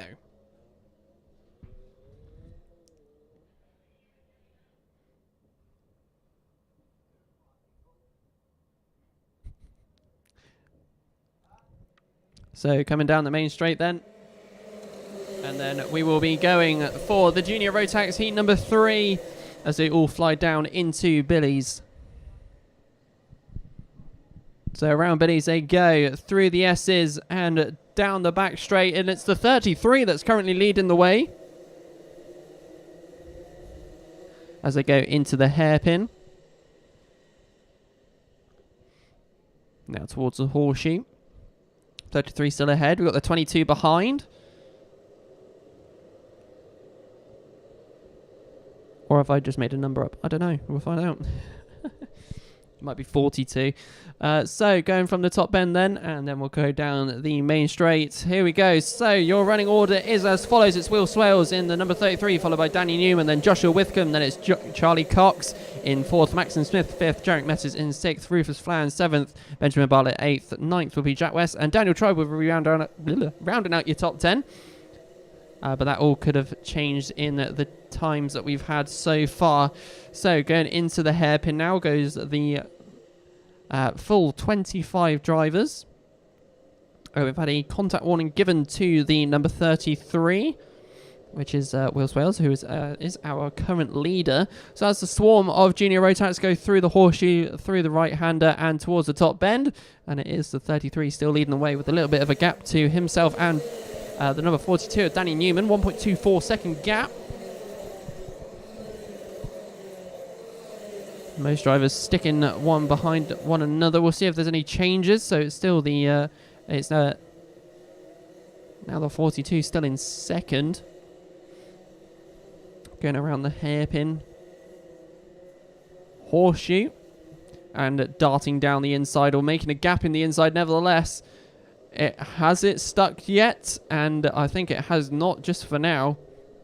Going into the right-hander towards the top bend. And I'll let you know which driver that was, making a potential move. It's just giving Will Swales a bit more of a gap. But it is the 12 of Charlie Cox, followed by Joshua Withcombe, then Danny Newman for second, third and fourth.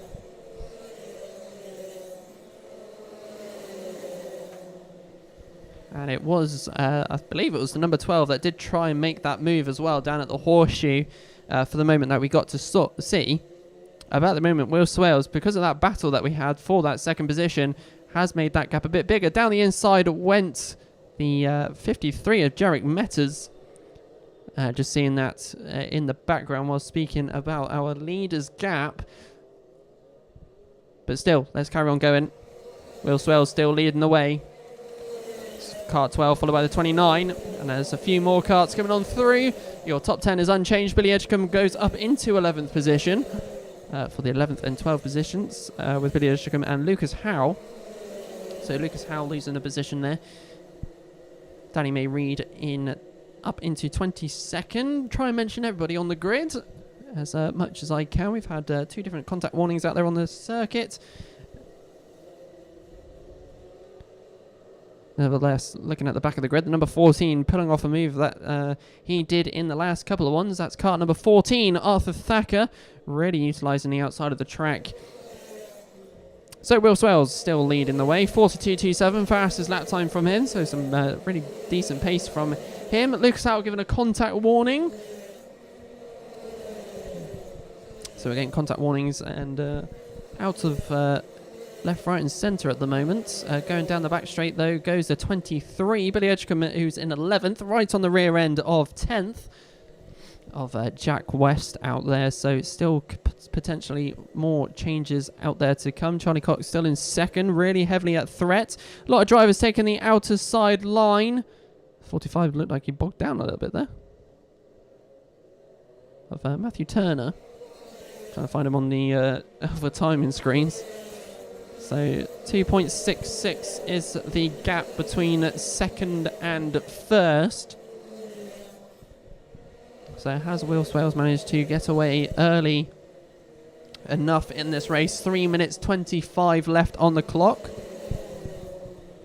You got yellow flags down at Billy's temporarily.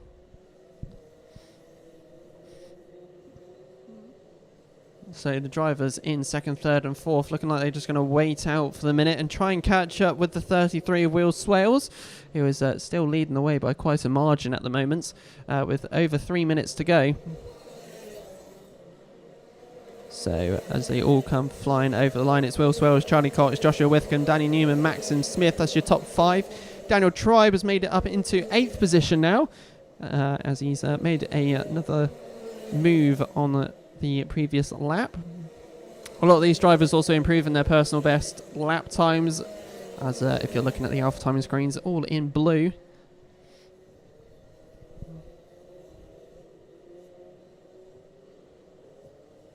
Trying to make a move down the inside is a 23 looking for a slot, Billy Edgecombe, and I believe that might have been on Rufus Flan. We shall find out as we go through, but still Will Swales is leading the way. The gap is closing though, by 2/10 that lap. So Billy Edgecombe up into 8th now. He's made 2 positions that lap. So some steady driving up the running order as they go through the S's. A big pack of them all together. If one makes a mistake, you could be down a few positions, or if you're lucky enough, up a few positions as well.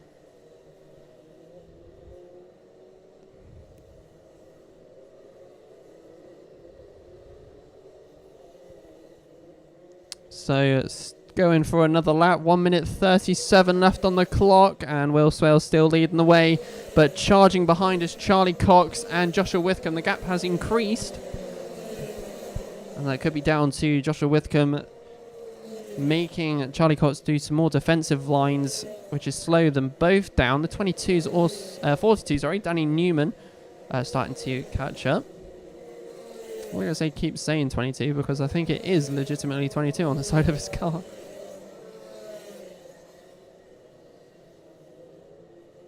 It is.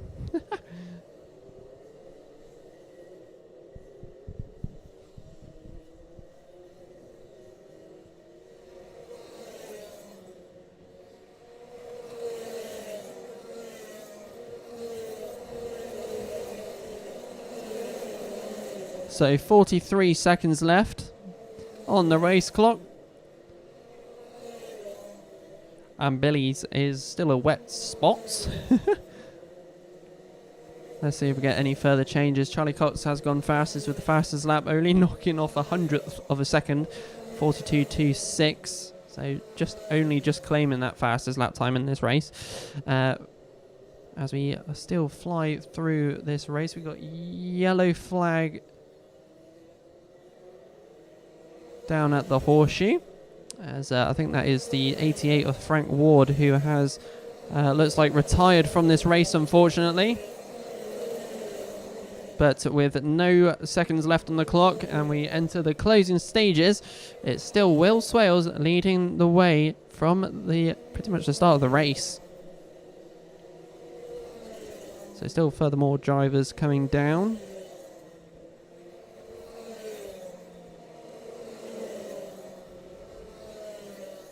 A lot of drivers utilising that inside curb at the horseshoe to try and get a move in. The 15 down the inside managed to make a get his nose in. And made a position up. Meanwhile, it is the last lap now, as carts get through into Billy's. Billy Edgecombe. So, speaking of Billy's, there's a man called Billy who's gone into 6th.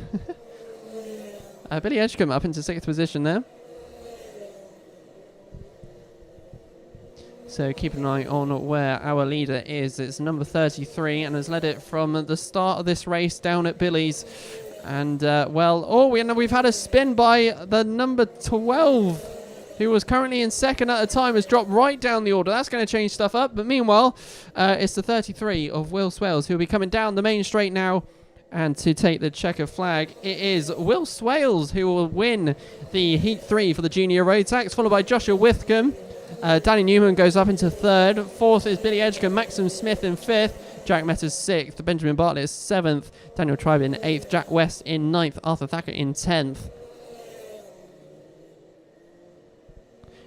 And Charlie Cox is completely out of the top 10 and finishes in 11th after an unfortunate spin by himself, a little mistake. Takes him from 2nd to 11th. Fastest out there for that race was Billy Edgecombe in 4th position at the end of that with a 41.97, and our top novice for that race was number 55 of Danny May Reid.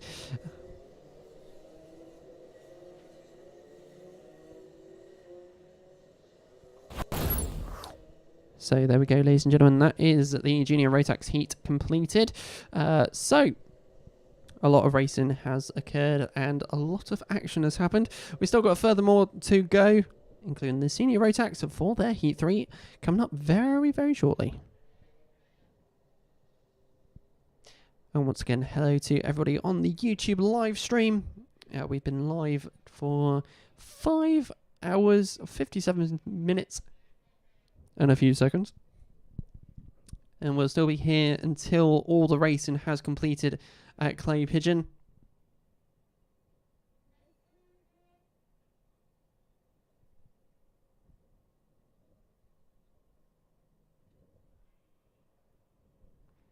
So whilst we get one for recovery, we'll be ready for the Senior Rotax in a very, very short minute.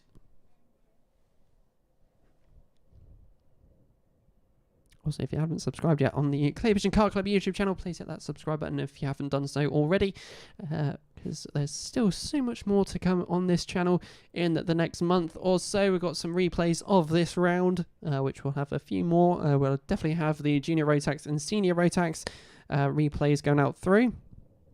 And we'll also be chucking in Intermax and also our 2 cadet classes. They'll get a joint replay and also the 177. So basically all of them will get one, which will be cool. It's basically a cut down, quick and easy to watch version of this.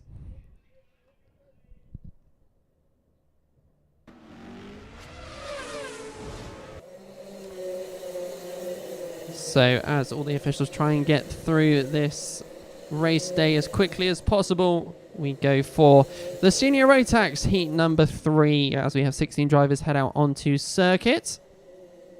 So we shall see how this one turns out throughout the course of the next 8 minutes here for round number 2.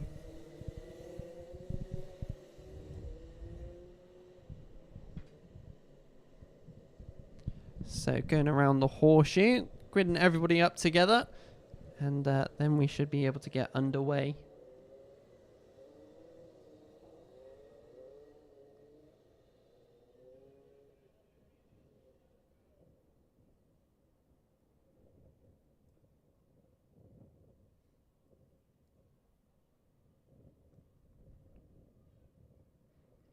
So I can hear them all slowly coming down from the top bend, and we are off and going.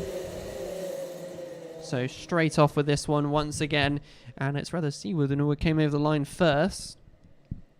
So through the S's, down the back straight we go, and it is the 78 leading the way like I said. Let's see what other action we get from these 16 drivers. Some competitive racing throughout this one already. So the curbs down at the horseshoe getting utilised by most of the drivers out there. But nevertheless, let's go from the top bend and give you your running order for the start of this race. So coming down the main straight, it's the number 78 leading the way, followed by the 71 of Leo Purchase, then Cameron Crockett in third, Jamie Burt fourth, Gino Cook in fifth, Finn Smith sixth, Jack Maben seventh, and then Aidan Pomeroy in eighth, Ollie Bailey in ninth, and then Tom Rotherham in 10th. Obviously that could have changed since I've been yapping.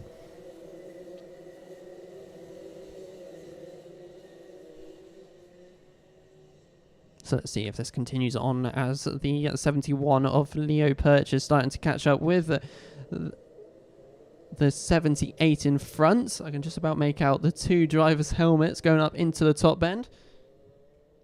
As they come down the main straight, who is going to emerge first between the two drivers? And that is still the 78, but the 71 right on the rear end using that kink curb to drag them around into towards Billy's.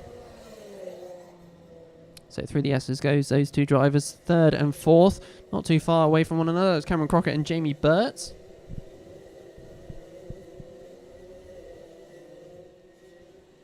So around the hairpin towards the horseshoe now. The 71 right on the rear, the 78.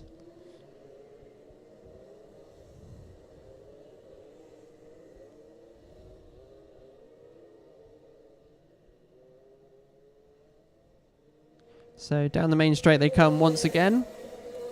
Leo Purchase now in the lead as it blipped on the live stream here. So through the S's down the back straight, and like I said, it is the 71 out ahead at the moment. We've had two different types of warnings.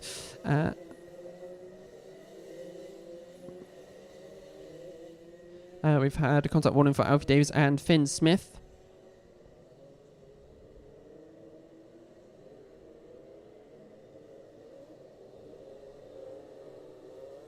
Meanwhile, the 95 getting ahead of the 12 is Zach Rowledge out there on track. Just seeing that just out of the corner of my eyes. We're watching other bits going on. In the meantime, Leo Purchase still leading the way and producing a little bit of a gap between the 71 and the 78. So Jamie Burt still leading the way for fourth position at the moment.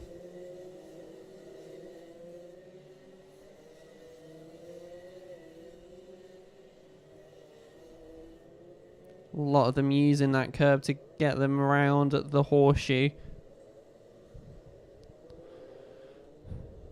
95 starting to close up to the 48 in front as they go into the right-hander. Meanwhile, the 71 coming on down. In other good news, I've started to see the top bend a little bit more now. So down into Billy's we go.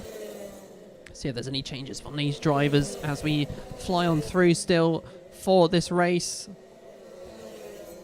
51 of Jamie Burt in third position, still leading the pack in, behind him.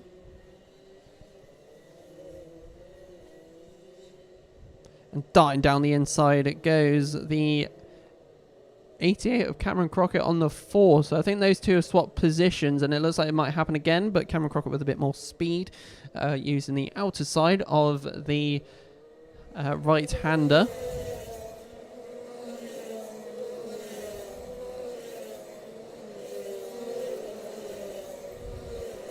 Tom Rotherham up into 8th, Daniel Beards up into 11th.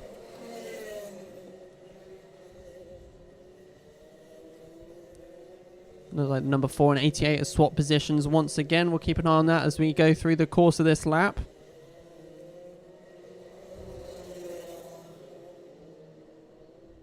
So the 4 is ahead of the 88 with Finn Smith behind in the number 19.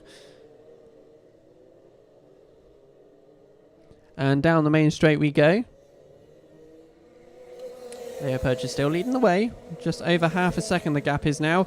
Leo Purchase for the fastest lap of this race so far. 41.64 just set as well. So some decent pace coming from the leader of this race. Meanwhile, a bit further back at the grid in the 14th position, 95 of Patrick Williams-Ahag, still behind the 48.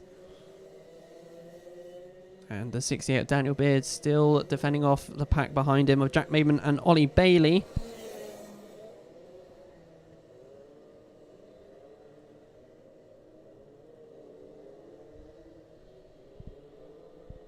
2 minutes 26 left on the clock.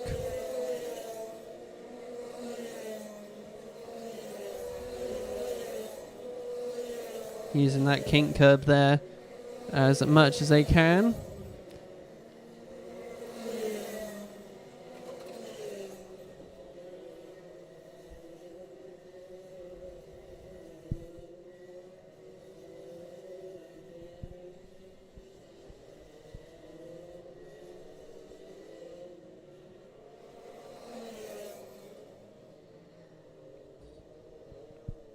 Just had a contact warning given out to Daniel Beards, who's currently in 10th position in this race. Leo Purchase just going over the line, going quicker once again. The gap now a second between him and second position. So not too many changes at the moment between those two.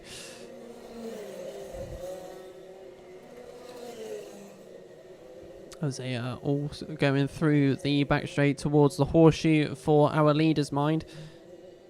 So we'll see if we get any further changes. And the closing stages of this race, 1 minute 13 left on the clock.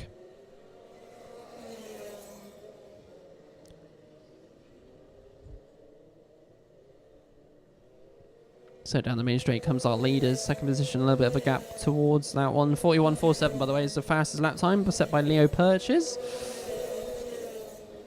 As we still fly through the rest of this race here.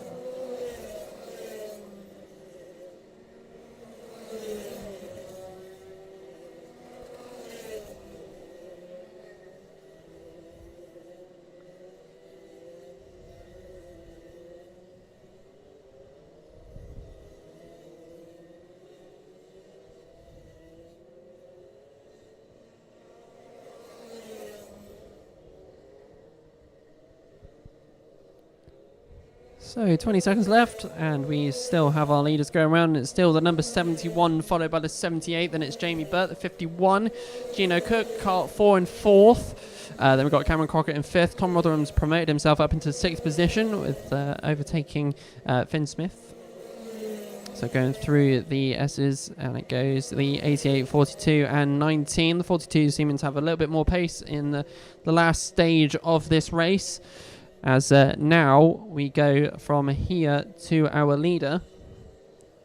We'll be soon closing up to the top bend. We've got a back marker of Rosie Armstrong in the 44, just going over the line there, but it is time now for the last lap of this race. It's Leo Purchase who will take that first. Let's go and watch him as he goes round Billy's,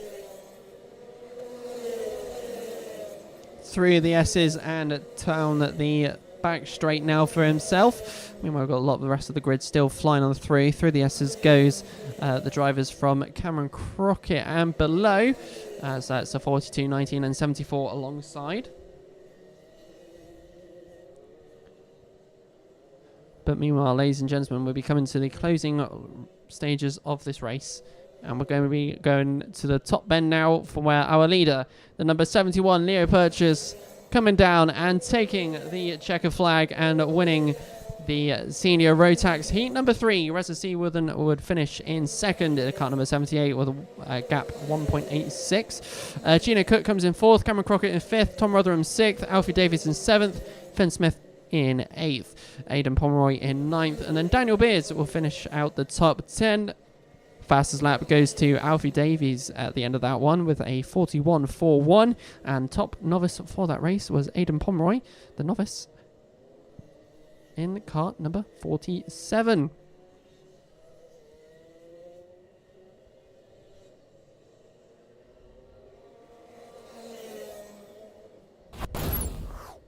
So a shout out from Heloise Marlowe saying, well done Will Swells, number 33, fantastic drive, good luck for the final indeed. Good luck to the final for all our drivers out there, as it is going to be relatively competitive at the closing stages of this race. Right, our next one is to be said. It's the Rotax 177s. I said that backwards for some reason. For their third heat, Cameron Marston and Ben Johnson on the front row, Anwar Smith and Daniel Hammett on the second row, Ian Branfield and Chris S on the third, Dan Milner and Ian Hardy on the fourth, Harrison Crook and Derek Hunt on the fifth, then Jason Berg getting a line to himself as rain starts falling down at the circuit. My phone was correct then. I didn't mention it because I was like, please no. It is expected rain at 15:29. Well, it's a bit out.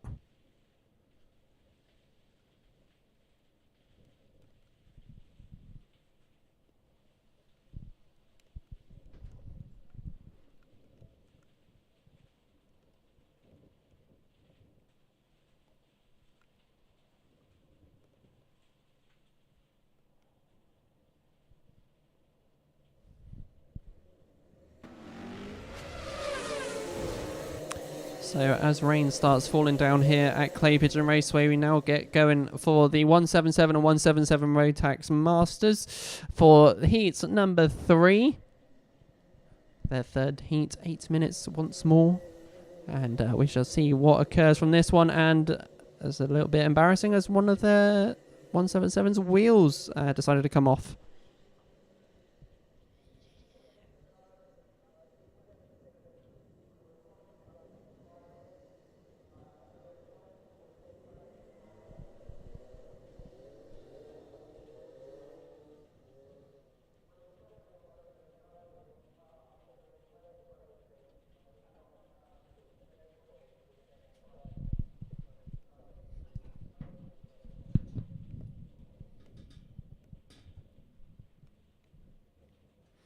So coming down the main straight then, let's get going for the 177 and 177 Masters as they go for their third heat of the day.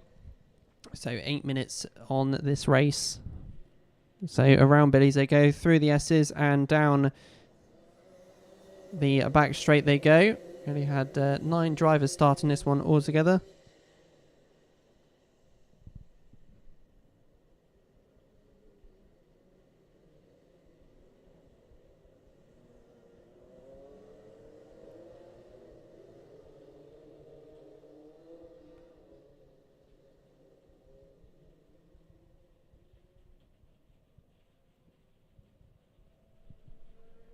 So let's get your running order for this one.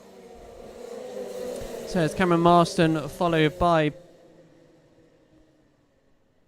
Ben Johnson and Anwar Smith. Then we go for Harrison Crook in 4th, Ian Branfield 5th, Chris S in 6th, Jason Bear 7th, Derek Hunt 8th, and then 9th is Ian Hardy.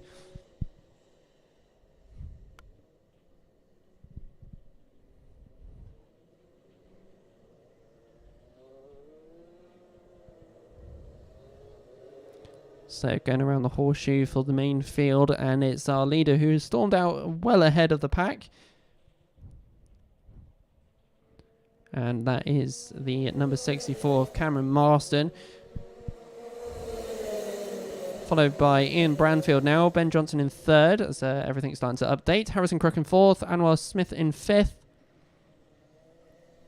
Chris S in 6th, Derek Hunt 7th, Jason Bear 8th, and then Ian Hardy in 9th.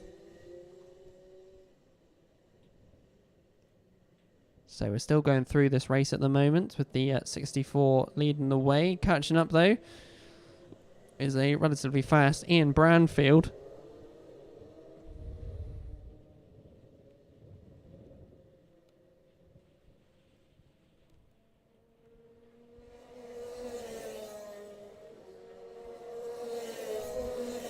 Watching all of these 177s flying over the grid. It's great to see a big grid for the 177s as always.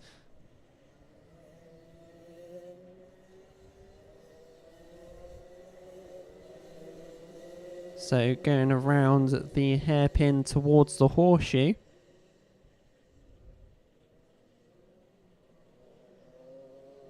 Goes our leader. The 46 is catching though with the 64 visibly anyway. Harrison Crook also slowly catching to the 46.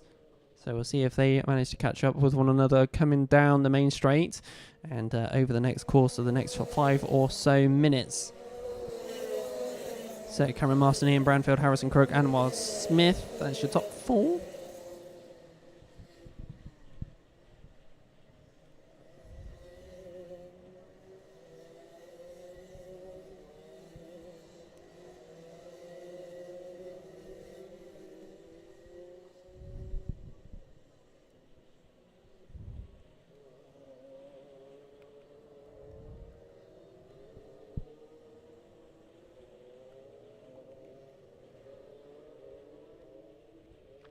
So coming down the main straight then with 4 minutes 25 left on the clock.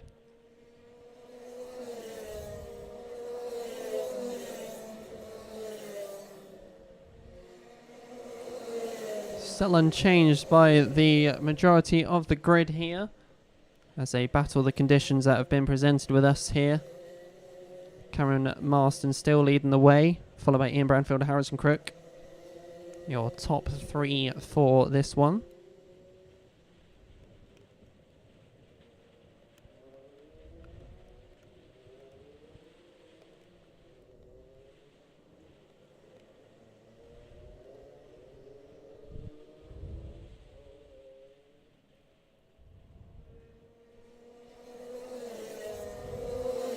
So the gap is closing between Cameron Marston and Ian Branfield in first and second position.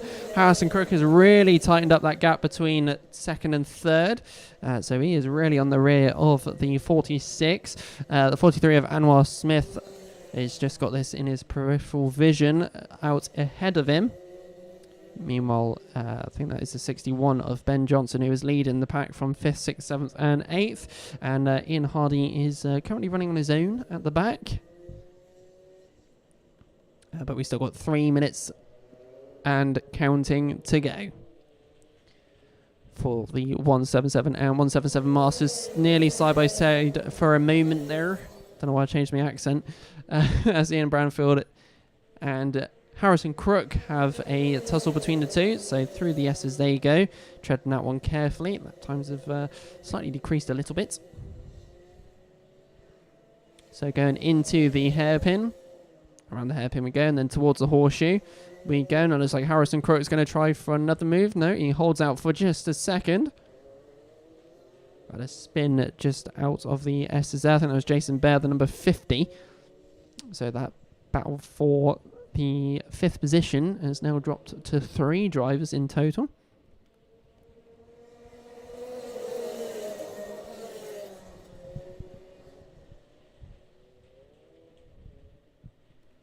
So, Billy's through the S's, and our top 4 now very close together. It is all in reaching distance for the 177s, as first, second and third have all changed. Down the inside goes our second position on first.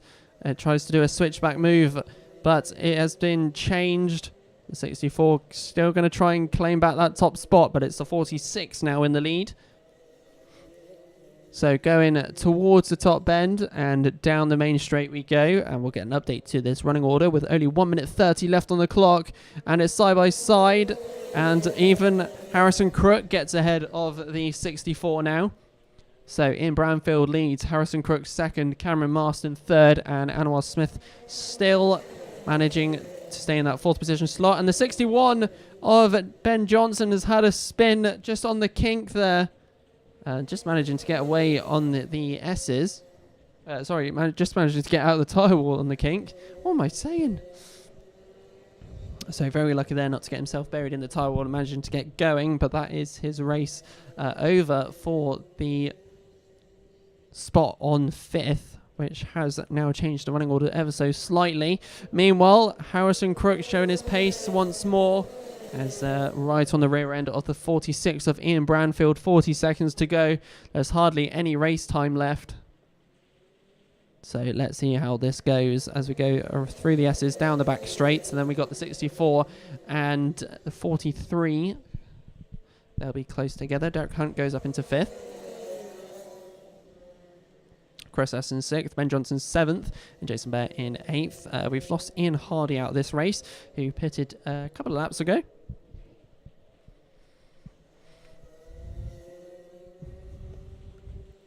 So top bend, and down the main straight we go. 2 seconds left on the clock, very close on the time, and that's just enabled another lap in this race. So let's see how this plans out for round 2 for the 177s heat number 3. Swapping move at the start of the S's there. It's the 43 now ahead of the 64. So both of those two are swapping positions, and as such has produced a change for that part of the running order. The 46 still leading the way, still at threat by Harrison Crook in the number 72.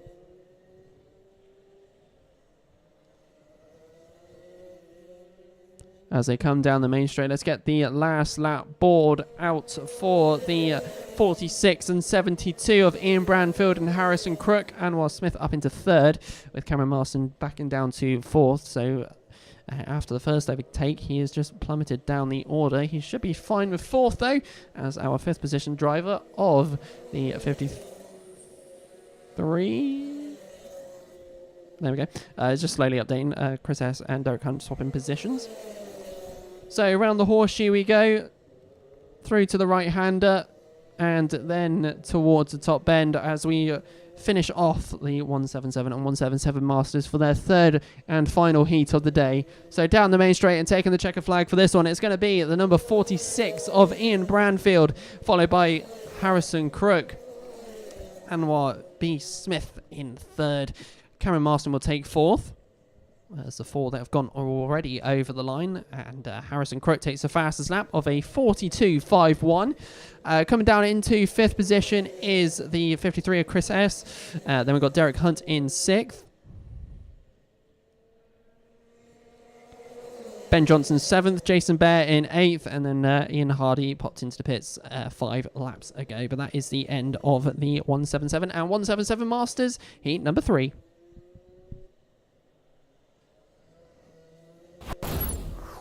Some things I can't one-handed on the on the Stream Deck. I've got a Stream Deck XL to drive the streams to make it as smooth as possible. So yeah, I can't one-handed it because it's the XL model. So from one button to the other where the checker flag is, it's a whole width of my fingers stretched. So there we go, some great racing there from the 177 and 177 Masters. We've got one for recovery.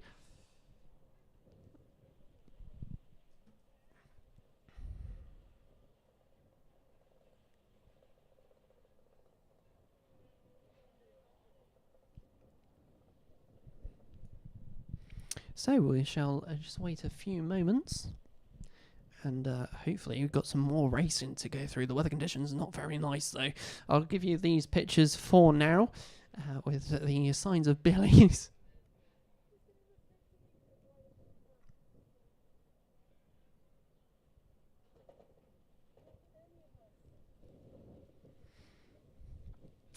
Clay Pigeon really providing us with some wet weather. It's had all sorts. We had a dry start, and turned to wet, windy, and foggy.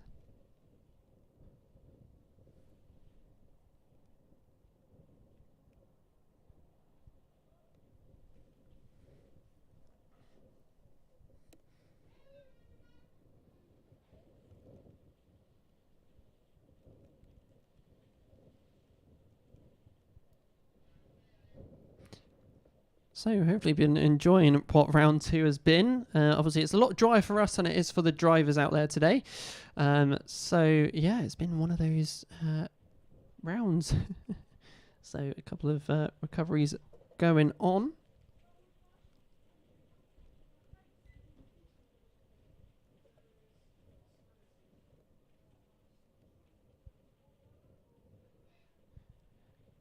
So just trying to confirm what is going on at the moment, which isn't a promising sign, to be honest with you.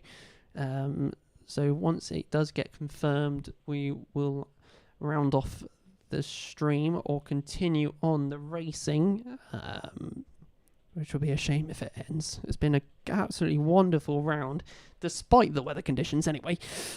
So yeah, that we will see what happens furthermore. So once the timekeeper knows, and once I know, then we can get underway with whatever happens next. Nevertheless, I hope you have enjoyed this round with everything that's happened. We've had a couple of red flags. We've had some brilliant racing. We've had a lot of interesting extra bits. But yeah.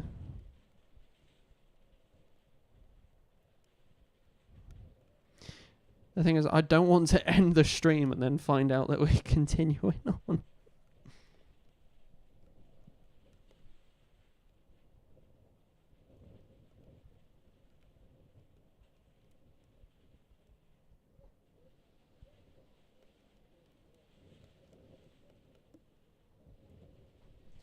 Just about to get your answer for you now, ladies and gentlemen.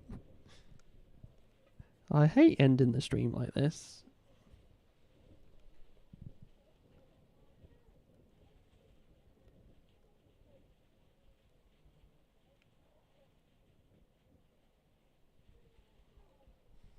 Well, that is the end of the stream, ladies and gentlemen. Well, communication might be a word to use for the next one. Let's not end it so prematurely, shall we? Shall we run through the championship standings, and then we can see what occurs and changes from the next one. So the championship standings then, this is after round 1, obviously. I don't know what it's going to be next. So, to end off the stream, we'll look at this. So here are all the different ones that has happened so far. Obviously, we didn't have the Ormshaw brothers today, which is the names that I haven't seen coming out for round number 2. But Ethan Cousins and Luke McGaul probably are going to extend their lead in the championship. And we have a couple of more new names heading out onto the club championship standings for the Honda Cadets. Also, with a bit of a grid for the Rotax Cadets, we should hopefully have a club standings for them as well.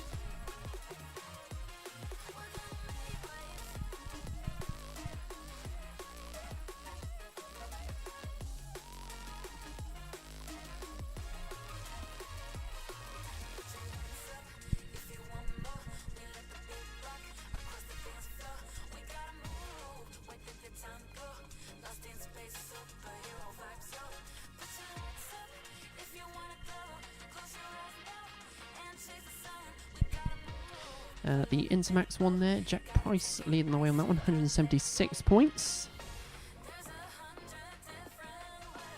Jacob Davis. Ava Morris is going to extend her lead as well today. She's had a very good round here.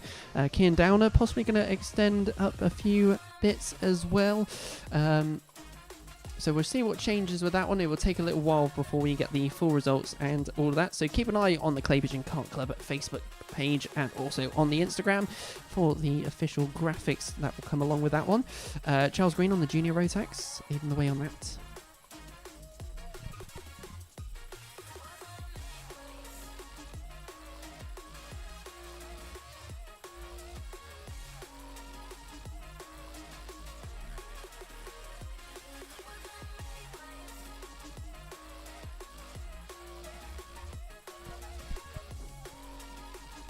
So we'll see what sort of changes. But yeah, ladies and gentlemen, this is the end of the YouTube live stream, by the way. So those who have just tuned in, unfortunately, there is no finals. It has been called, I'm afraid. So that is why we're looking at the club championship standings to have a little bit of a positive think and have a feel of who will end out where. Forgot how long this video actually takes to do this. I made this so long just in case I yabbered. Jack Maben might extend his lead. Cameron Crockett's had a bit of a different round from last time, so we shall see where he ends up.